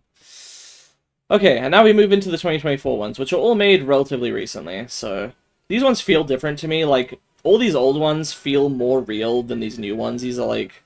Yeah. I'm still getting used to these, but once we've had this complete 100 set for a while, I'm sure they'll kind of start to feel more like the same group. Capiche is just Capiche and Fumfadook. Oh, did I call this Codswallop? I fucking did. It's not. Yeah. That was the old name for it. I did forget the name. Whoops. That's right. And then Fumfadook made me laugh a lot. So yeah. Yeah. Capiche, Codswallop, and Fumfadook were all names I wanted to use, I think. Or maybe... I don't know if Fumfadook... Whatever. Capiche is very howdy hello-esque. Yeah. It was supposed to be like a return to form. Like, let's do one more, like, classic sort of one. I think, like many others, I just drew a shape and then turned it into a thing. I thought that having the very prominent chin would be funnier for some reason. It just kind of wasn't. I wanted it to look like it had like this really handsome face that was just unfitting with everything, and it didn't really pan out. But oh well. Kind of looks like a stoner with like the half-lidded eye. Yeah. A foam finger. Yeah, it's got a foam finger on its head. So obviously the natural conclusion is now 2 fingers have to be sticking out in this one, and these loops have to be extended so they're crossing over each other. This one makes it look like a snake, but then this one just kind of crosses over the forehead in a stupid way. Now it has 2 eyes that are offset for each other from each other for some reason. I think you suggested that. And it also has like a hair elastic in its mouth. Just it's like a cat or something. It's very strange. I do like it. I think these will be probably separated. So Capiche is like, it's very okay. Actually, I might just put it here, and then Fumfadook will go a little higher. Maybe like here. Kind of like it there. Coming up on the very end here. Yep. Okay, so here's a set that I made. Yeah. Did I draw Thube first? I genuinely don't remember. I think what you did is you drew first, but it didn't have the cage, and then you drew That's Thube. Right. Okay. And then you decided that Thube should be in the cage. Yeah, so I drew. So how the fuck do I explain this one? The head, I guess you would call it, for I just kind of wanted to make something with very extreme proportions. Yeah. So I'm like, okay, like hammerhead shark style eyes, and then I went for like a Hamsar type of like mouth here, where the perspective really kind of doesn't make sense, but whatever. I don't know how it would close its mouth, but it works when it's open. The green tongue and the fact that it's crying were just very arbitrary. I didn't have any thought process behind them. And then I drew like, it was another case like with the Lentvovulars where I drew this head and I'm like, okay, I like this. What do I do next? And I was just kind of too lazy to come up with a body for it. So I'm just like, what if it just has like this really long whip tail? And then I'm like, it definitely has a unique body plan. I was going to just leave it at that. And then I'm like, no, it should be holding something with this tail just to fill in the empty space, but I don't know what yet. And so you sent it to me like that, and you're like, maybe you can come up with something. Yeah, and so we came up with the idea to just have it be holding a cage containing the previous form. And so then I'm like, okay, well, what should I do for this? It's in a cage, I'll do it like a bird. So I make this bird that is it's reminiscent of like my rework of Snorky that I made around like 2005 or whatever, where it's like more competent than my old shitty art, but it's still very cartoony and derpy looking. I gave it a cigarette just because I thought it would be funny, and I actually really like the way that the smoke came out. Yeah, it's like was proud weirdly, of that. weirdly detailed, and nice looking. And then I'm like, instead of just giving it, like a standard bird legs or whatever, what can I do to make this funny? So I just decided to just give it a single like pole that just kind of tapers away into like some fog or some shit. like, Yeah. like I don't. It's unclear where the bottom of it is, and so then I drew the bird cage, and then we had to shrink that down, throw it in there, and so the concept that I came up with for this one was really fucking stupid. I know you kind of like didn't agree that it was. Like, I thought that this was really funny, and you were like, "This, I don't know so much about that one," but my idea was that the body of minus the thube inside it is just kind of a thing that it exists in the world, but is not classified as its own lovely fellow. It's just, it exists, but everyone just disregards it for some, like, I don't have a better way to explain it. It's like this, it's that somebody else's problem field where it's just like people just ignore that this thing exists. And the evolution method is basically it, like, one of these just catches the bird, and now that it has that in the cage, now it is a complete creature that is recognized. Yeah. That would work fine. Like, there's nothing wrong with that idea other than just that the idea that I had for it I like better, which is I imagine that there's the bird, and when it evolves, the entire rest of the creature just manifests to cage this thing as part of the evolution process.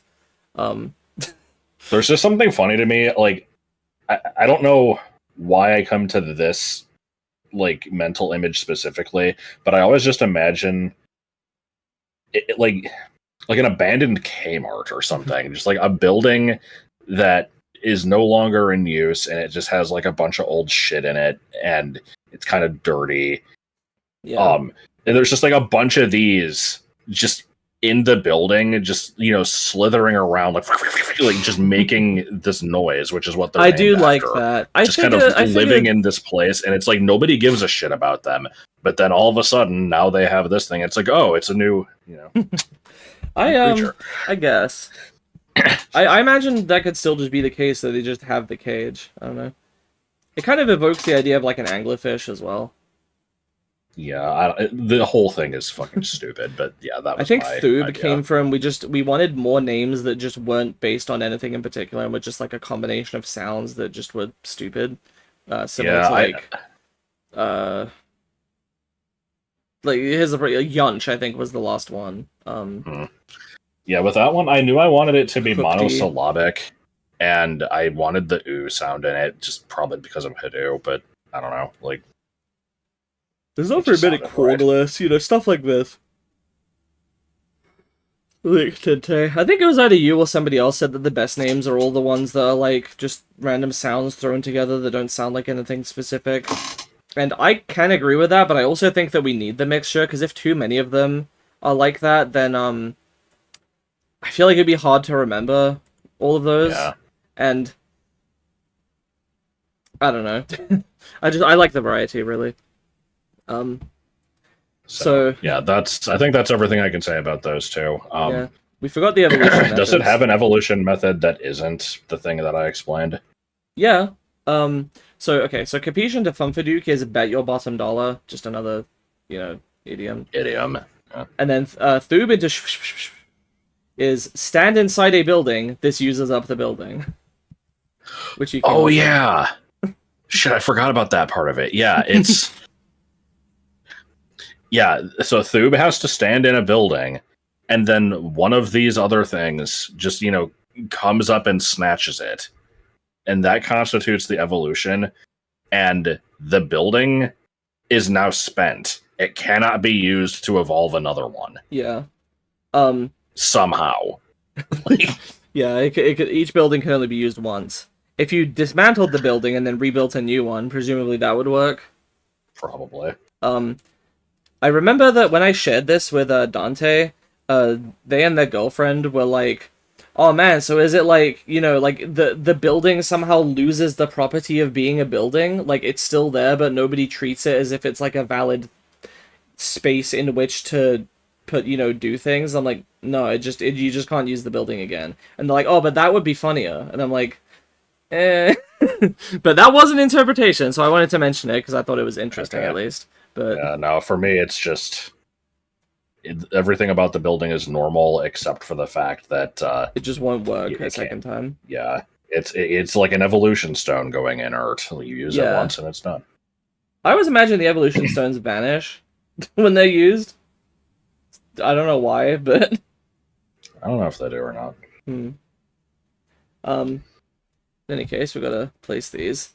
Um, I it's don't really good. I don't like these as much as Lymphobulars or Cleave. I still think they're good, but they're not like amazing. I know a lot of people were like, "Oh, Thub is so pure." I don't remember that. Um,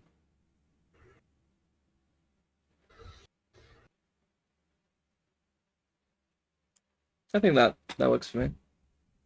Well, I mean, I won't complain about them being high up, I guess.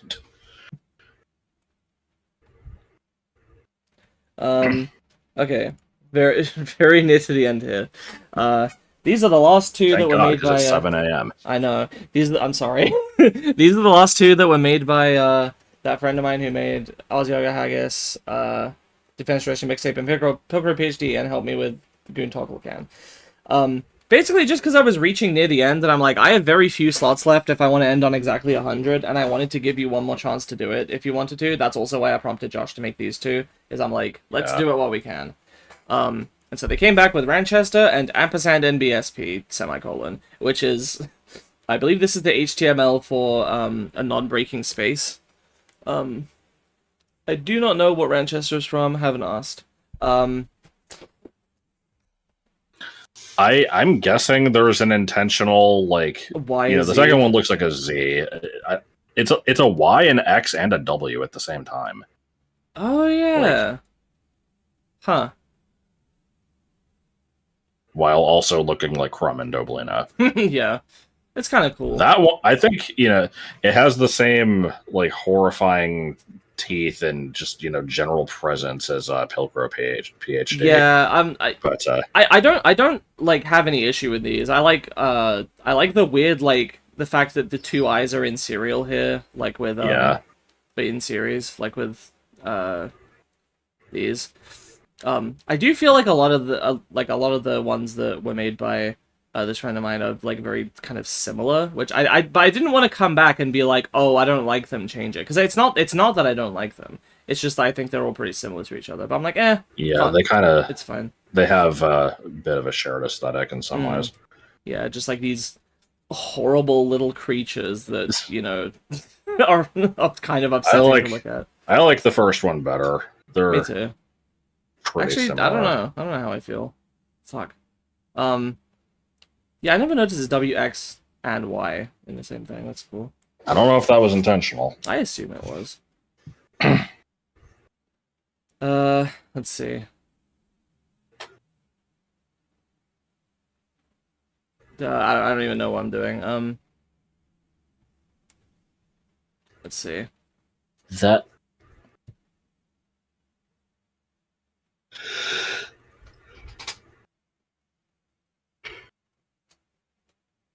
I think there's a similarity to the media, just in terms of the weird body shape and stuff. Yeah. I would consider them kind of about on par with each other.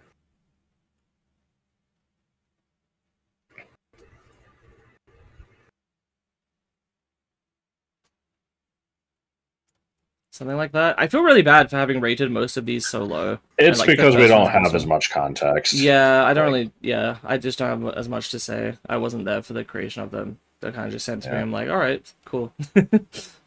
Yeah, I do appreciate that. That you went out of your way to make these for me. My silly little project. Bizarre.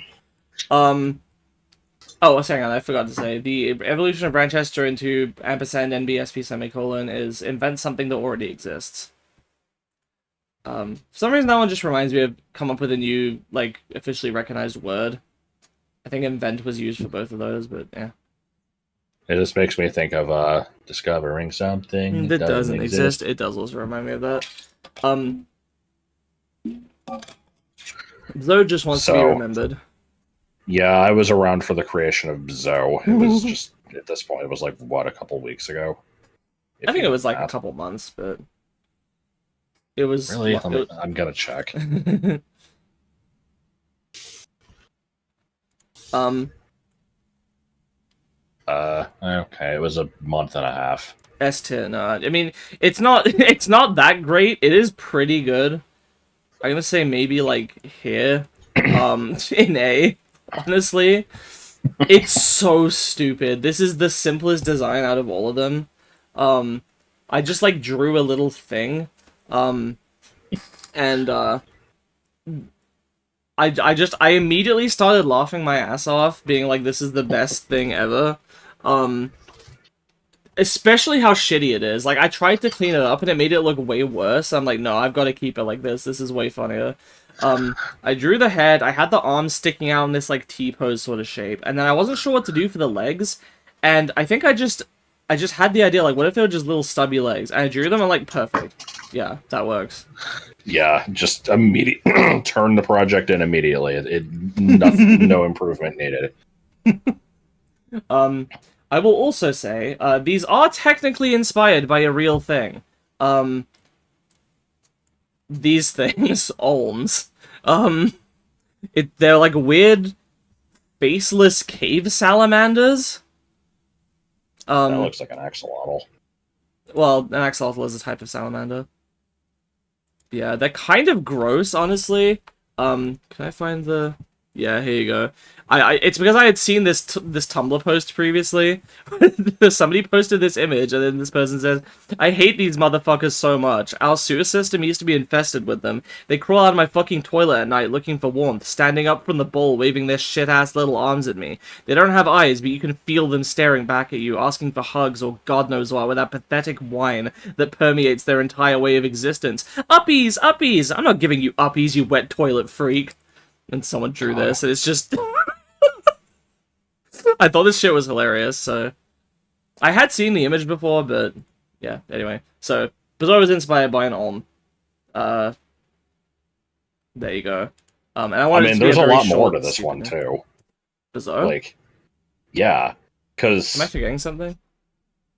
I mean, you haven't really explained the thought process here. Is that I remember you said it was specifically funny to just have this really simplistic, shitty thing like end. at the end of the list, and yeah, it's like it kind of just defies explanation. Like there isn't really any type of Pokemon that fits this description. No, not really. Like there are late game single Forgettable stage things that can be kind of forgettable. Like I would say, like maybe Drampa.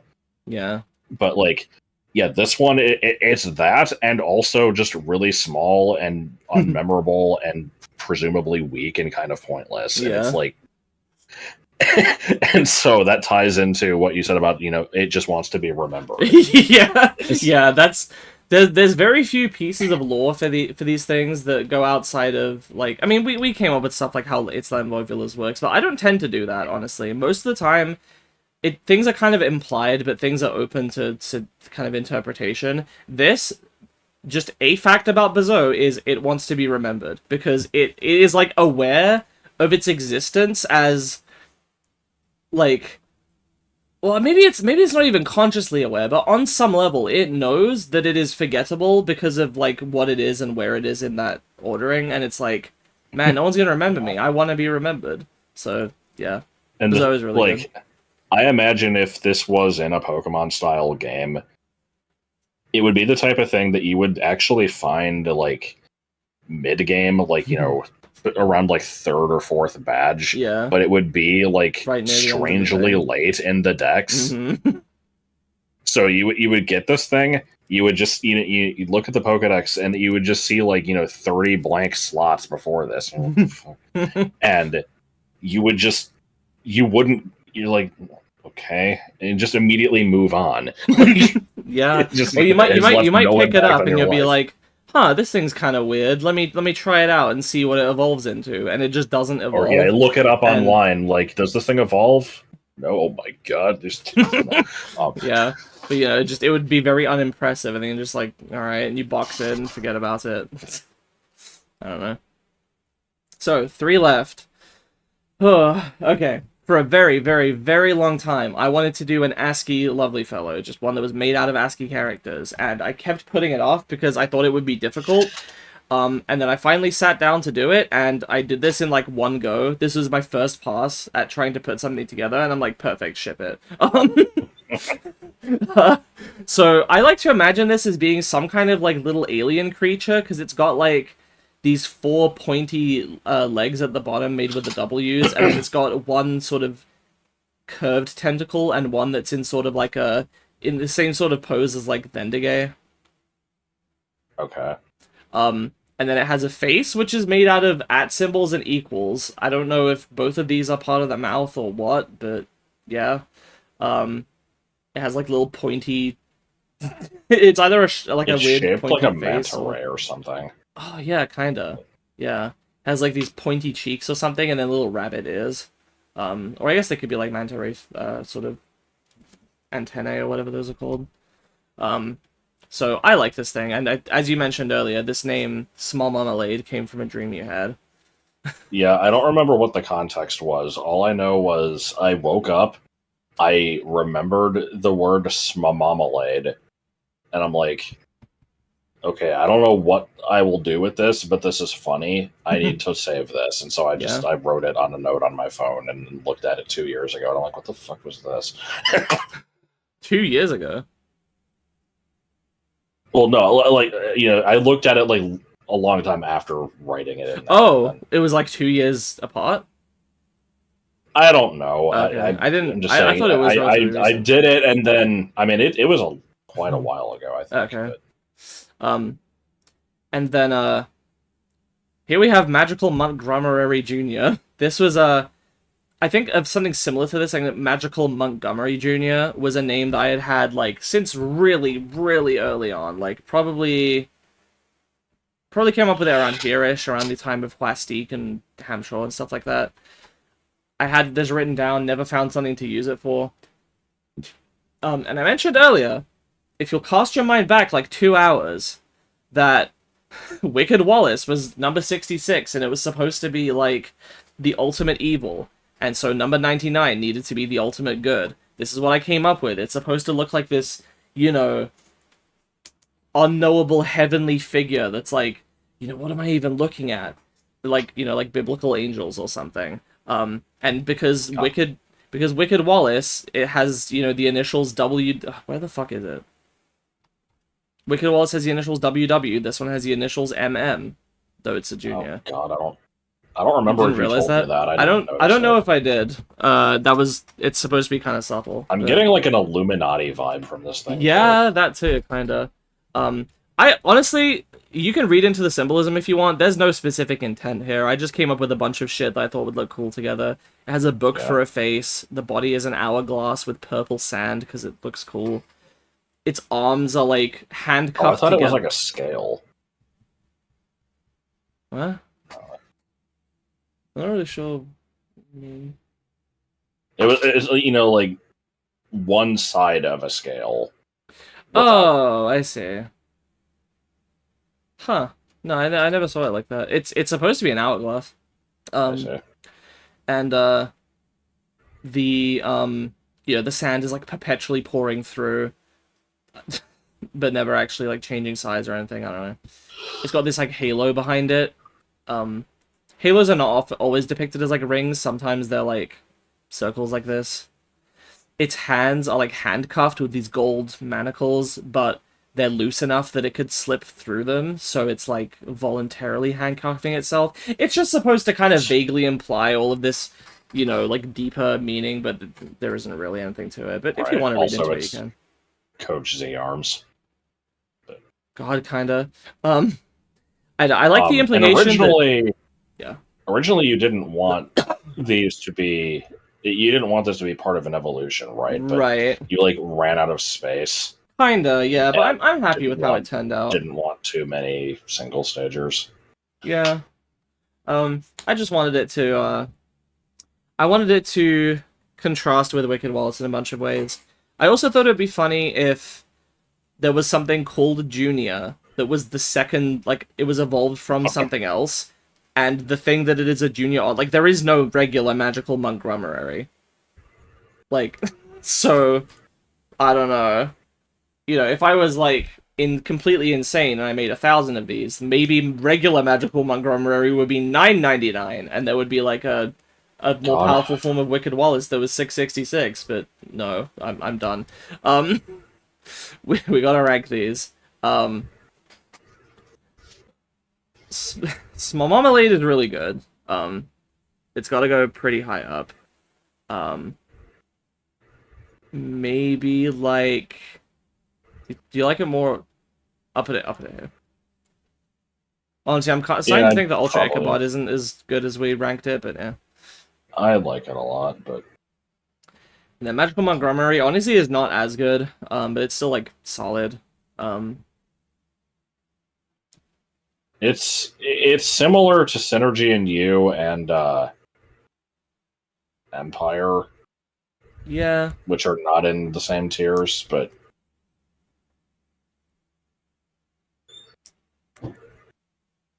uh, I think here is fine. don't like it that much. It's like fine. All right, I just a lot like I said, a lot of it is very not specifically inspired. It was just meant to look cool.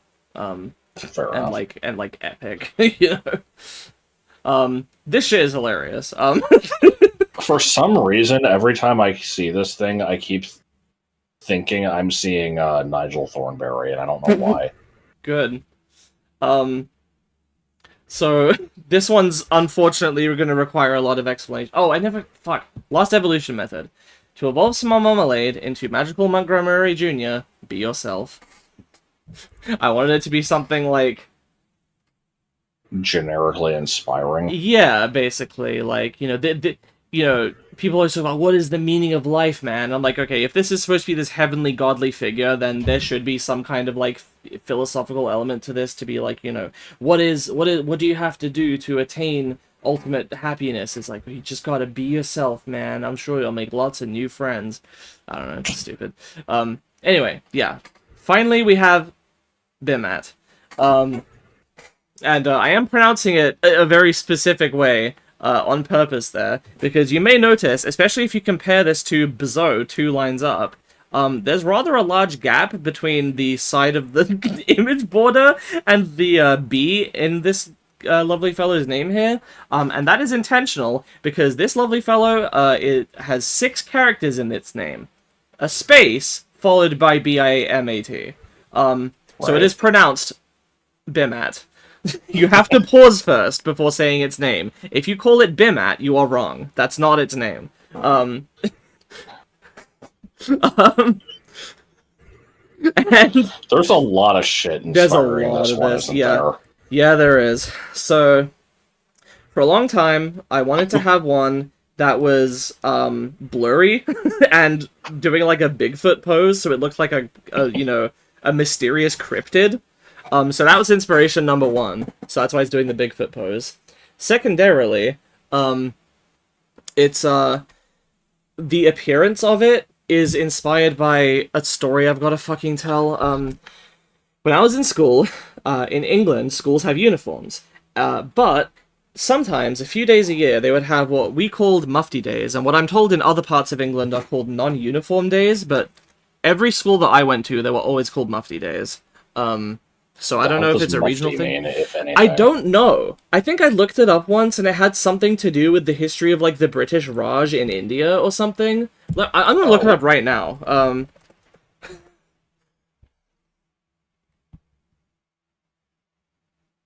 Mufti.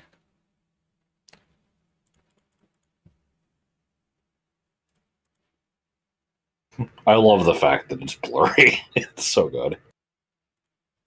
It originally comes apparently from an Arabic word. I got it slightly wrong. It's an Arabic word meaning a fatwa deliverer or a deliverer of formal opinion.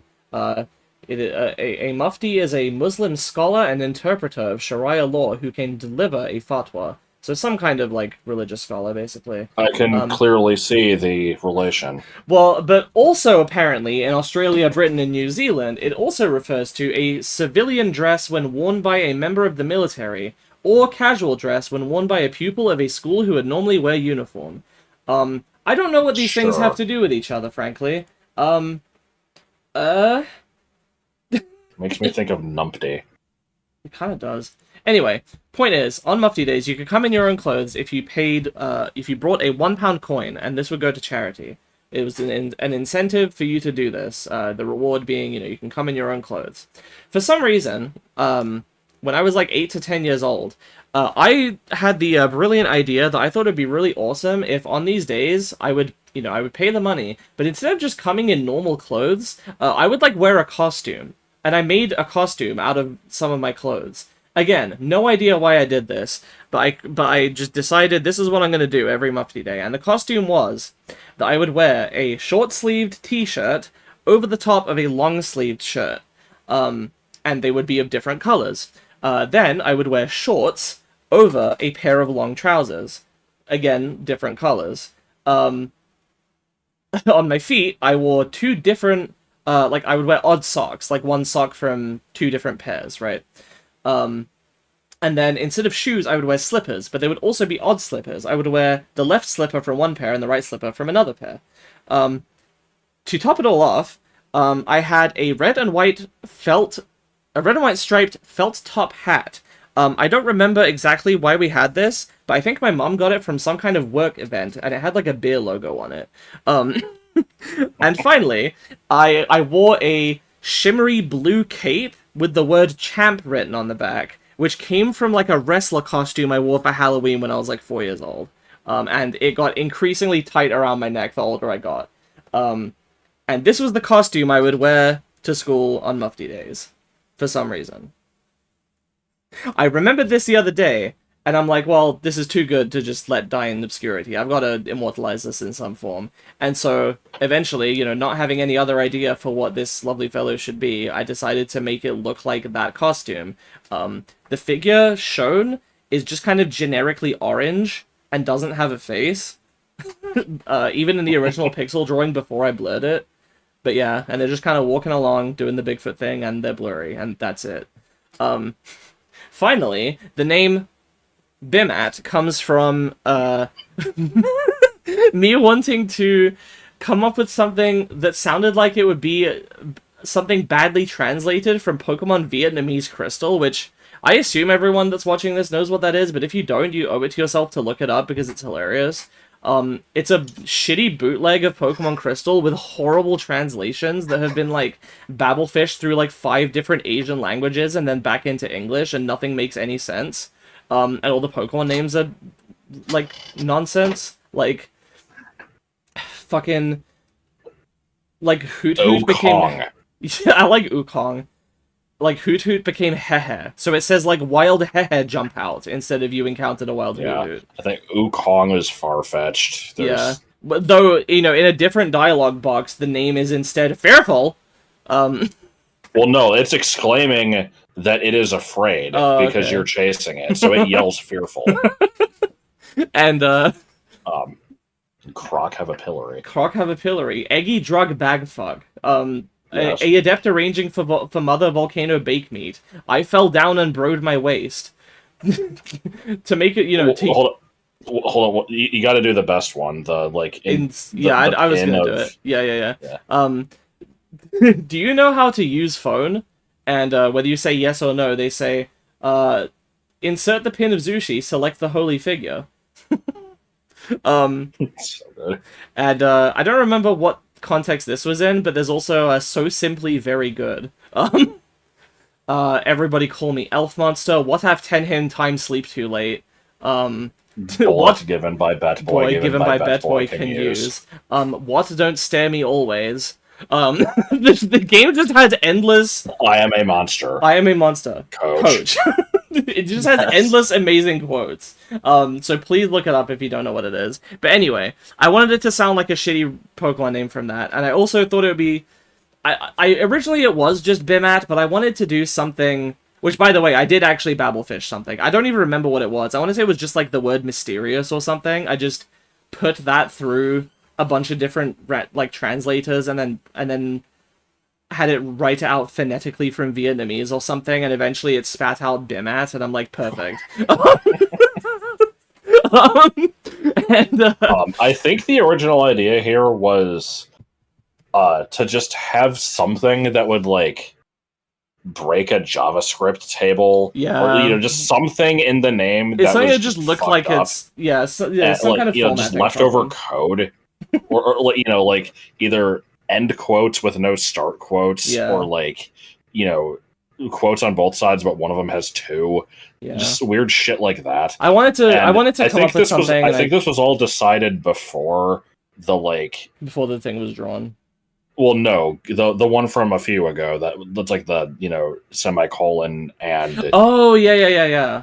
And then I think we wanted to do that, shit. but then this name came in, and we're like, shit, that would be redundant. Yeah. So I actually put this off for like a good month or so, where I didn't know what I wanted to do with it, and then a couple nights ago, I'm like, fuck it, I really want to get this done soon, because stuff I want. So I just put a space at the beginning. Yeah, and I was like, oh. Yeah, that works. So we did that.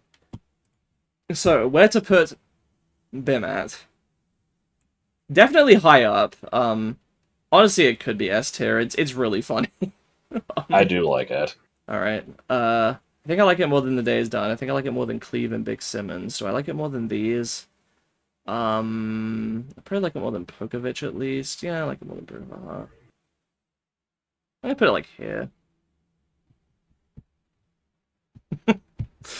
So there you go. Oh, and I don't remember if I said this, but because of the just general weirdness of this thing, seeming kind of glitchy, being like, mysterious and blurry, and people don't have a good view of it. Like, I like to think of this as being like the mythical at the end of the generation. You'd have to get this from an event or something, but it would still be blurry when you got it. Like, that's just what it looks like. It's like the and if we're looking at this in a different context of it, not being like a Pokemon game, it's basically just this thing has been rumored to exist, and there is potential footage of it, but it's unconfirmed to be real. Yeah. Whew. I'm not reordering this. Fuck that. Yeah, that's fine. I need to go to bed desperately. Yeah. I like the idea of someone coming across this list with no context. Like, just especially the fact that there's a blurry one at the top. Like, just the 2, the 6. Like, just the identical looking ones. Yes. So, yeah. Lovely fellows are very, very fucking stupid, trip. but they're fun. Yeah.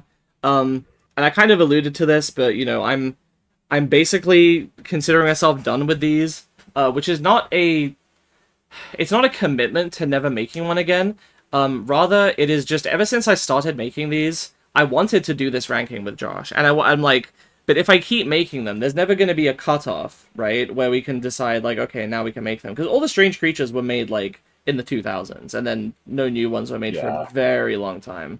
And even it was then, just the last 3 that were added from the... Yeah, and there's the ones that I mentioned, but we didn't end up finishing making sprites for them, and that was a whole thing. But generally there was this set that were just fixed for a very long time. This was something that I had, been working on continuously for a long time. So that's basically why I decided, like, okay, I'm gonna pick a number, let's do 100, because it's nice and round. I'll consider it a complete set, we'll do the ranking, and then if I make any more... if I just... Because the thing is, I've used all my ideas that I have right now, but... Yeah, we'll come up with stuff, probably. Yeah, there's no reason to assume I'll never have another one, so... If I ever come up with more, I'll eventually compile some number of them, and we can come back and rank them. Maybe not in the same list as this, we can maybe do a separate list, I don't know. But for now at least, that's the lovely fellows. Thanks for indulging me in my nonsense. For like 4 or 5 hours. How long is this? 4 hours and 39 minutes. Jesus. I think the lovely fellow one was only like 2.5 hours. That was with the Sporkle quiz at the beginning. Strange one. Yeah. What did I say? You said lovely fellow. Everything's a lovely fellow. And if you made it all the way to the end of this video, then you too, viewer, are a lovely fellow. All right, goodbye.